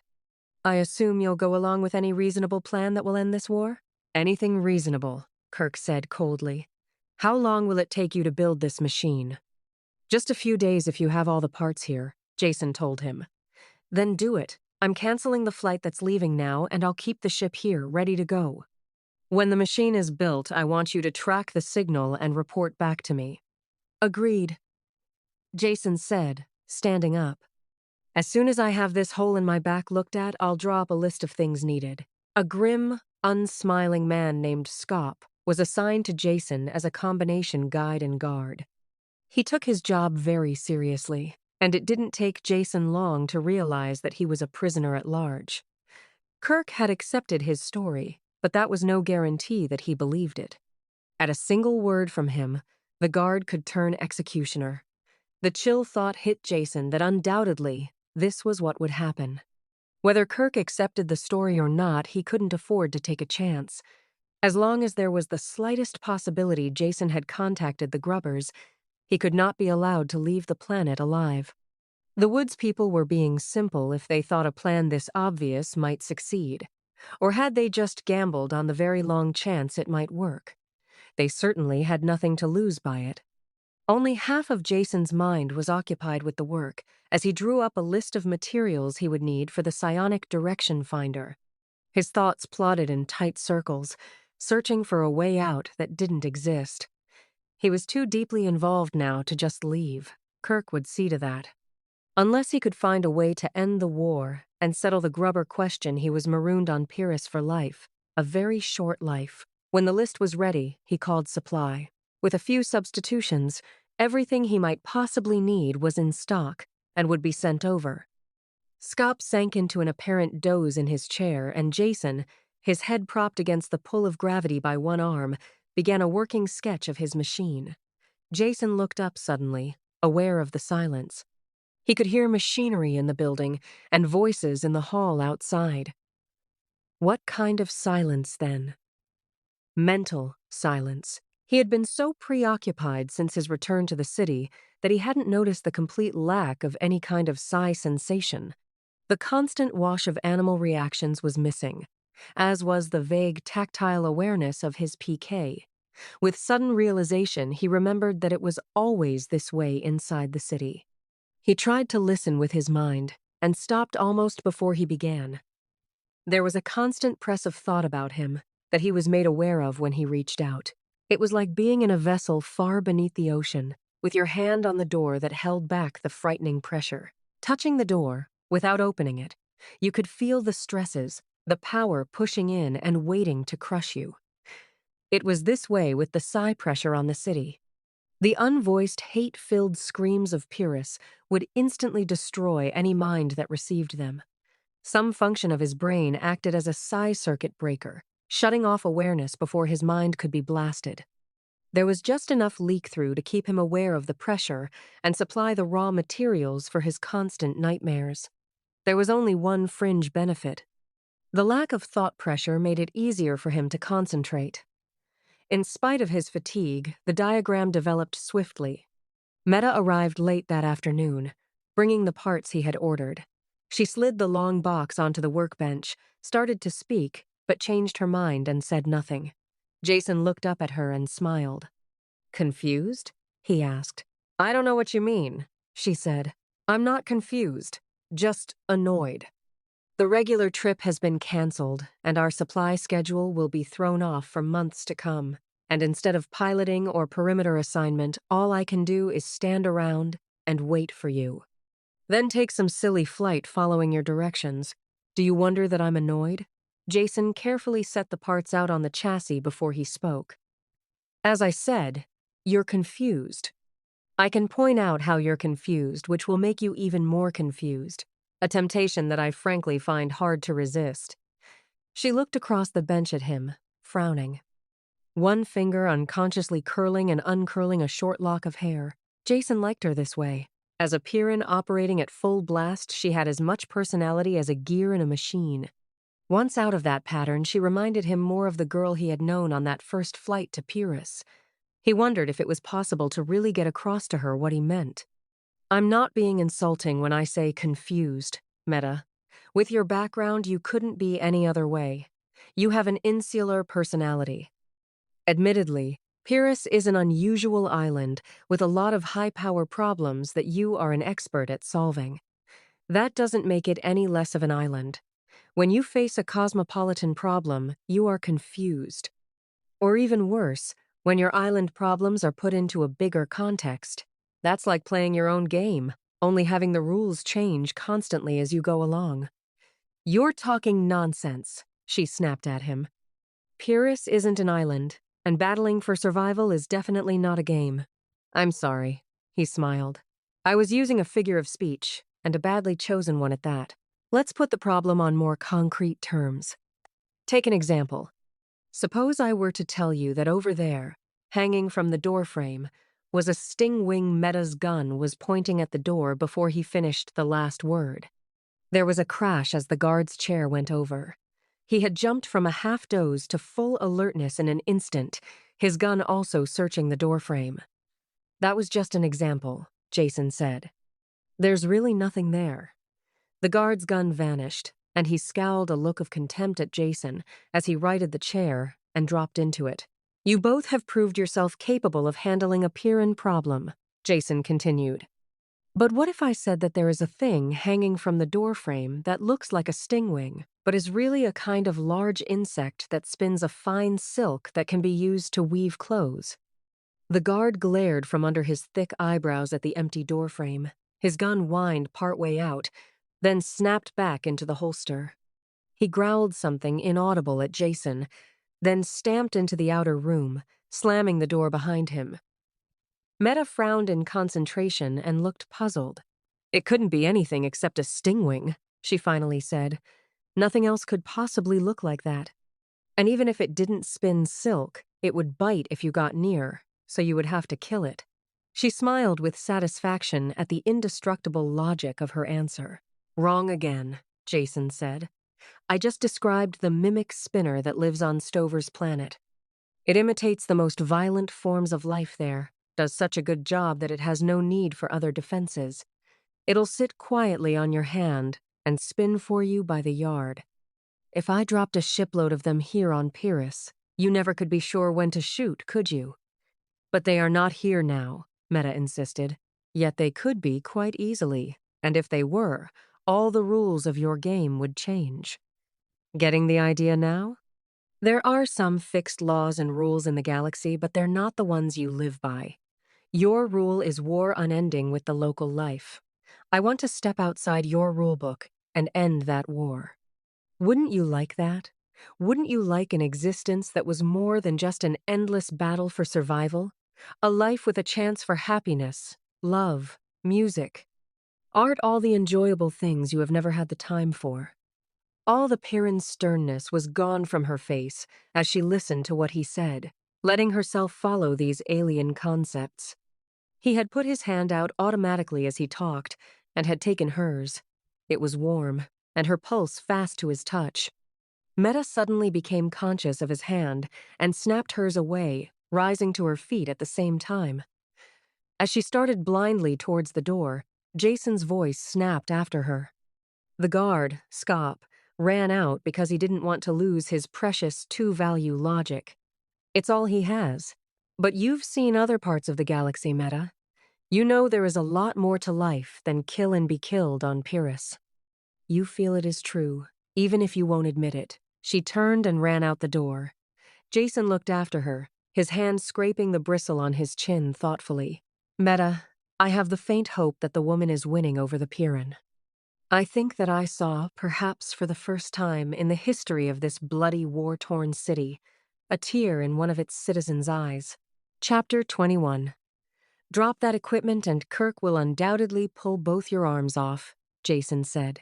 He's over there now, looking as sorry as possible that I ever talked him into this. Scop, cursed, under the bulky mass of the psi detector. Passing it up to Meta, who waited in the open port of the spaceship, Jason supervised the loading and blasted all the local life that came to investigate. Horn devils were thick this morning, and he shot 4 of them. He was last aboard and closed the lock behind him.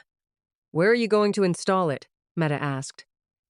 You tell me, Jason said. I need a spot for the antenna where there will be no dense metal in front of the bowl to interfere with the signal.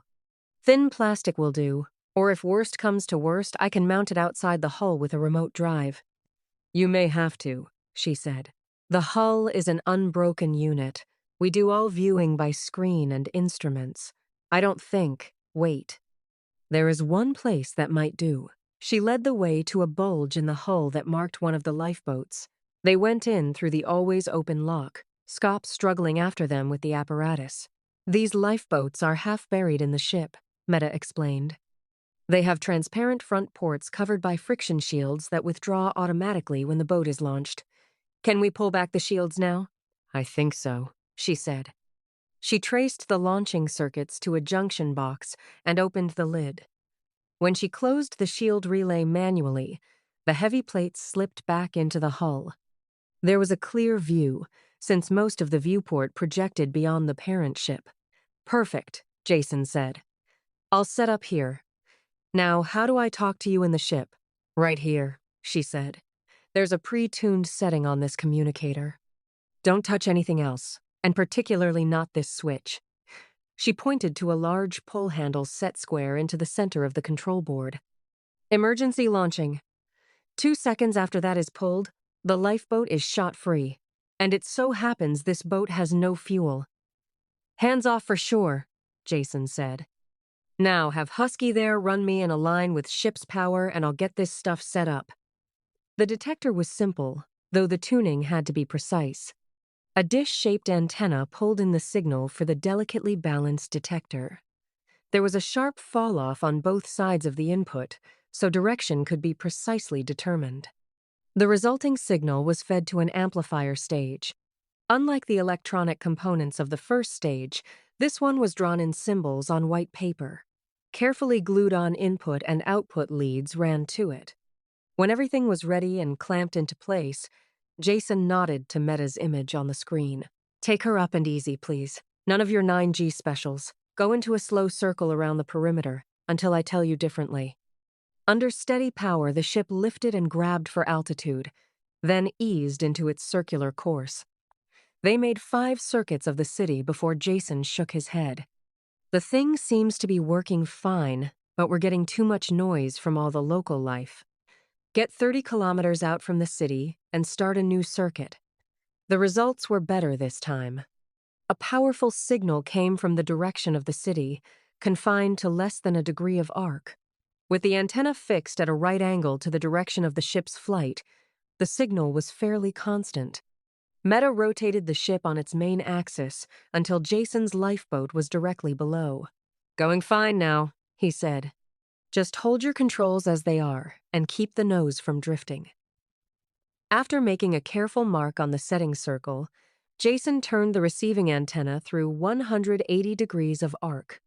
As the ship kept to its circle, he made a slow collecting sweep of any signals beamed at the city. They were halfway around before he got a new signal. It was there all right, narrow but strong. Just to be sure, he let the ship complete 2 more sweeps, and he noted the direction on the gyro compass each time. They coincided. The 3rd time around, he called to Meta. Get ready for a full right turn, or whatever you call it. I think I have our bearing. Get ready now. It was a slow turn, and Jason never lost the signal. A few times it wavered, but he brought it back on. When the compass settled down, Meta pushed on more power. They set their course towards the native Pyrrans. An hour's flight at close to top atmospheric speed brought no change. Meta complained, but Jason kept her on course. The signal never varied and was slowly picking up strength. They crossed the chain of volcanoes that marked the continental limits, the ship bucking in the fierce thermals. Once the shore was behind, and they were over water, Scop joined Meta in grumbling. He kept his turrets spinning, but there was very little to shoot at this far from land. When the islands came over the horizon, the signal began to dip. Slow now, Jason called. Those islands ahead look like our source. A continent had been here once, floating on Pyrrus's liquid core. Pressures changed, land masses shifted, and the continent had sunk beneath the ocean. All that was left now of the teeming life of that landmass was confined to a chain of islands, once the mountain peaks of the highest range of mountains. These islands, whose sheer sides rose straight from the water, held the last inhabitants of the lost continent, the weeded-out descendants of the victors of uncountable violent contests. Here lived the oldest native Pyrrans. "Come in lower," Jason signaled, towards that large peak. The signals seemed to originate there. They swooped low over the mountain, but nothing was visible other than the trees and sun-blasted rock. The pain almost took Jason's head off, a blast of hatred that drove through the amplifier and into his skull. He tore off the phones and clutched his skull between his hands. Through watering eyes, he saw the black cloud of flying beasts hurtle up from the trees below. He had a single glimpse of the hillside beyond, before Meta blasted power to the engines and the ship leaped away. "We've found them." Her fierce exultation faded as she saw Jason through the communicator. "Are you all right?" "What happened?" "Feel burned out. I've felt a psi blast before, but nothing like that. I had a glimpse of an opening, looked like a cave mouth, just before the blast hit. Seemed to come from there." "Lie down," Meta said. "I'll get you back as fast as I can. I'm calling ahead to Kirk. He has to know what happened." A group of men were waiting in the landing station when they came down. They stormed out as soon as the ship touched, shielding their faces from the still-hot tubes. Kirk burst in as soon as the port was cracked, peering around until he spotted Jason stretched out on an acceleration couch. "Is it true?" he barked. "You've traced the alien criminals who started this war?" "Slow, man, slow," Jason said. "I've traced the source of the psi message that keeps your war going. I've found no evidence as to who started this war, and certainly wouldn't go so far as to call them criminals." "I'm tired of your wordplay," Kirk broke in. "You've found these creatures and their location has been marked. On the chart," Meta said. "I could fly there blindfolded." Fine, Kirk said, rubbing his hands together so hard they could hear the harsh rasp of the calluses. "It takes a real effort to grasp the idea that, after all these centuries, the war might be coming to an end. But it's possible now. Instead of simply killing off these self-renewing legions of the damned that attack us, we can get to the leaders. Search them out, carry the war to them for a change, and blast their stain from the face of this planet." "Nothing of the sort," Jason said, sitting up with an effort. "Nothing doing. Since I came to this planet, I have been knocked around and risked my life 10 times over. Do you think I have done this just to satisfy your bloodthirsty ambitions? It's peace I'm after, not destruction. You promised to contact these creatures, attempt to negotiate with them. Aren't you a man of honor who keeps his word? I'll ignore the insult, though I'd have killed you for it at any other time," Kirk said. "You've been of great service to our people. We are not ashamed to acknowledge an honest debt. At the same time, do not accuse me of breaking promises that I never made. I recall my exact words. I promised to go along with any reasonable plan that would end this war. That is just what I intend to do.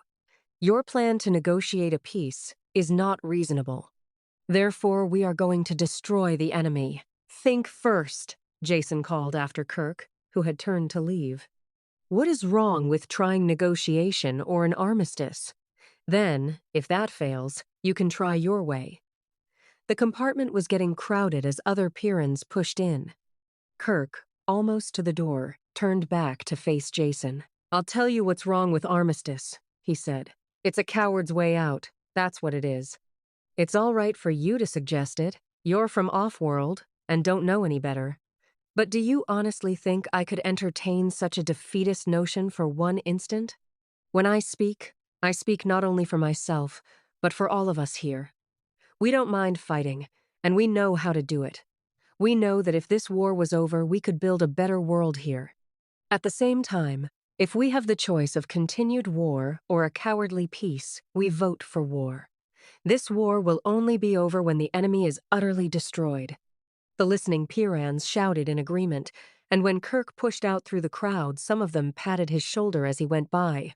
Jason slumped back on the couch, worn out by his exertions and exhausted by the attempt to win the violent Pyrrans over to a peaceful point of view. When he looked up, they were gone. all except Meta. She had the same look of bloodthirsty elation as the others, but it drained away when she glanced at him. "What about it, Meta?" he asked, bitterly. "No doubts? Do you think that destruction is the only way to end this war?" "I don't know," she said. "I can't be sure. For the first time in my life, I find myself with more than one answer to the same question." "Congratulations," he said. "It's a sign of growing up."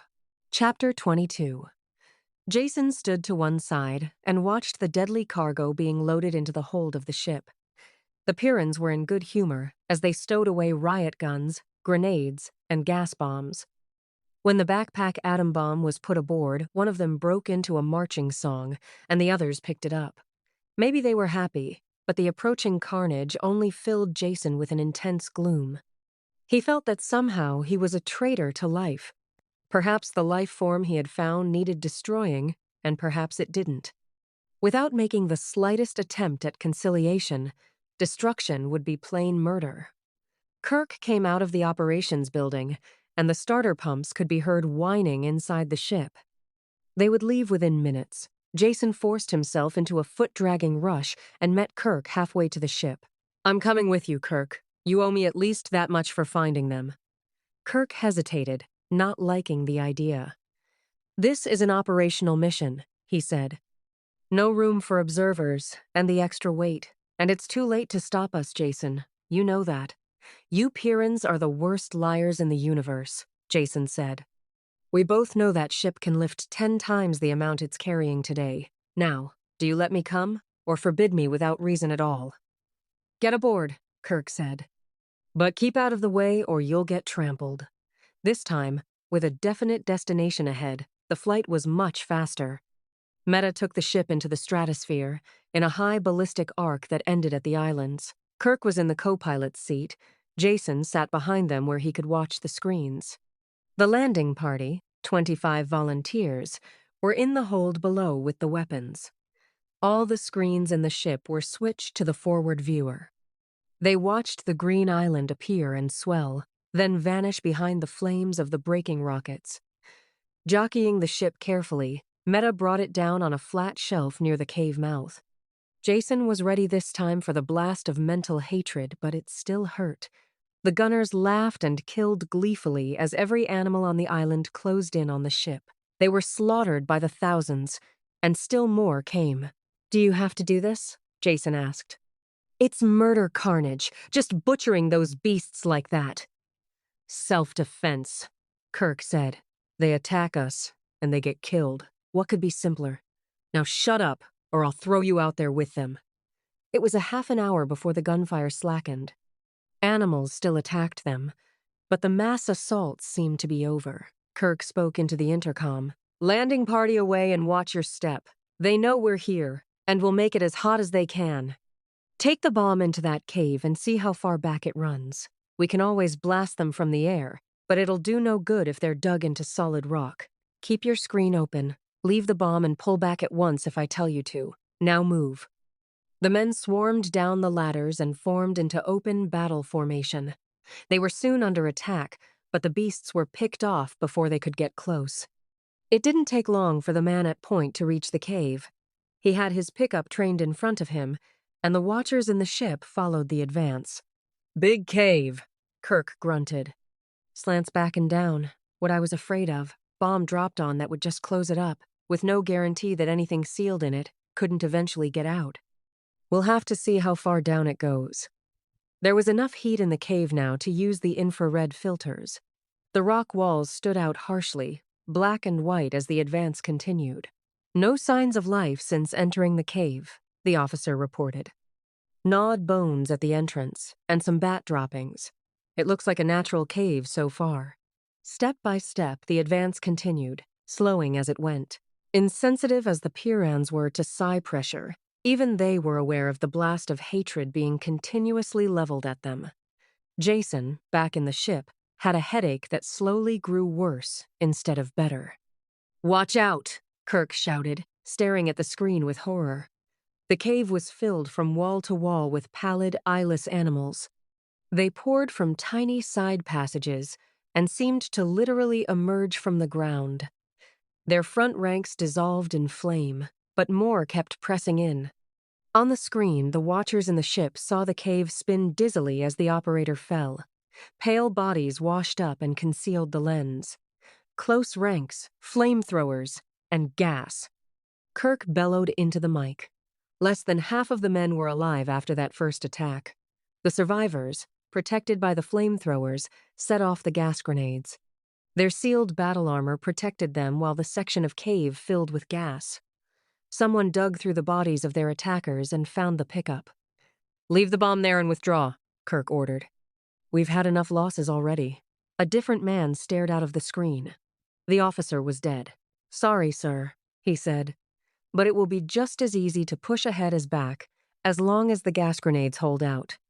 We're too close now to pull back." "That's an order," Kirk shouted, but the man was gone from the screen, and the advance continued.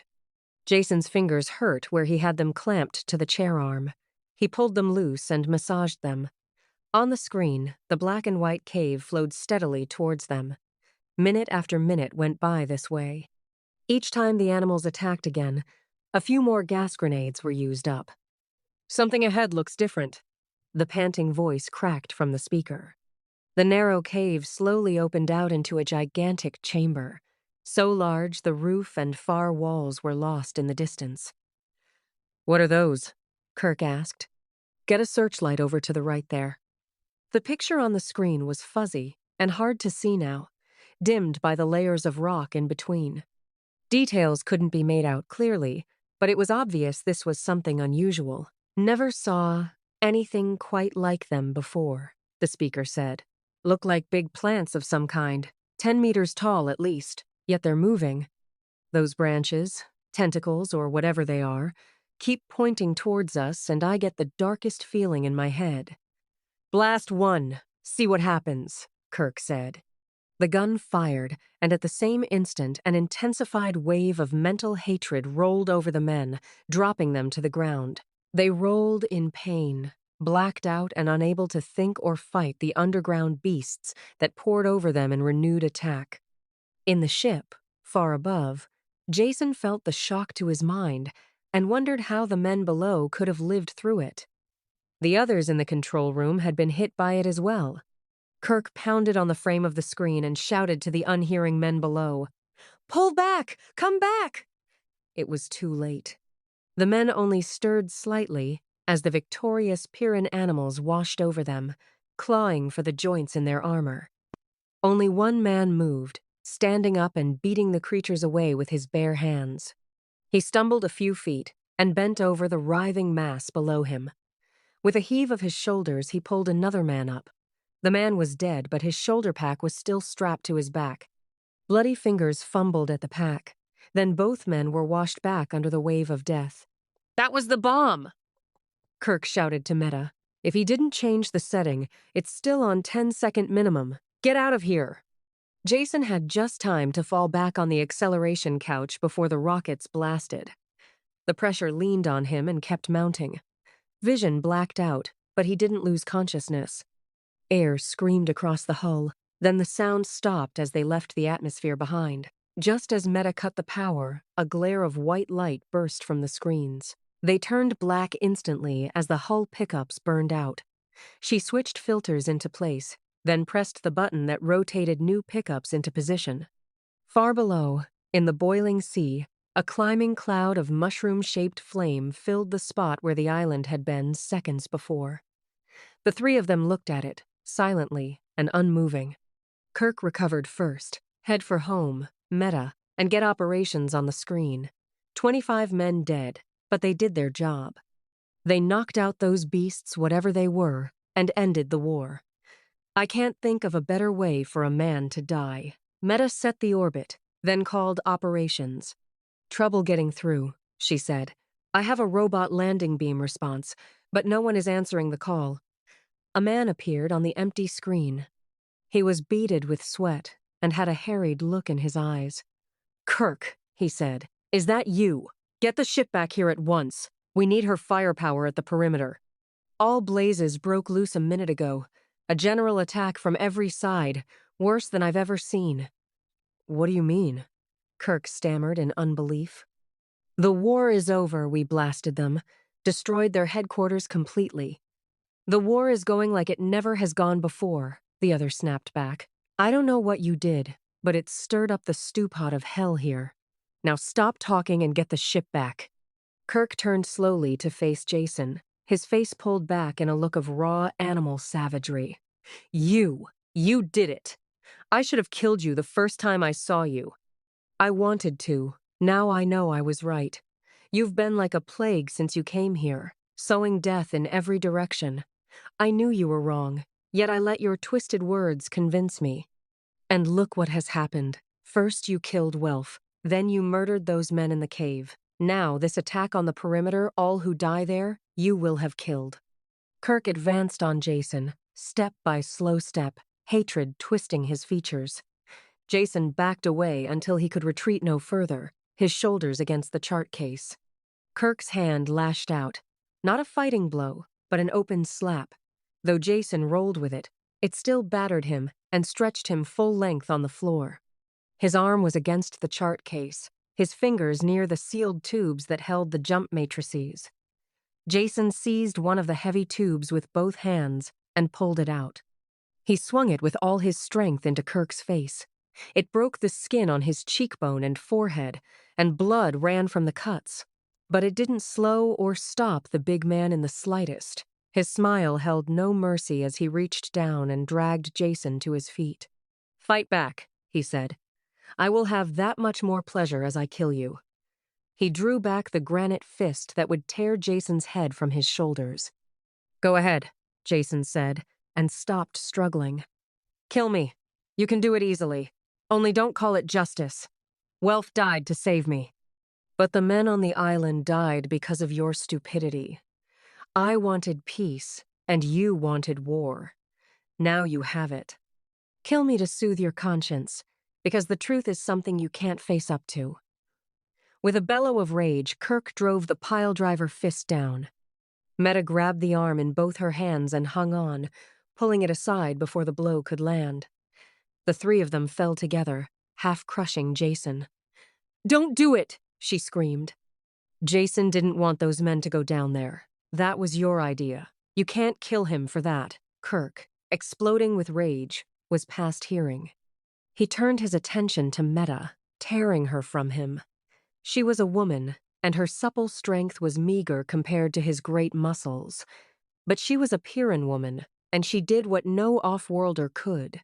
She slowed him for a moment, stopped the fury of his attack until he could rip her hands loose and throw her aside.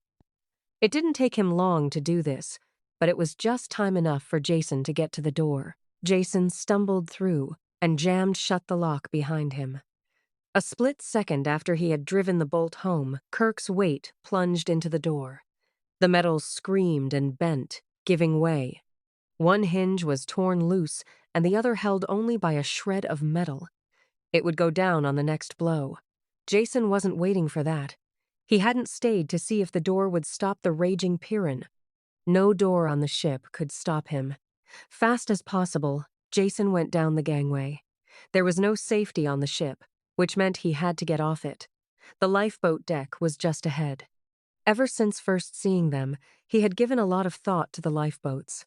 Though he hadn't looked ahead to this situation, he knew a time might come when he would need transportation of his own. The lifeboats had seemed to be the best bet, except that Meta had told him they had no fuel. She had been right in one thing. The boat he had been in had empty tanks. He had checked. There were 5 other boats, though, that he hadn't examined. He had wondered about the idea of useless lifeboats and come to what he hoped was a correct conclusion. This spaceship was the only one the Pyrrans had. Meta had told him once that they always had planned to buy another ship, but never did. Some other necessary war expense managed to come up first. One ship was really enough for their uses. The only difficulty lay in the fact they had to keep that ship in operation, or the Pyrrhan city was dead. Without supplies, they would be wiped out in a few months. Therefore, the ship's crew couldn't conceive of abandoning their ship. No matter what kind of trouble she got into, they couldn't leave her. When the ship died, so did their world. With this kind of thinking, there was no need to keep the lifeboats fueled. Not all of them, at least. Though it stood to reason, at least one of them held fuel for short flights that would have been wasteful for the parent ship. At this point, Jason's chain of logic grew weak. Too many ifs. If they used the lifeboats at all, one of them should be fueled. If they did, it would be fueled now. And if it were fueled, which one of the 6 would it be? Jason had no time to go looking. He had to be right the first time. His reasoning had supplied him with an answer, the last of a long line of suppositions. If a boat were fueled, it should be the one nearest to the control cabin, the one he was diving towards now. His life depended on this string of guesses. Behind him, the door went down with a crash. Kirk bellowed and leaped. Jason hurled himself through the lifeboat port with the nearest thing to a run he could manage under the doubled gravity. With both hands, he grabbed the emergency launching handle and pulled down. An alarm bell rang, and the port slammed shut, literally in Kirk's face. Only his Pyrrhus reflexes saved him from being smashed by it. Solid fuel launchers exploded and blasted the lifeboat clear of the parent ship. Their brief acceleration slammed Jason to the deck, then he floated as the boat went into freefall. The main drive rockets didn't fire. In that moment, Jason learned what it was like to know he was dead. Without fuel, the boat would drop into the jungle below, falling like a rock and blasting apart when it hit. There was no way out. Then the rockets caught, roared, and he dropped to the deck, bruising his nose. He sat up, rubbing it and grinning. There was fuel in the tanks. The delay in starting had only been part of the launching cycle, giving the lifeboat time to fall clear of the ship. Now, to get it under control. He pulled himself into the pilot's seat. The altimeter had fed information to the autopilot, leveling the boat off parallel to the ground. Like all lifeboat controls, these were childishly simple, designed to be used by novices in an emergency. The autopilot could not be shut off. It rode along with the manual controls, tempering foolish piloting. Jason hauled the control wheel into a tight turn, and the autopilot gentled it to a soft curve. Through the port, he could see the big ship blaring fire in a much tighter turn. Jason didn't know who was flying it, or what they had in mind. He took no chances. Jamming the wheel forward into a dive, he cursed as they eased into a gentle drop. The larger ship had no such restrictions. It changed course with a violent maneuver and dived on him. The forward turret fired, and an explosion at the stern rocked the little boat. This either knocked out the autopilot or shocked it into submission. The slow drop turned into a power dive, and the jungle billowed up. Jason pulled the wheel back, and there was just time to get his arms in front of his face before they hit. Thundering rockets and cracking trees ended in a great splash. Silence followed, and the smoke drifted away. High above, the spaceship circled hesitantly, dropping a bit as if wanting to go down and investigate. Then rising again as the urgent message for aid came from the city. Loyalty won, and she turned and spewed fire towards home. Chapter 23. Tree branches had broken the lifeboat's fall. The bow rockets had burned out in emergency blast, and the swamp had cushioned the landing a bit. It was still a crash. The battered cylinder sank slowly into the stagnant water and thin mud of the swamp. The bow was well under before Jason managed to kick open the emergency hatch in the waist. There was no way of knowing how long it would take for the boat to go under, and Jason was in no condition to ponder the situation. Concussed and bloody, he had just enough drive left to get himself out. Wading and falling, he made his way to firmer land, sitting down heavily as soon as he found something that would support him. Behind him, the lifeboat burbled and sank under the water. Bubbles of trapped air kept rising for a while, then stopped. The water stilled and, except for the broken branches and trees, there was no sign that a ship had ever come this way. Insects whined across the swamp, and the only sound that broke the quiet of the woods beyond was the cruel scream of an animal pulling down its dinner. When that had echoed away in tiny waves of sound, everything was silent. Jason pulled himself out of the half-trance with an effort. His body felt like it had been through a meat grinder, and it was almost impossible to think with the fog in his head. After minutes of deliberation, he figured out that the medikit was what he needed. The easy-off snap was very difficult, and the button release didn't work. He finally twisted his arm around until it was under the orifice and pressed the entire unit down. It buzzed industriously. Though he couldn't feel the needles, he guessed it had worked. His sight spun dizzily for a while, then cleared. Painkillers went to work, and he slowly came out of the dark cloud that had enveloped his brain since the crash. Reason returned, and loneliness rode along with it. He was without food, friendless, surrounded by the hostile forces of an alien planet. There was a rising panic that started deep inside of him, that took concentrated effort to hold down. "Think, Jason, don't emote," he said it aloud to reassure himself, but was instantly sorry because his voice sounded weak in the emptiness, with a ragged edge of hysteria to it. Something caught in his throat, and he coughed to clear it, spitting out blood. Looking at the red stain, he was suddenly angry, hating this deadly planet and the incredible stupidity of the people who lived on it. Cursing out loud was better, and his voice didn't sound as weak now. He ended up shouting and shaking his fist at nothing in particular, but it helped. The anger washed away the fear and brought him back to reality. Sitting on the ground felt good now. The sun was warm, and when he leaned back, he could almost forget the unending burden of doubled gravity. Anger had carried away fear, rest erased fatigue. From somewhere in the back of his mind, there popped up the old platitude, "Where there's life, there's hope." He grimaced at the triteness of the words, at the same time realizing that a basic truth lurked there. Count his assets, well battered, but still alive. None of the bruises seemed very important, and no bones were broken. His gun was still working. It dipped in and out of the power holster as he thought about it. Pyrrus made rugged equipment. The medikit was operating as well. If he kept his senses, managed to walk in a fairly straight line, and could live off the land, there was a fair chance he might make it back to the city. What kind of a reception would be waiting for him there was a different matter altogether. He would find that out after he arrived. Getting there had first priority. On the debit side, there stood the planet Pyrrus. Strength-sapping gravity, murderous weather, and violent animals. Could he survive?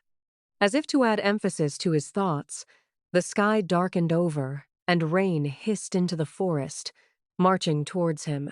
Jason scrambled to his feet and took a bearing before the rain closed down visibility. A jagged chain of mountains stood dimly on the horizon. He remembered crossing them on the flight out. They would do as a first goal. After he had reached them, he would worry about the next leg of the journey. Leaves and dirt flew before the wind in quick gusts. Then the rain washed over him. Soaked, chilled, already bone-tired, he pitted the tottering strength of his legs against the planet of death. When nightfall came, it was still raining. There was no way of being sure of the direction, and no point in going on. If that wasn't enough, Jason was on the ragged edge of exhaustion. It was going to be a wet night. All the trees were thick-boled and slippery. He couldn't have climbed them on a 1G world. The sheltered spots that he investigated, under fallen trees and beneath thick bushes, were just as wet as the rest of the forest. In the end, he curled up on the leeward side of a tree and fell asleep, shivering, with the water dripping off him. The rain stopped around midnight, and the temperature fell sharply. Jason woke sluggishly from a dream in which he was being frozen to death, to find it was almost true. Fine snow was sifting through the trees, powdering the ground and drifting against him. The cold bit into his flesh, and when he sneezed, it hurt his chest. His aching and numb body only wanted rest, but the spark of reason that remained in him forced him to his feet. If he lay down now, he would die. Holding one hand against the tree so he wouldn't fall, he began to trudge around it. Step after shuffling step, around and around, until the terrible cold eased a bit and he could stop shivering. Fatigue crawled up him like a muffling, gray blanket. He kept on walking, half the time with his eyes closed, opening them only when he fell and had to climb painfully to his feet again. The sun burned away the snow clouds at dawn. Jason leaned against his tree and blinked up at the sky with sore eyes. The ground was white in all directions. except around the tree where his stumbling feet had churned a circle of black mud. His back against the smooth trunk, Jason sank slowly down to the ground, letting the sun soak into him. Exhaustion had him lightheaded, and his lips were cracked from thirst. Almost continuous coughing tore at his chest with fingers of fire. Though the sun was still low, it was hot already, burning his skin dry and hot. It wasn't right. This thought kept nagging at his brain until he admitted it, turned it over and over and looked at it from all sides. What wasn't right? The way he felt, pneumonia. He had all the symptoms. His dry lips cracked, and blood moistened them when he smiled. He had avoided all the animal perils of Pyrrus, all the big carnivores and poisonous reptiles, only to be laid low by the smallest beast of them all. Well, he had the remedy for this one, too. Rolling up his sleeve with shaking fingers, he pressed the mouth of the medikit to his bare arm. It clicked and began to drone an angry whine. That meant something, he knew, but he just couldn't remember what. Holding it up, he saw that one of the hypodermics was projecting halfway from its socket. Of course, it was empty of whatever antibiotic the analyzer had called for. It needed refilling. Jason hurled the thing away with a curse, and it splashed into a pool and was gone. End of medicine, end of medikit, end of Jason dinAlt, single-handed battler against the perils of Deathworld, strong-hearted stranger who could do as well as the natives. It had taken him all of one day on his own to get his death warrant signed. A choking growl echoed behind him. He turned, dropped, and fired in the same motion. It was all over before his conscious mind was aware it had happened. Pyrran training had conditioned his reflexes on the pre-cortical level. Jason gaped at the ugly beast, dying not a meter from him, and realized he had been trained well. His first reaction was unhappiness that he had killed one of the grubber dogs. When he looked closer, he realized this animal was slightly different in markings, size, and temper. Though most of its forequarters were blown away, blood pumping out in dying spurts, it kept trying to reach Jason. Before the eyes glazed with death, it had struggled its way almost to his feet. It wasn't quite a grubber dog, though chances were it was a wild relative. Bearing the same relation as dog to wolf, he wondered if there were any other resemblances between wolves and this dead beast. Did they hunt in packs, too? As soon as the thought hit him, he looked up not a moment too soon. The great forms were drifting through the trees, closing in on him. When he shot too, the others snarled with rage and sank back into the forest. They didn't leave. Instead of being frightened by the deaths, they grew even more enraged. Jason sat with his back to the tree and waited until they came close before he picked them off. With each shot and dying scream, the outraged survivors howled the louder. Some of them fought when they met, venting their rage. One stood on his hind legs and raked great strips of bark from a tree. Jason aimed a shot at it, but he was too far away to hit. There were advantages to having a fever, he realized. Logically, he knew he would live only to sunset, or until his gun was empty. Yet the fact didn't bother him greatly. Nothing really mattered. He slumped, relaxed completely, only raising his arm to fire, then letting it drop again. Every few minutes he had to move to look in back of the tree and kill any of them that were stalking him in the blind spot. He wished dimly that he were leaning against a smaller tree, but it wasn't worth the effort to go to one. Sometime in the afternoon, he fired his last shot. It killed an animal he had allowed to get close. He had noticed he was missing the longer shots. The beast snarled and dropped. The others that were close pulled back and howled in sympathy. One of them exposed himself, and Jason pulled the trigger. There was only a slight click. He tried again, in case it was just a misfire, but there was still only the click.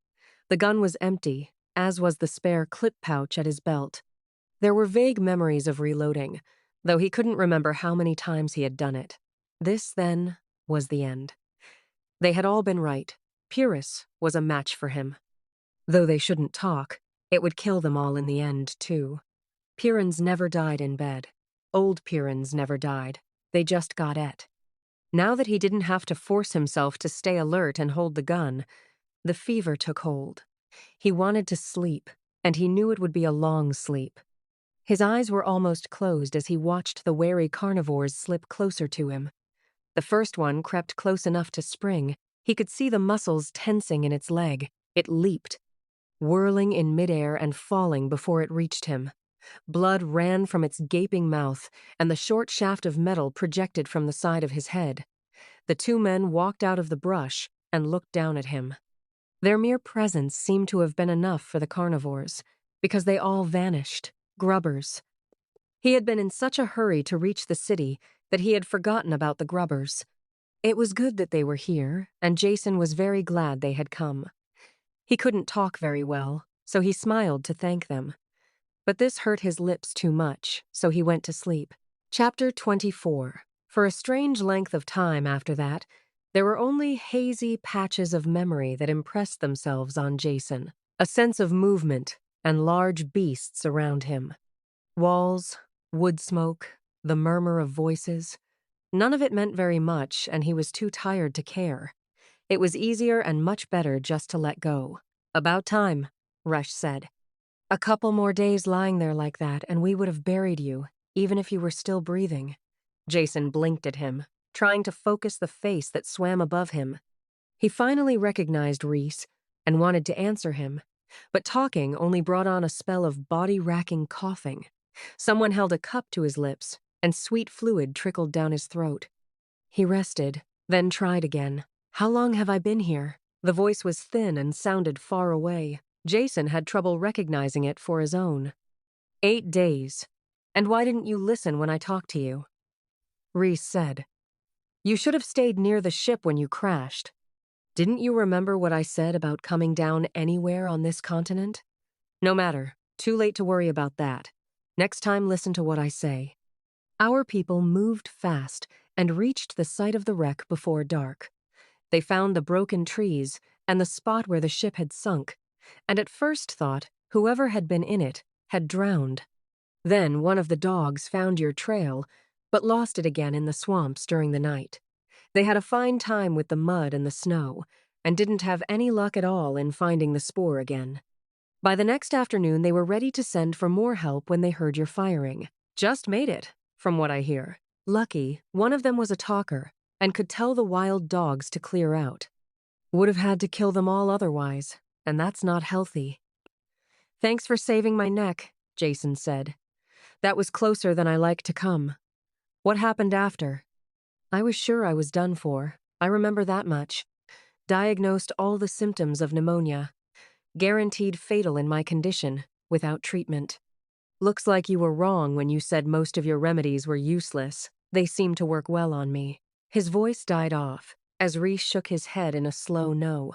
Lines of worry sharp cut into his face. Jason looked around and saw Naxa and another man.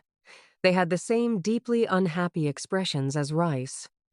What is it? Jason asked, feeling the trouble. If your remedies didn't work, what did? Not my medikit. That was empty. I remember losing it, or throwing it away. You were dying, Resh said, slowly. We couldn't cure you. Only a Junkman medicine machine could do that. We got one from the driver of the food truck. But how? Jason asked, dazed. You told me the city forbids you medicine. He couldn't give you his own medikit, not unless he was... Reese nodded and finished the sentence. Dead. Of course he was dead. I killed him myself, with a great deal of pleasure. This hit Jason hard. He sagged against the pillows and thought of all those who had died since he had come to Pyrrus. The men who had died to save him, died so he could live, died because of his ideas. It was a burden of guilt that he couldn't bear to think about. Would it stop with Cranon, or would the city people try to avenge his death? Don't you realize what that means? He gasped out the words. Cranon's death will turn the city against you. There'll be no more supplies. They'll attack you when they can, kill your people. Of course we know that. Reese leaned forward, his voice hoarse and intense. It wasn't an easy decision to come to. We have always had a trading agreement with the Junkmen. The trading trucks were inviolate. This was our last and only link to the galaxy outside and eventual hope of contacting them. Yet you broke that link to save me. Why? Only you can answer that question completely. There was a great attack on the city, and we saw their walls broken. They had to be moved back at one place. At the same time, the spaceship was over the ocean, dropping bombs of some kind. The flash was reported. Then the ship returned, and you left it in a smaller ship. They fired at you but didn't kill you. The little ship wasn't destroyed either. We are starting to raise it now. What does it all mean? We had no way of telling. We only knew it was something vitally important. You were alive, but would obviously die before you could talk. The small ship might be repaired to fly. Perhaps that was your plan, and that is why you stole it for us. We couldn't let you die, not even if it meant all-out war with the city. The situation was explained to all of our people who could be reached by screen, and they voted to save you. I killed the junk man for his medicine, then rode 2 Dorums to death to get here in time. Now tell us, what does it mean? What is your plan? How will it help us? Guilt leaned on Jason and stifled his mouth. A fragment of an ancient legend cut across his mind about the Jonah who wrecked the spacer so all in it died, yet he lived. Was that he? Had he wrecked a world? Could he dare admit to these people that he had taken the lifeboat only to save his own life? The 3 Pyrrans leaned forward, waiting for his words. Jason closed his eyes so he wouldn't see their faces. What could he tell them? If he admitted the truth, they would undoubtedly kill him on the spot, considering it only justice. He wasn't fearful for his own life anymore. But if he died, the other deaths would all have been in vain. And there still was a way to end this planetary war. All the facts were available now. It was just a matter of putting them together. If only he wasn't so tired, he could see the solution. It was right there, lurking around a corner in his brain, waiting to be dragged out. Whatever he did, he couldn't admit the truth now. If he died, all hope died. He had to lie to gain time, then find the true solution as soon as he was able. That was all he could do. You were right, Jason said haltingly.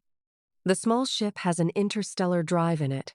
Perhaps it can still be saved. Even if it can't, there is another way. I can't explain now, but I will tell you when I am rested. Don't worry, the fight is almost over. They laughed and pounded each other on the back. When they came to shake his hand as well, he closed his eyes and made believe he was asleep. It is very hard to be a hypocrite if you aren't trained for it. Reese woke him early the next morning. Do you feel well enough to travel? He asked. Depends what you mean by travel, Jason told him. If you mean under my own power, I doubt if I could get as far as that door. You'll be carried, Rez broke in. We have a litter swung between 2 Dorums. Not too comfortable, but you'll get there. But only if you think you are well enough to move. We called all the people within riding distance, and they are beginning to gather. By this afternoon, we will have enough men and Dorums to pull the ship out of the swamp. I'll come, Jason said, pushing himself to a sitting position. The effort exhausted him, bringing a wave of nausea. Only by leaning his full weight against the wall could he keep from falling back. He sat, propped there, until he heard shouts and the stamping of heavy feet outside, and they came to carry him out.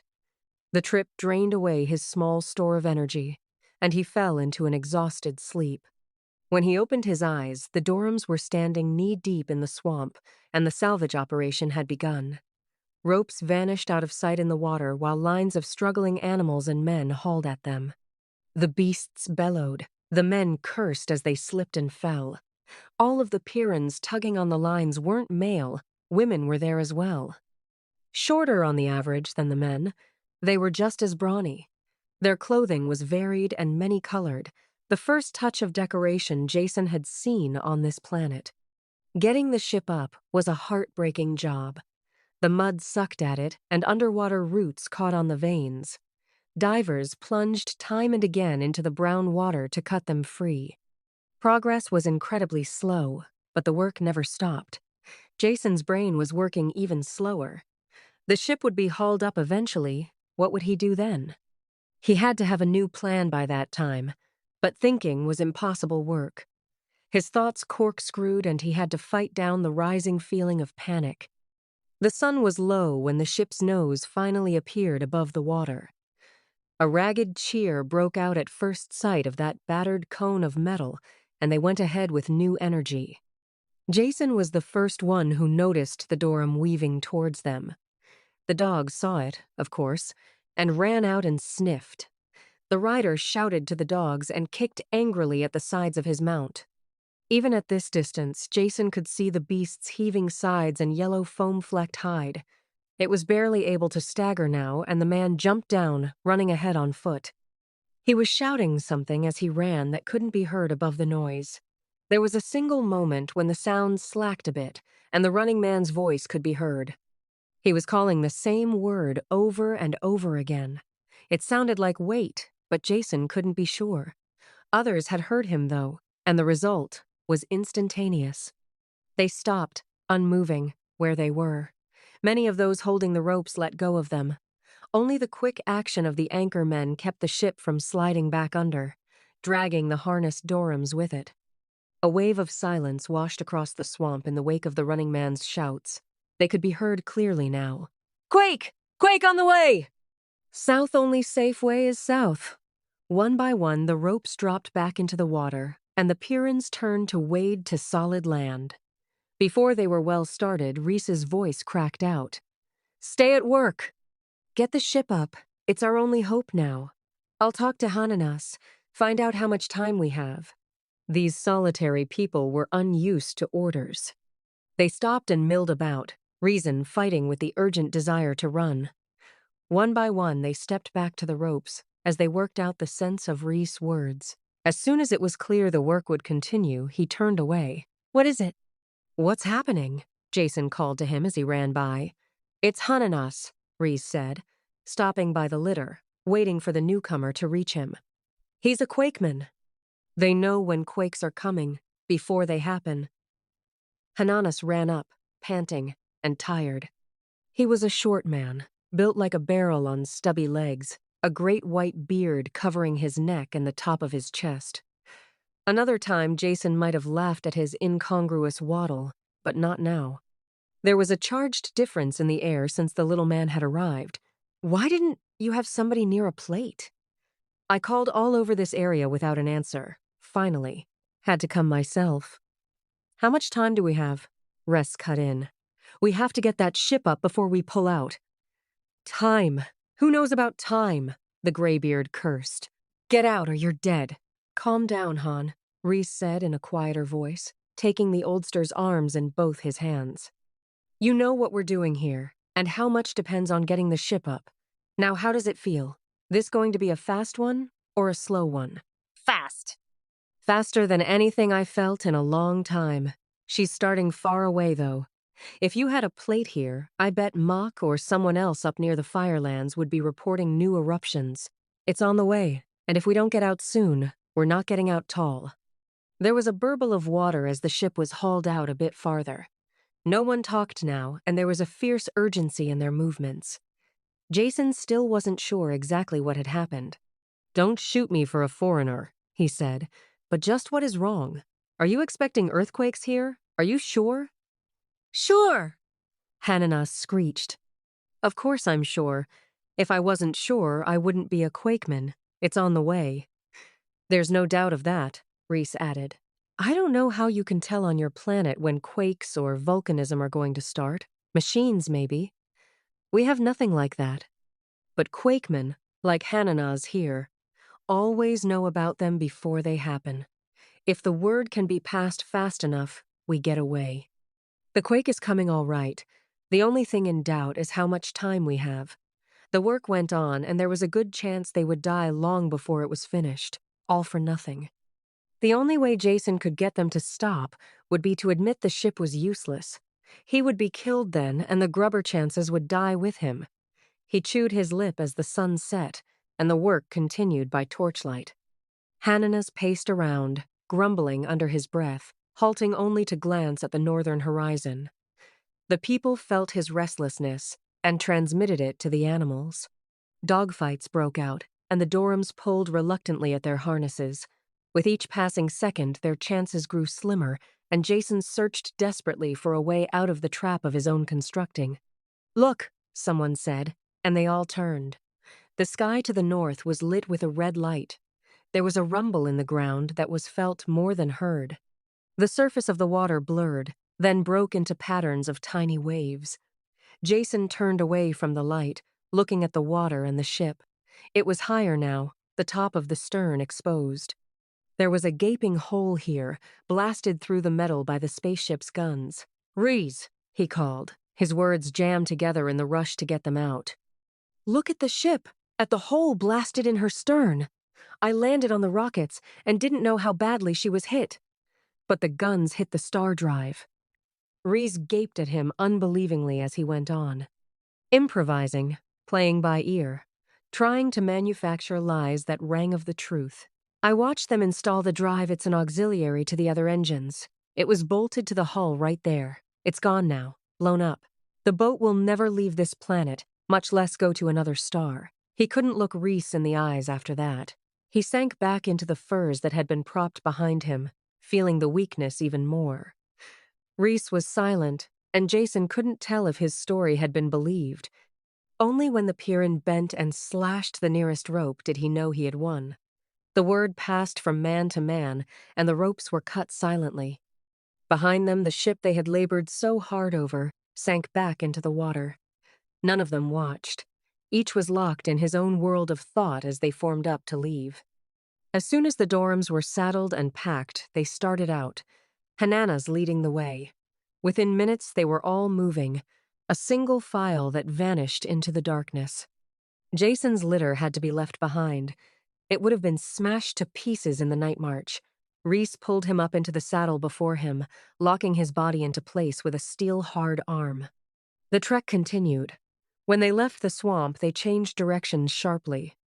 A little later, Jason knew why, when the southern sky exploded. Flames lit the scene brightly. Ashes sifted down and hot lumps of rock crashed into the trees. They steamed when they hit, and if it hadn't been for the earlier rain, they would have been faced with a forest fire as well. Something large loomed up next to the line of march, and when they crossed an open space, Jason looked at it in the reflected light from the sky. "Raise," he choked, pointing. Reese looked at the great beast moving next to them, shaggy body and twisted horns as high as their shoulders, then looked away. He wasn't frightened, or apparently interested. Jason looked around then and began to understand. All of the fleeing animals made no sound. That's why he hadn't noticed them before. But on both sides, dark forms ran between the trees.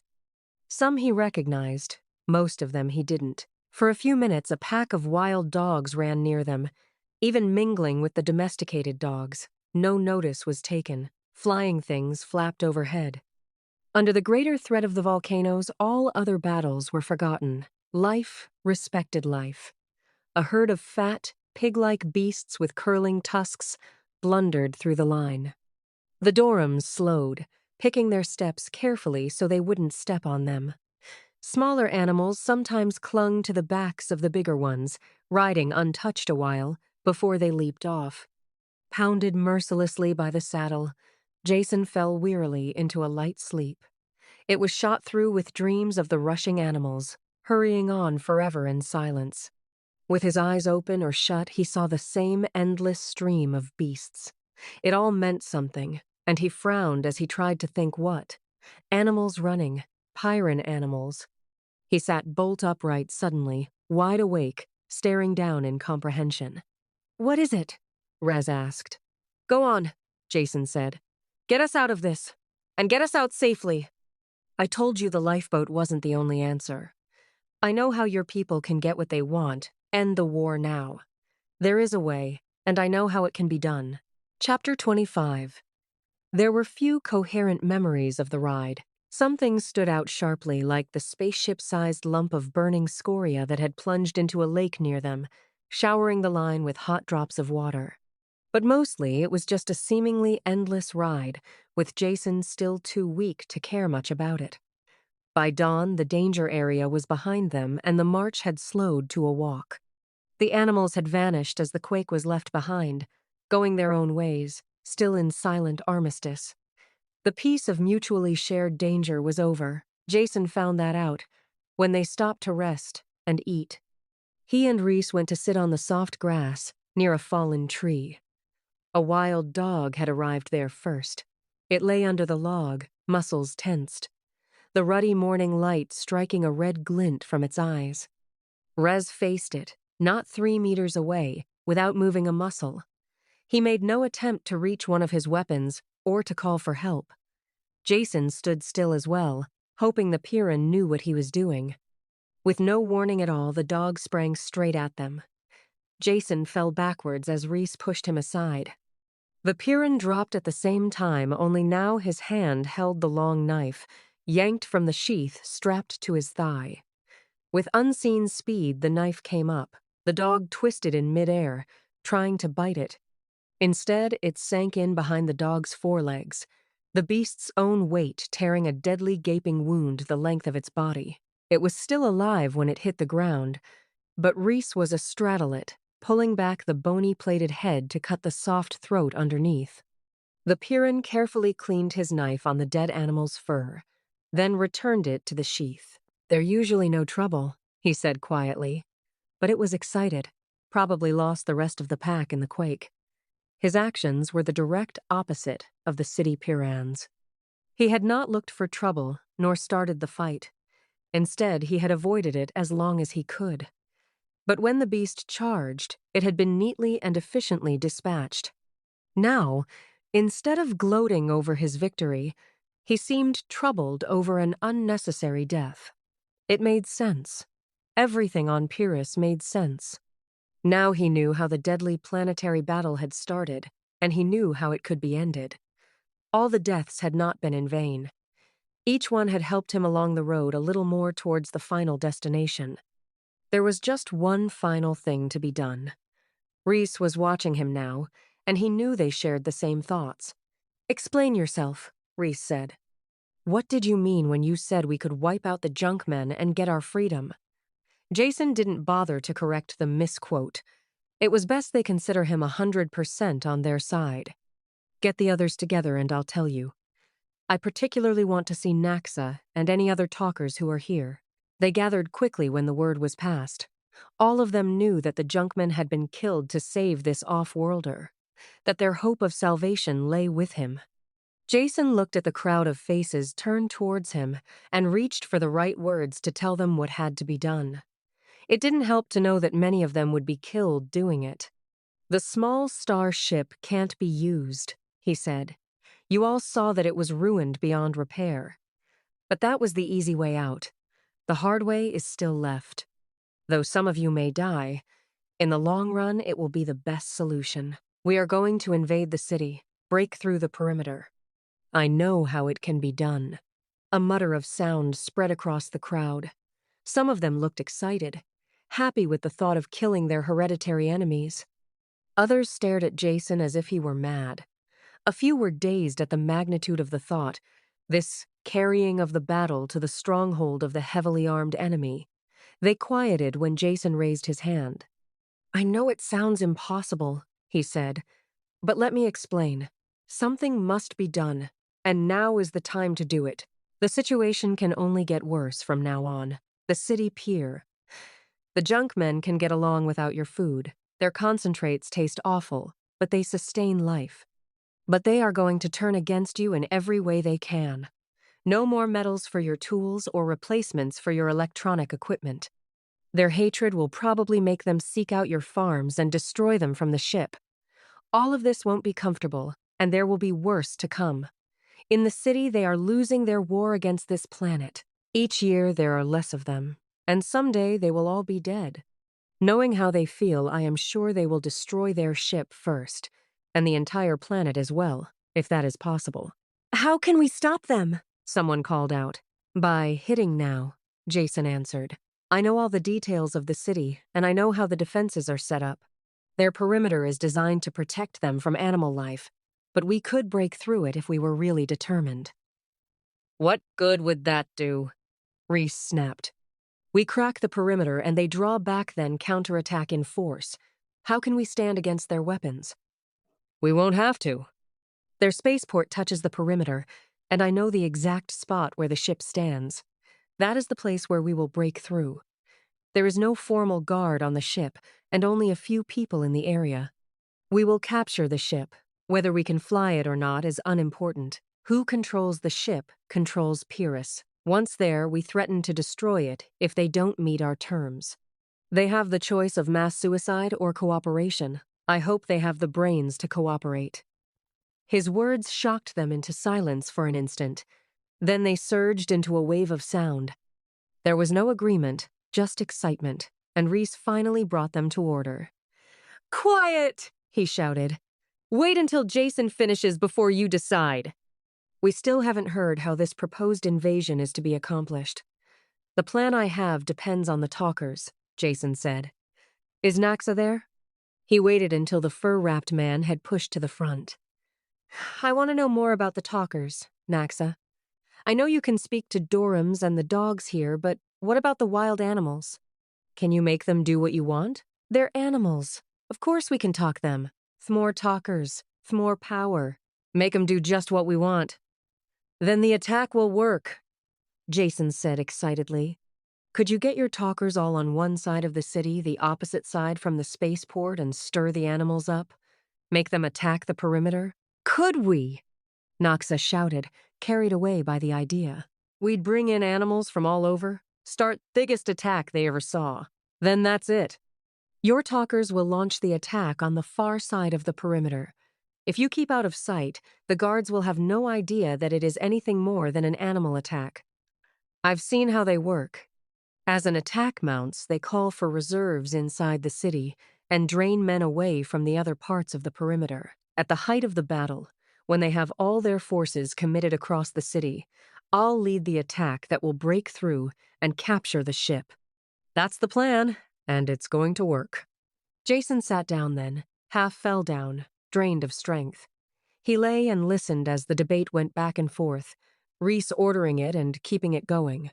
Difficulties were raised and eliminated. No one could find a basic fault with the plan. There were plenty of flaws in it, things that might go wrong, but Jason didn't mention them. These people wanted his idea to work, and they were going to make it work. It finally broke up, and they moved away. Reese came over to Jason. The basics are settled, he said. All here are in agreement. They are spreading the word by messenger to all the talkers. The talkers are the heart of the attack, and the more we have, the better it will go off. We don't dare use the screens to call them. There is a good chance that the junk men can intercept our messages. It will take 5 days before we are ready to go ahead. I'll need all of that time if I'm to be any good, Jason said. Now let's get some rest. Chapter 26. It's a strange feeling, Jason said. I've never really seen the perimeter from this side before. Ugly is about the only word for it. He lay on his stomach next to Reese, looking through a screen of leaves, downhill towards the perimeter. They were both wrapped in heavy furs, in spite of the midday heat, with thick leggings and leather gauntlets to protect their hands. The gravity and the heat were already making Jason dizzy, but he forced himself to ignore this. Ahead, on the far side of a burnt corridor, stood the perimeter, a high wall of varying height and texture, seemingly made of everything in the world. It was impossible to tell what it had originally been constructed of.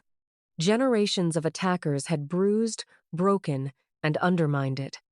Repairs had been quickly made, patches thrust roughly into place and fixed there. Crude masonry crumbled and gave way to a rat's nest of woven timbers. This overlapped a length of pitted metal, large plates riveted together. Even this metal had been eaten through and bursting sandbags spilled out of a jagged hole. Over the surface of the wall, detector wires and charged cables looped and hung. At odd intervals, automatic flamethrowers thrust their nozzles over the wall above and swept the base of the wall clear of any life that might have come close. Those flame things can cause us trouble, Reese said. That one covers the area where you want to break in. It'll be no problem, Jason assured him. It may look like it is firing a random pattern, but it's really not. It varies a simple sweep just enough to fool an animal, but was never meant to keep men out. Look for yourself. It fires at regularly repeated 2, 4, 3 and 1 minute intervals. They crawled back to the hollow where Naxa and the others waited for them. There were only 30 men in the party. What they had to do could only be done with a fast, light force. Their strongest weapon was surprise. Once that was gone, their other weapons wouldn't hold out for seconds against the city guns. Everyone looked uncomfortable in the fur and leather wrappings, and some of the men had loosened them to cool off. "Wrap up," Jason ordered. "None of you have been this close to the perimeter before, and you don't understand how deadly it is here. Naxa is keeping the larger animals away, and you all can handle the smaller ones. That isn't the danger. Every thorn is poisoned, and even the blades of grass carry a deadly sting. Watch out for insects of any kind, and once we start moving, breathe only through the wet cloths." "He's right," Naxa snorted. "Never been closer'n this myself. Death up by that wall. Do like E says." They could only wait then, honing down already needle-sharp crossbow bolts and glancing up at the slowly moving sun. Only Naxa didn't share the unrest. He sat, eyes unfocused, feeling the movement of animal life in the jungle around them. "On the way," he said. "Biggest thing I've ever heard. Not a beast tween here and the mountains, ain't howlin' his lungs out, runnin' towards the city." Jason was aware of part of it. A tension in the air, and a wave of intensified anger and hatred. It would work, he knew, if they could only keep the attack confined to a small area. The talkers had seemed sure of it. They had stalked out quietly that morning, a thin line of ragged men, moving out in a mental sweep that would round up the Pyrrhan life and send it charging against the city. "They hit!" Naxa said suddenly. The men were on their feet now, staring in the direction of the city. Jason had felt the twist as the attack had been driven home, and knew that this was it. There was the sound of shots and a heavy booming far away. Thin streamers of smoke began to blow above the treetops. "Let's get into position," Reese said. Around them, the jungle howled with an echo of hatred. The half-sentient plants writhed, and the air was thick with small flying things. Naxa sweated and mumbled as he turned back the animals that crashed towards them. By the time they reached the last screen of foliage before the burned-out area, they had lost 4 men. One had been stung by an insect. Jason got the medikit to him in time, but he was so sick he had to turn back. The other 3 were bitten or scratched, and treatment came too late. Their swollen, twisted bodies were left behind on the trail. "Damn beasts hurt me head," Naxa muttered. "When we go in?" "Not yet," Ress said. "We wait for the signal." One of the men carried the radio. He sat it down carefully, then threw the aerial over a branch. The set was shielded so no radiation leaked out to give them away.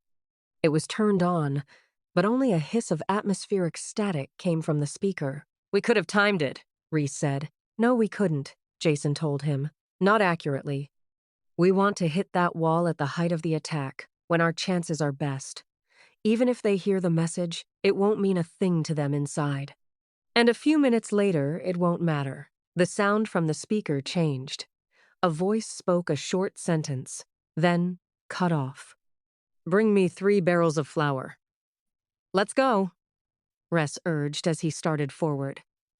"Wait," Jason said, taking him by the arm. "I'm timing the flamethrower. It's due in. There."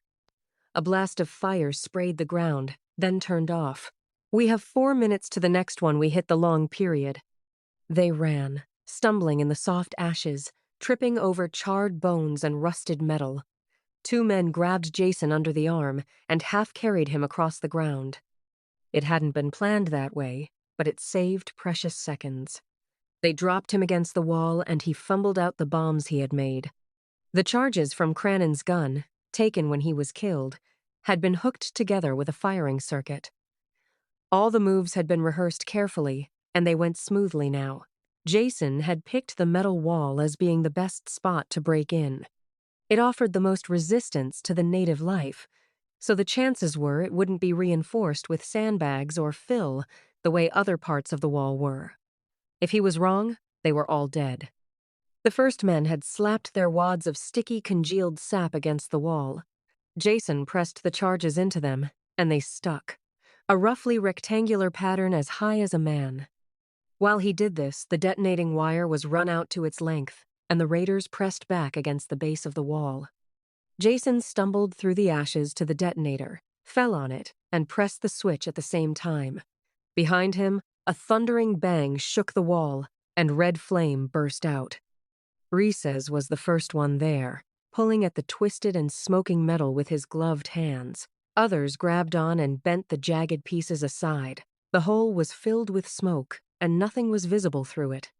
Jason dived into the opening, rolled on a heap of rubble, and smacked into something solid. When he blinked the smoke from his eyes, he looked around him. He was inside the city. The others poured through now, picking him up as they charged in so he wouldn't be trampled underfoot. Someone spotted the spaceship, and they ran that way. A man ran around the corner of a building towards them. His Pyrrhus reflexes sent him springing into the safety of a doorway the same moment he saw the invaders. But they were Pyrrhus too. The man slumped slowly back onto the street, 3 metal bolts sticking out of his body. They ran on without stopping, running between the low storehouses. The ship stood ahead. Someone had reached it ahead of them. They could see the outer hatch slowly grinding shut. A hail of bolts from the bows crashed into it with no effect. "Keep going," Jason shouted. "Get next to the hull before he reaches the guns." This time, 3 men didn't make it. The rest of them were under the belly of the ship when every gun let go at once. Most of them were aimed away from the ship. Still, the scream of shells and electric discharges was ear-shattering.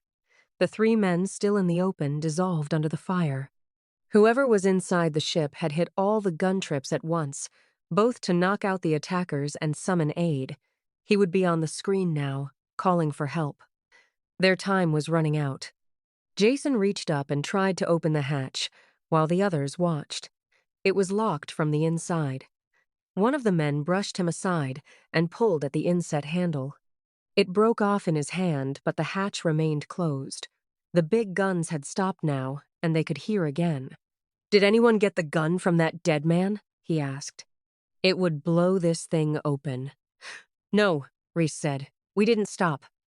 Before the words were out of his mouth, 2 men were running back towards the buildings, angling away from each other. The ship's guns roared again. A string of explosions cut across one man. Before they could change direction and find the other man, he had reached the buildings. He returned quickly, darting into the open to throw the gun to them. Before he could dive back to safety, the shells caught him. Jason grabbed up the gun as it skidded almost to his feet. They heard the sound of wide-open truck turbines screaming towards them as he blasted the lock. The mechanism sighed, and the hatch sagged open. They were all through the airlock before the first truck appeared. Naxa stayed behind with the gun to hold the lock until they could take the control room. Everyone climbed faster than Jason, once he had pointed them the way, so the battle was over when he got there. The single-city Pyrrhus looked like a pincushion. One of the techs had found the gun controls and was shooting wildly, the sheer quantity of his fire driving the trucks back. "Someone get on the radio and tell the talkers to call the attack off," Jason said. He found the communications screen and snapped it on. Kirk's wide-eyed face stared at him from the screen. "You," Kirk said, breathing the word like a curse. "Yes, it's me," Jason answered. He talked without looking up, while his hands were busy at the control board. "Listen to me, Kirk, and don't doubt anything I say. I may not know how to fly one of these ships, but I do know how to blow them up. Do you hear that sound?" He flipped over a switch, and the faraway whine of a pump droned faintly. "That's the main fuel pump.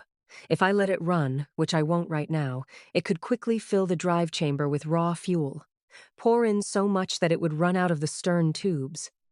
Then what do you think would happen to your one and only spacer if I pressed the firing button? I'm not asking you what would happen to me, since you don't care, but you need this ship the way you need life itself." There was only silence in the cabin now. The men who had won the ship turned to face him. Kirk's voice grated loudly through the room.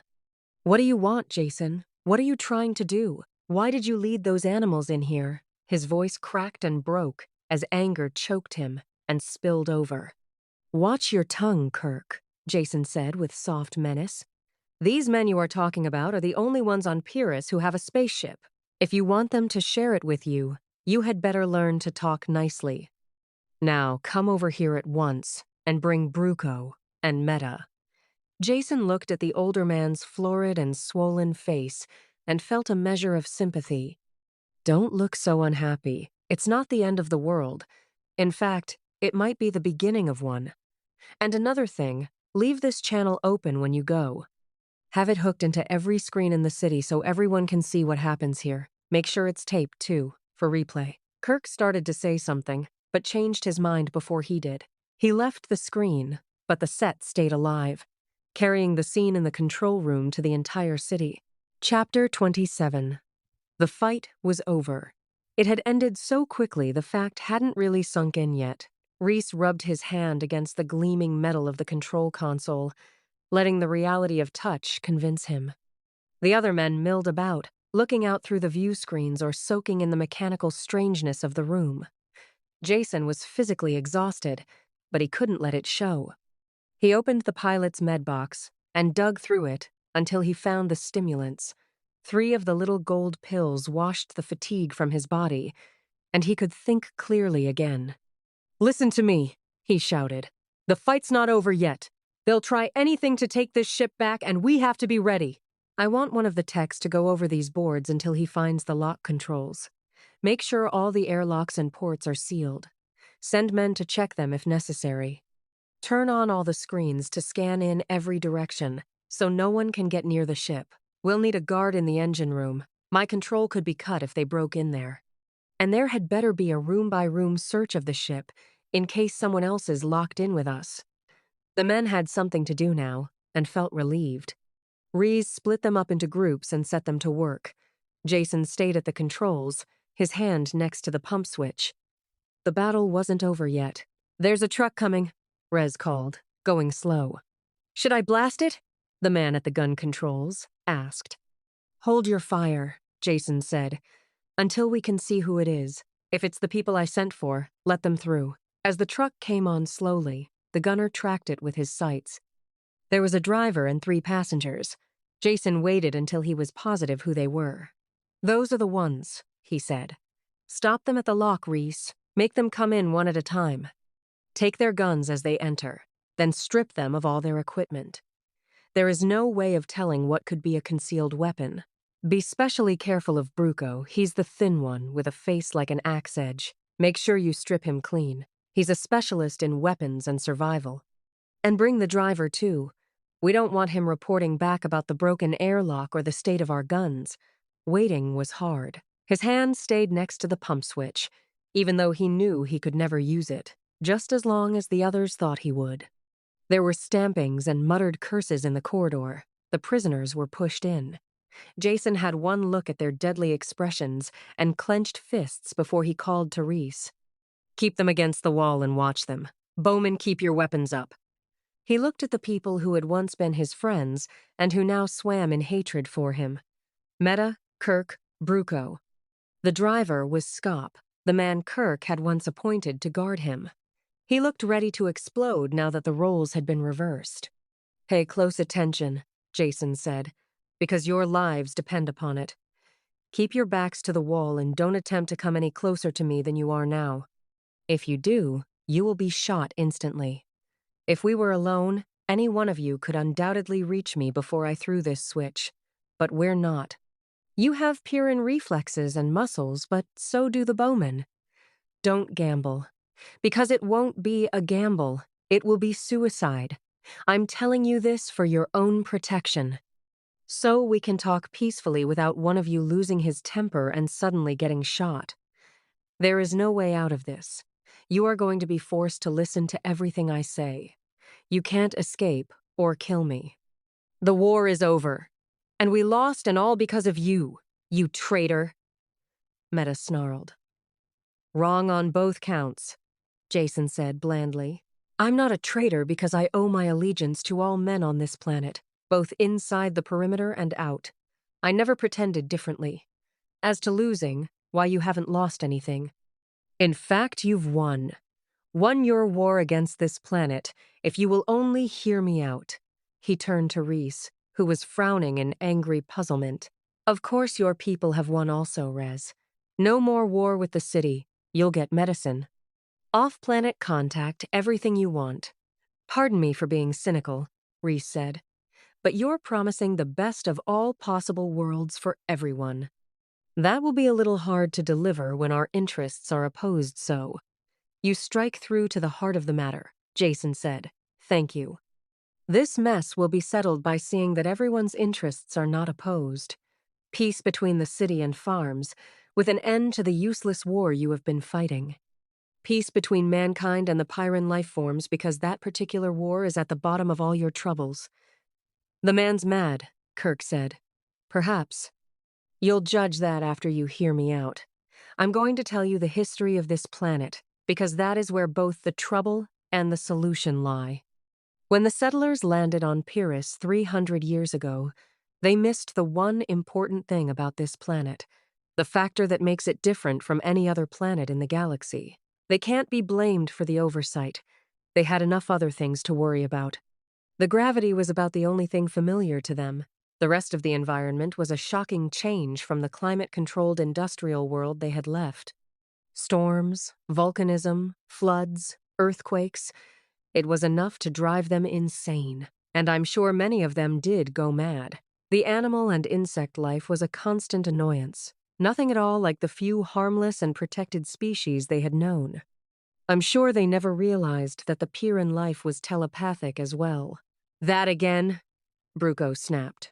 True or not, it is of no importance. I was tempted to agree with your theory of psionic-controlled attack on us, but the deadly fiasco you staged proved that theory wrong. I agree, Jason answered. I was completely mistaken when I thought some outside agency directed the attack on the city with psionic control. It seemed a logical theory at the time, and the evidence pointed that way. The expedition to the island was a deadly fiasco, only don't forget that attack was the direct opposite of what I wanted to have done. If I had gone into the cave myself, none of the deaths would have been necessary. I think it would have been discovered that the plant creatures were nothing more than an advanced life form with unusual psi ability. They simply resonated strongly to the psionic attack on the city. I had the idea backwards, thinking they instigated the battle. We'll never know the truth, though, because they are destroyed. But their deaths did prove one thing.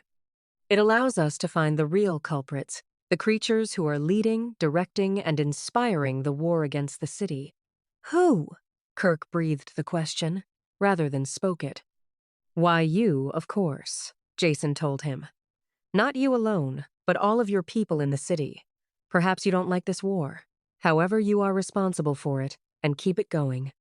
Jason had to force back a smile as he looked at their dumbfounded expressions. He had to prove his point quickly, before even his allies began to think him insane. Here is how it works. I said Pyrrhan life was telepathic, and I meant all life. Every single insect, plant, and animal.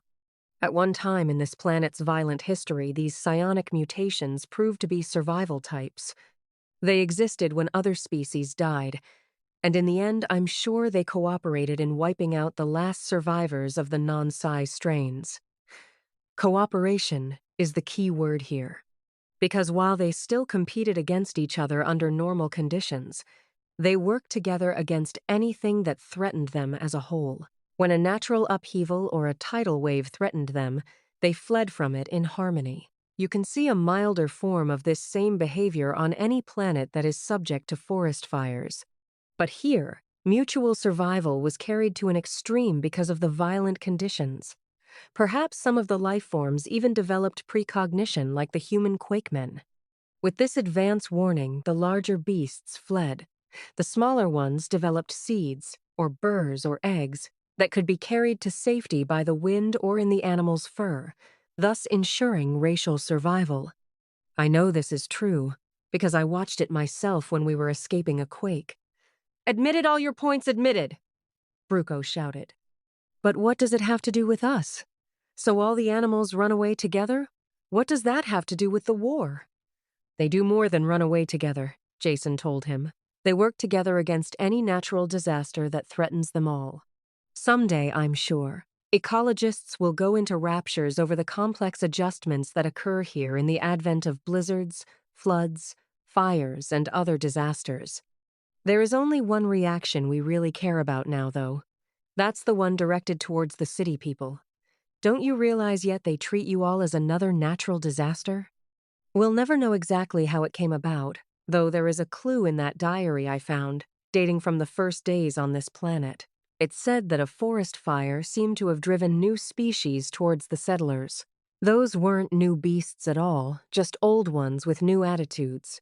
Can't you just imagine how those protected, over-civilized settlers acted when faced with a forest fire? They panicked, of course. If the settlers were in the path of the fire, the animals must have rushed right through their camp. Their reaction would undoubtedly have been to shoot the fleeing creatures down. When they did that, they classified themselves as a natural disaster. Disasters take any form. Bipeds with guns could easily be included in the category. The Pyrrhan animals attacked, were shot, and the war began. The survivors kept attacking and informed all the life forms what the fight was about. The radioactivity of this planet must cause plenty of mutations, and the favorable survival mutation was now one that was deadly to man. I'll hazard a guess that the psi function even instigates mutations. Some of the deadlier types are just too one-sided to have come about naturally in a brief 300 years. The settlers, of course, fought back and kept their status as a natural disaster intact. Through the centuries, they improved their killing methods, not that it did the slightest good, as you know. You city people, their descendants, are heirs to this heritage of hatred. You fight and are slowly being defeated. How can you possibly win against the biologic reserves of a planet that can recreate itself each time to meet any new attack? Silence followed Jason's words. Kirk and Meta stood white-faced as the impact of the disclosure sunk in. Bruco mumbled and checked points off on his fingers, searching for weak spots in the chain of reason. The fourth city, Pyrrhan's scope, ignored all these foolish words that he couldn't understand or want to understand, and would have killed Jason in an instant if there had been the slightest chance of success. It was Reese who broke the silence. His quick mind had taken in the factors and sorted them out. "There's one thing wrong," he said. "What about us? We live on the surface of Pyrrhus without perimeters or guns. Why aren't we attacked as well? We're human, descended from the same people as the Junkmen." "You're not attacked," Jason told him, "because you don't identify yourself as a natural disaster. Animals can live on the slopes of a dormant volcano, fighting and dying in natural competition, but they'll flee together when the volcano erupts. That eruption is what makes the mountain a natural disaster.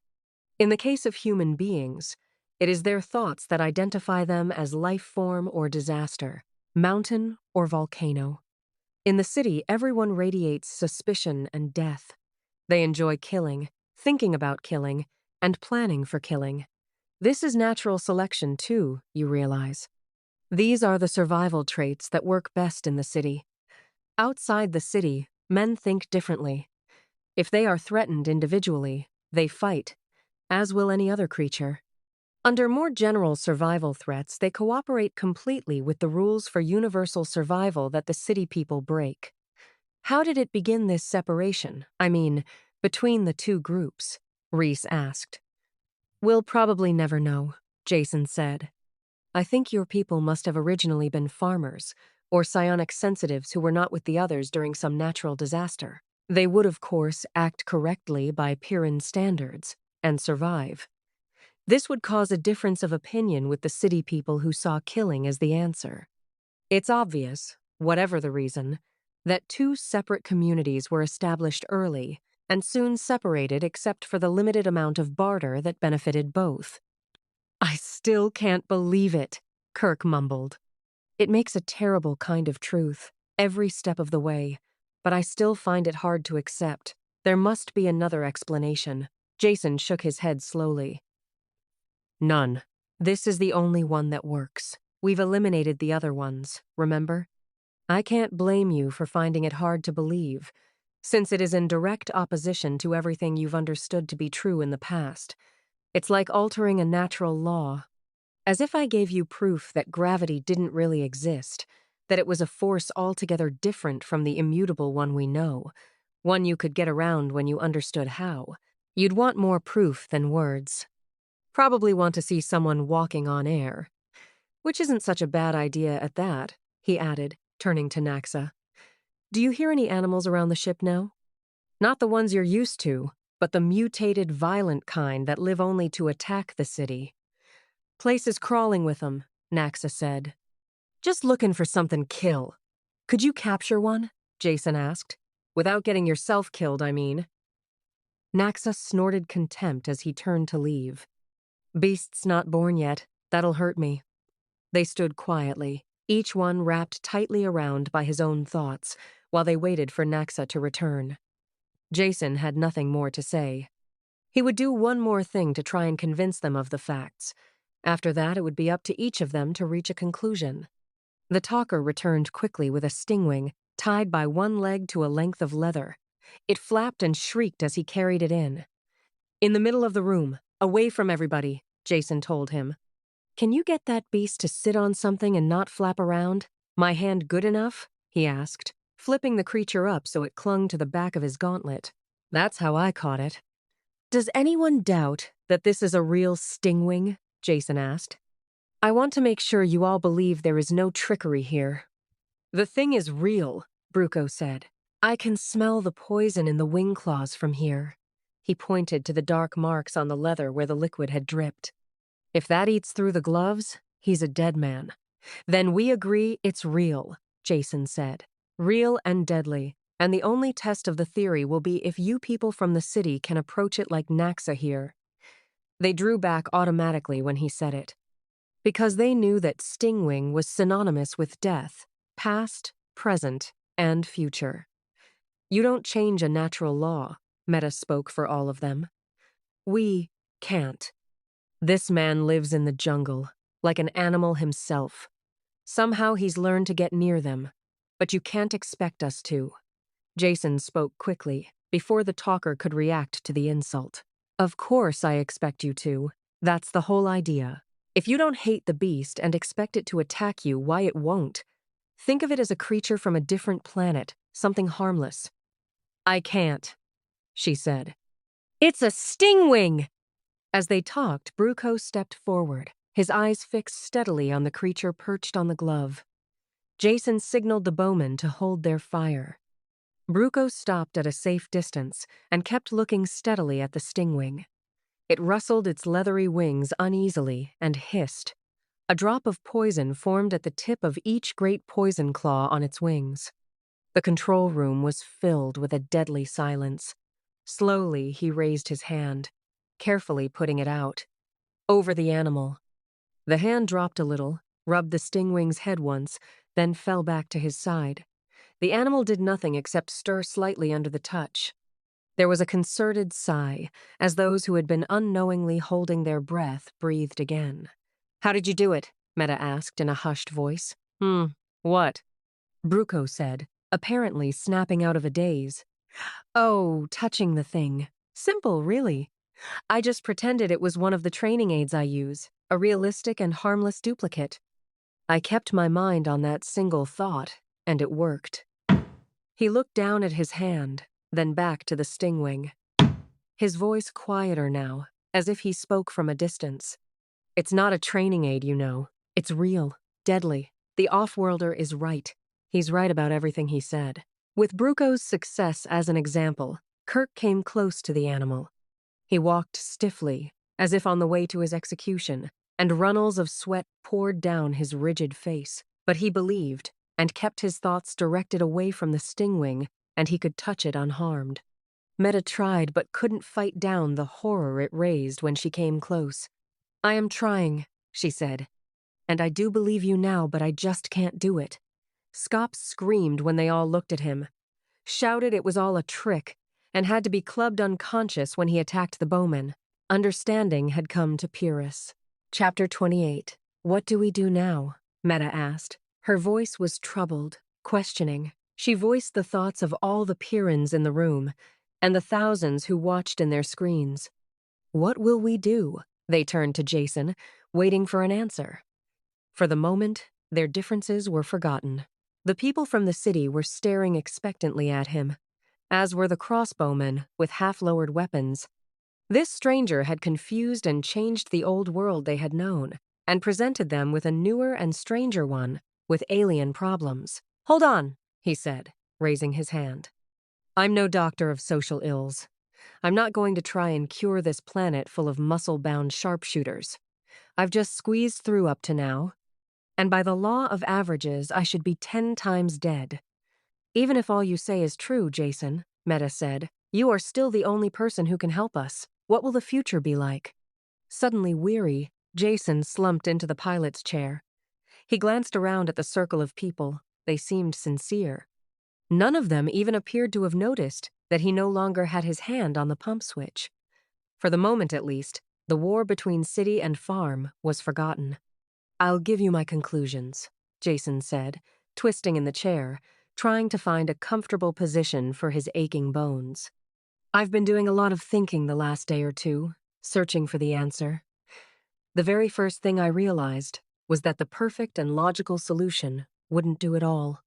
I'm afraid the old ideal of the lion lying down with the lamb doesn't work out in practice. About all it does is make a fast lunch for the lion. Ideally, now that you all know the real causes of your trouble, you should tear down the perimeter and have the city and forest people mingle in brotherly love. Makes just as pretty a picture as the one of lion and lamb, and would undoubtedly have the same result. Someone would remember how really filthy the grubbers are, or how stupid junkmen can be, and there would be a fresh corpse cooling. The fight would spread, and the victors would be eaten by the wildlife that swarmed over the undefended perimeter. No, the answer isn't that easy. As the Pyrrans listened to him, they realized where they were, and glanced around uneasily. The guards raised their crossbows again, and the prisoners stepped back to the wall and looked surly. "See what I mean?" Jason asked. "Didn't take long, did it?" They all looked a little sheepish at their unthinking reactions. If we're going to find a decent plan for the future, we'll have to take inertia into consideration. Mental inertia, for one. Just because you know a thing is true in theory doesn't make it true in fact. The barbaric religions of primitive worlds hold not a germ of scientific fact, though they claim to explain all. Yet if one of these savages has all the logical ground for his beliefs taken away, he doesn't stop believing. He then calls his mistaken beliefs faith because he knows they are right. And he knows they are right because he has faith. This is an unbreakable circle of false logic that can't be touched. In reality, it is plain mental inertia. A case of thinking what always was will also always be, and not wanting to blast the thinking patterns out of the old rut. Mental inertia alone is not going to cause trouble. There is cultural inertia, too. Some of you in this room believe my conclusions and would like to change. But will all your people change? The unthinking ones, the habit-ridden, reflex-formed people who know what is now, will always be. They'll act like a drag on whatever plans you make, whatever attempts you undertake to progress with the new knowledge you have. "Then it's useless, there's no hope for our world?" Rice asked. "I didn't say that," Jason answered. "I merely mean that your troubles won't end by throwing some kind of mental switch. I see 3 courses open for the future, and the chances are that all 3 will be going on at the same time. First and best will be the rejoining of city and farm Pyrrans into the single human group they came from.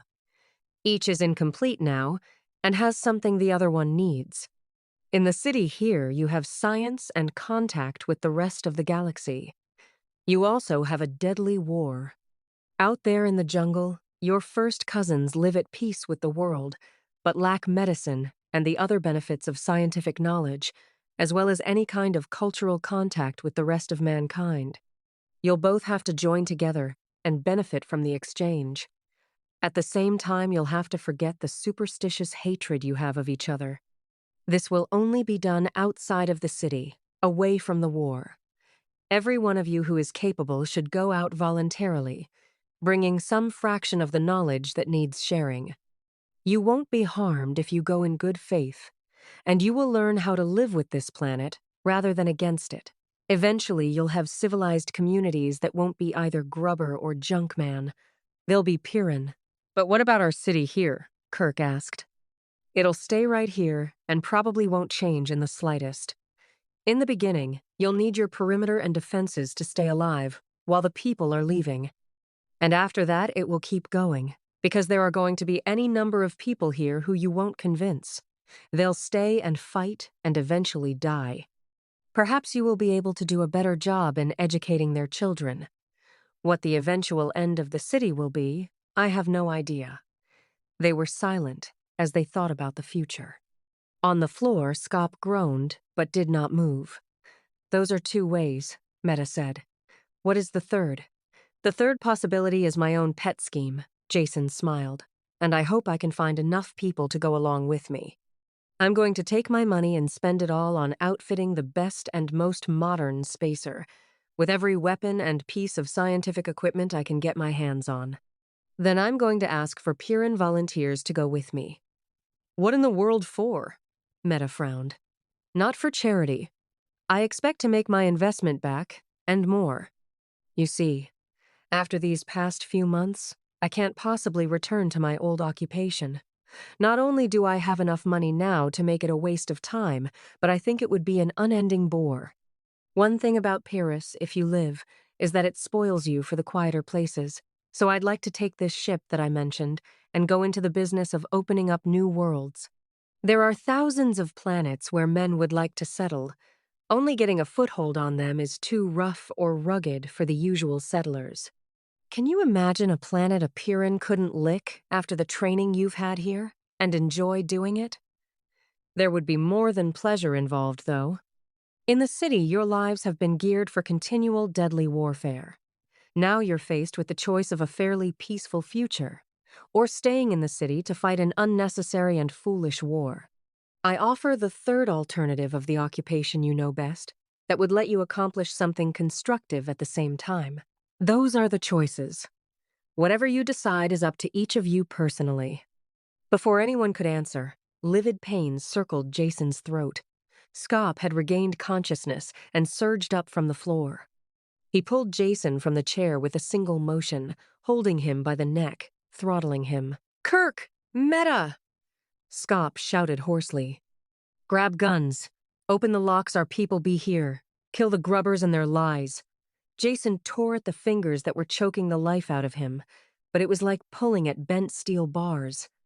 He couldn't talk, and the blood hammered in his ears. Meta hurtled forward like an uncoiled spring, and the crossbows twanged. One bolt caught her in the leg, the other transfixed her upper arm. But she had been shot as she jumped, and her inertia carried her across the room, to her fellow Pyrrhus and the dying off-worlder. She raised her good arm and chopped down with the edge of her hand. It caught Scop a hard blow on the biceps, and his arm jumped spasmodically, his hand leaping from Jason's throat. "What are you doing?" He shouted in strange terror to the wounded girl who fell against him. He pushed her away, still clutching Jason with his other hand. She didn't answer. Instead, she chopped again, hard and true, the edge of her hand catching Scop across the windpipe, crushing it. He dropped Jason and fell to the floor, retching and gasping. Jason watched the end through a haze, barely conscious.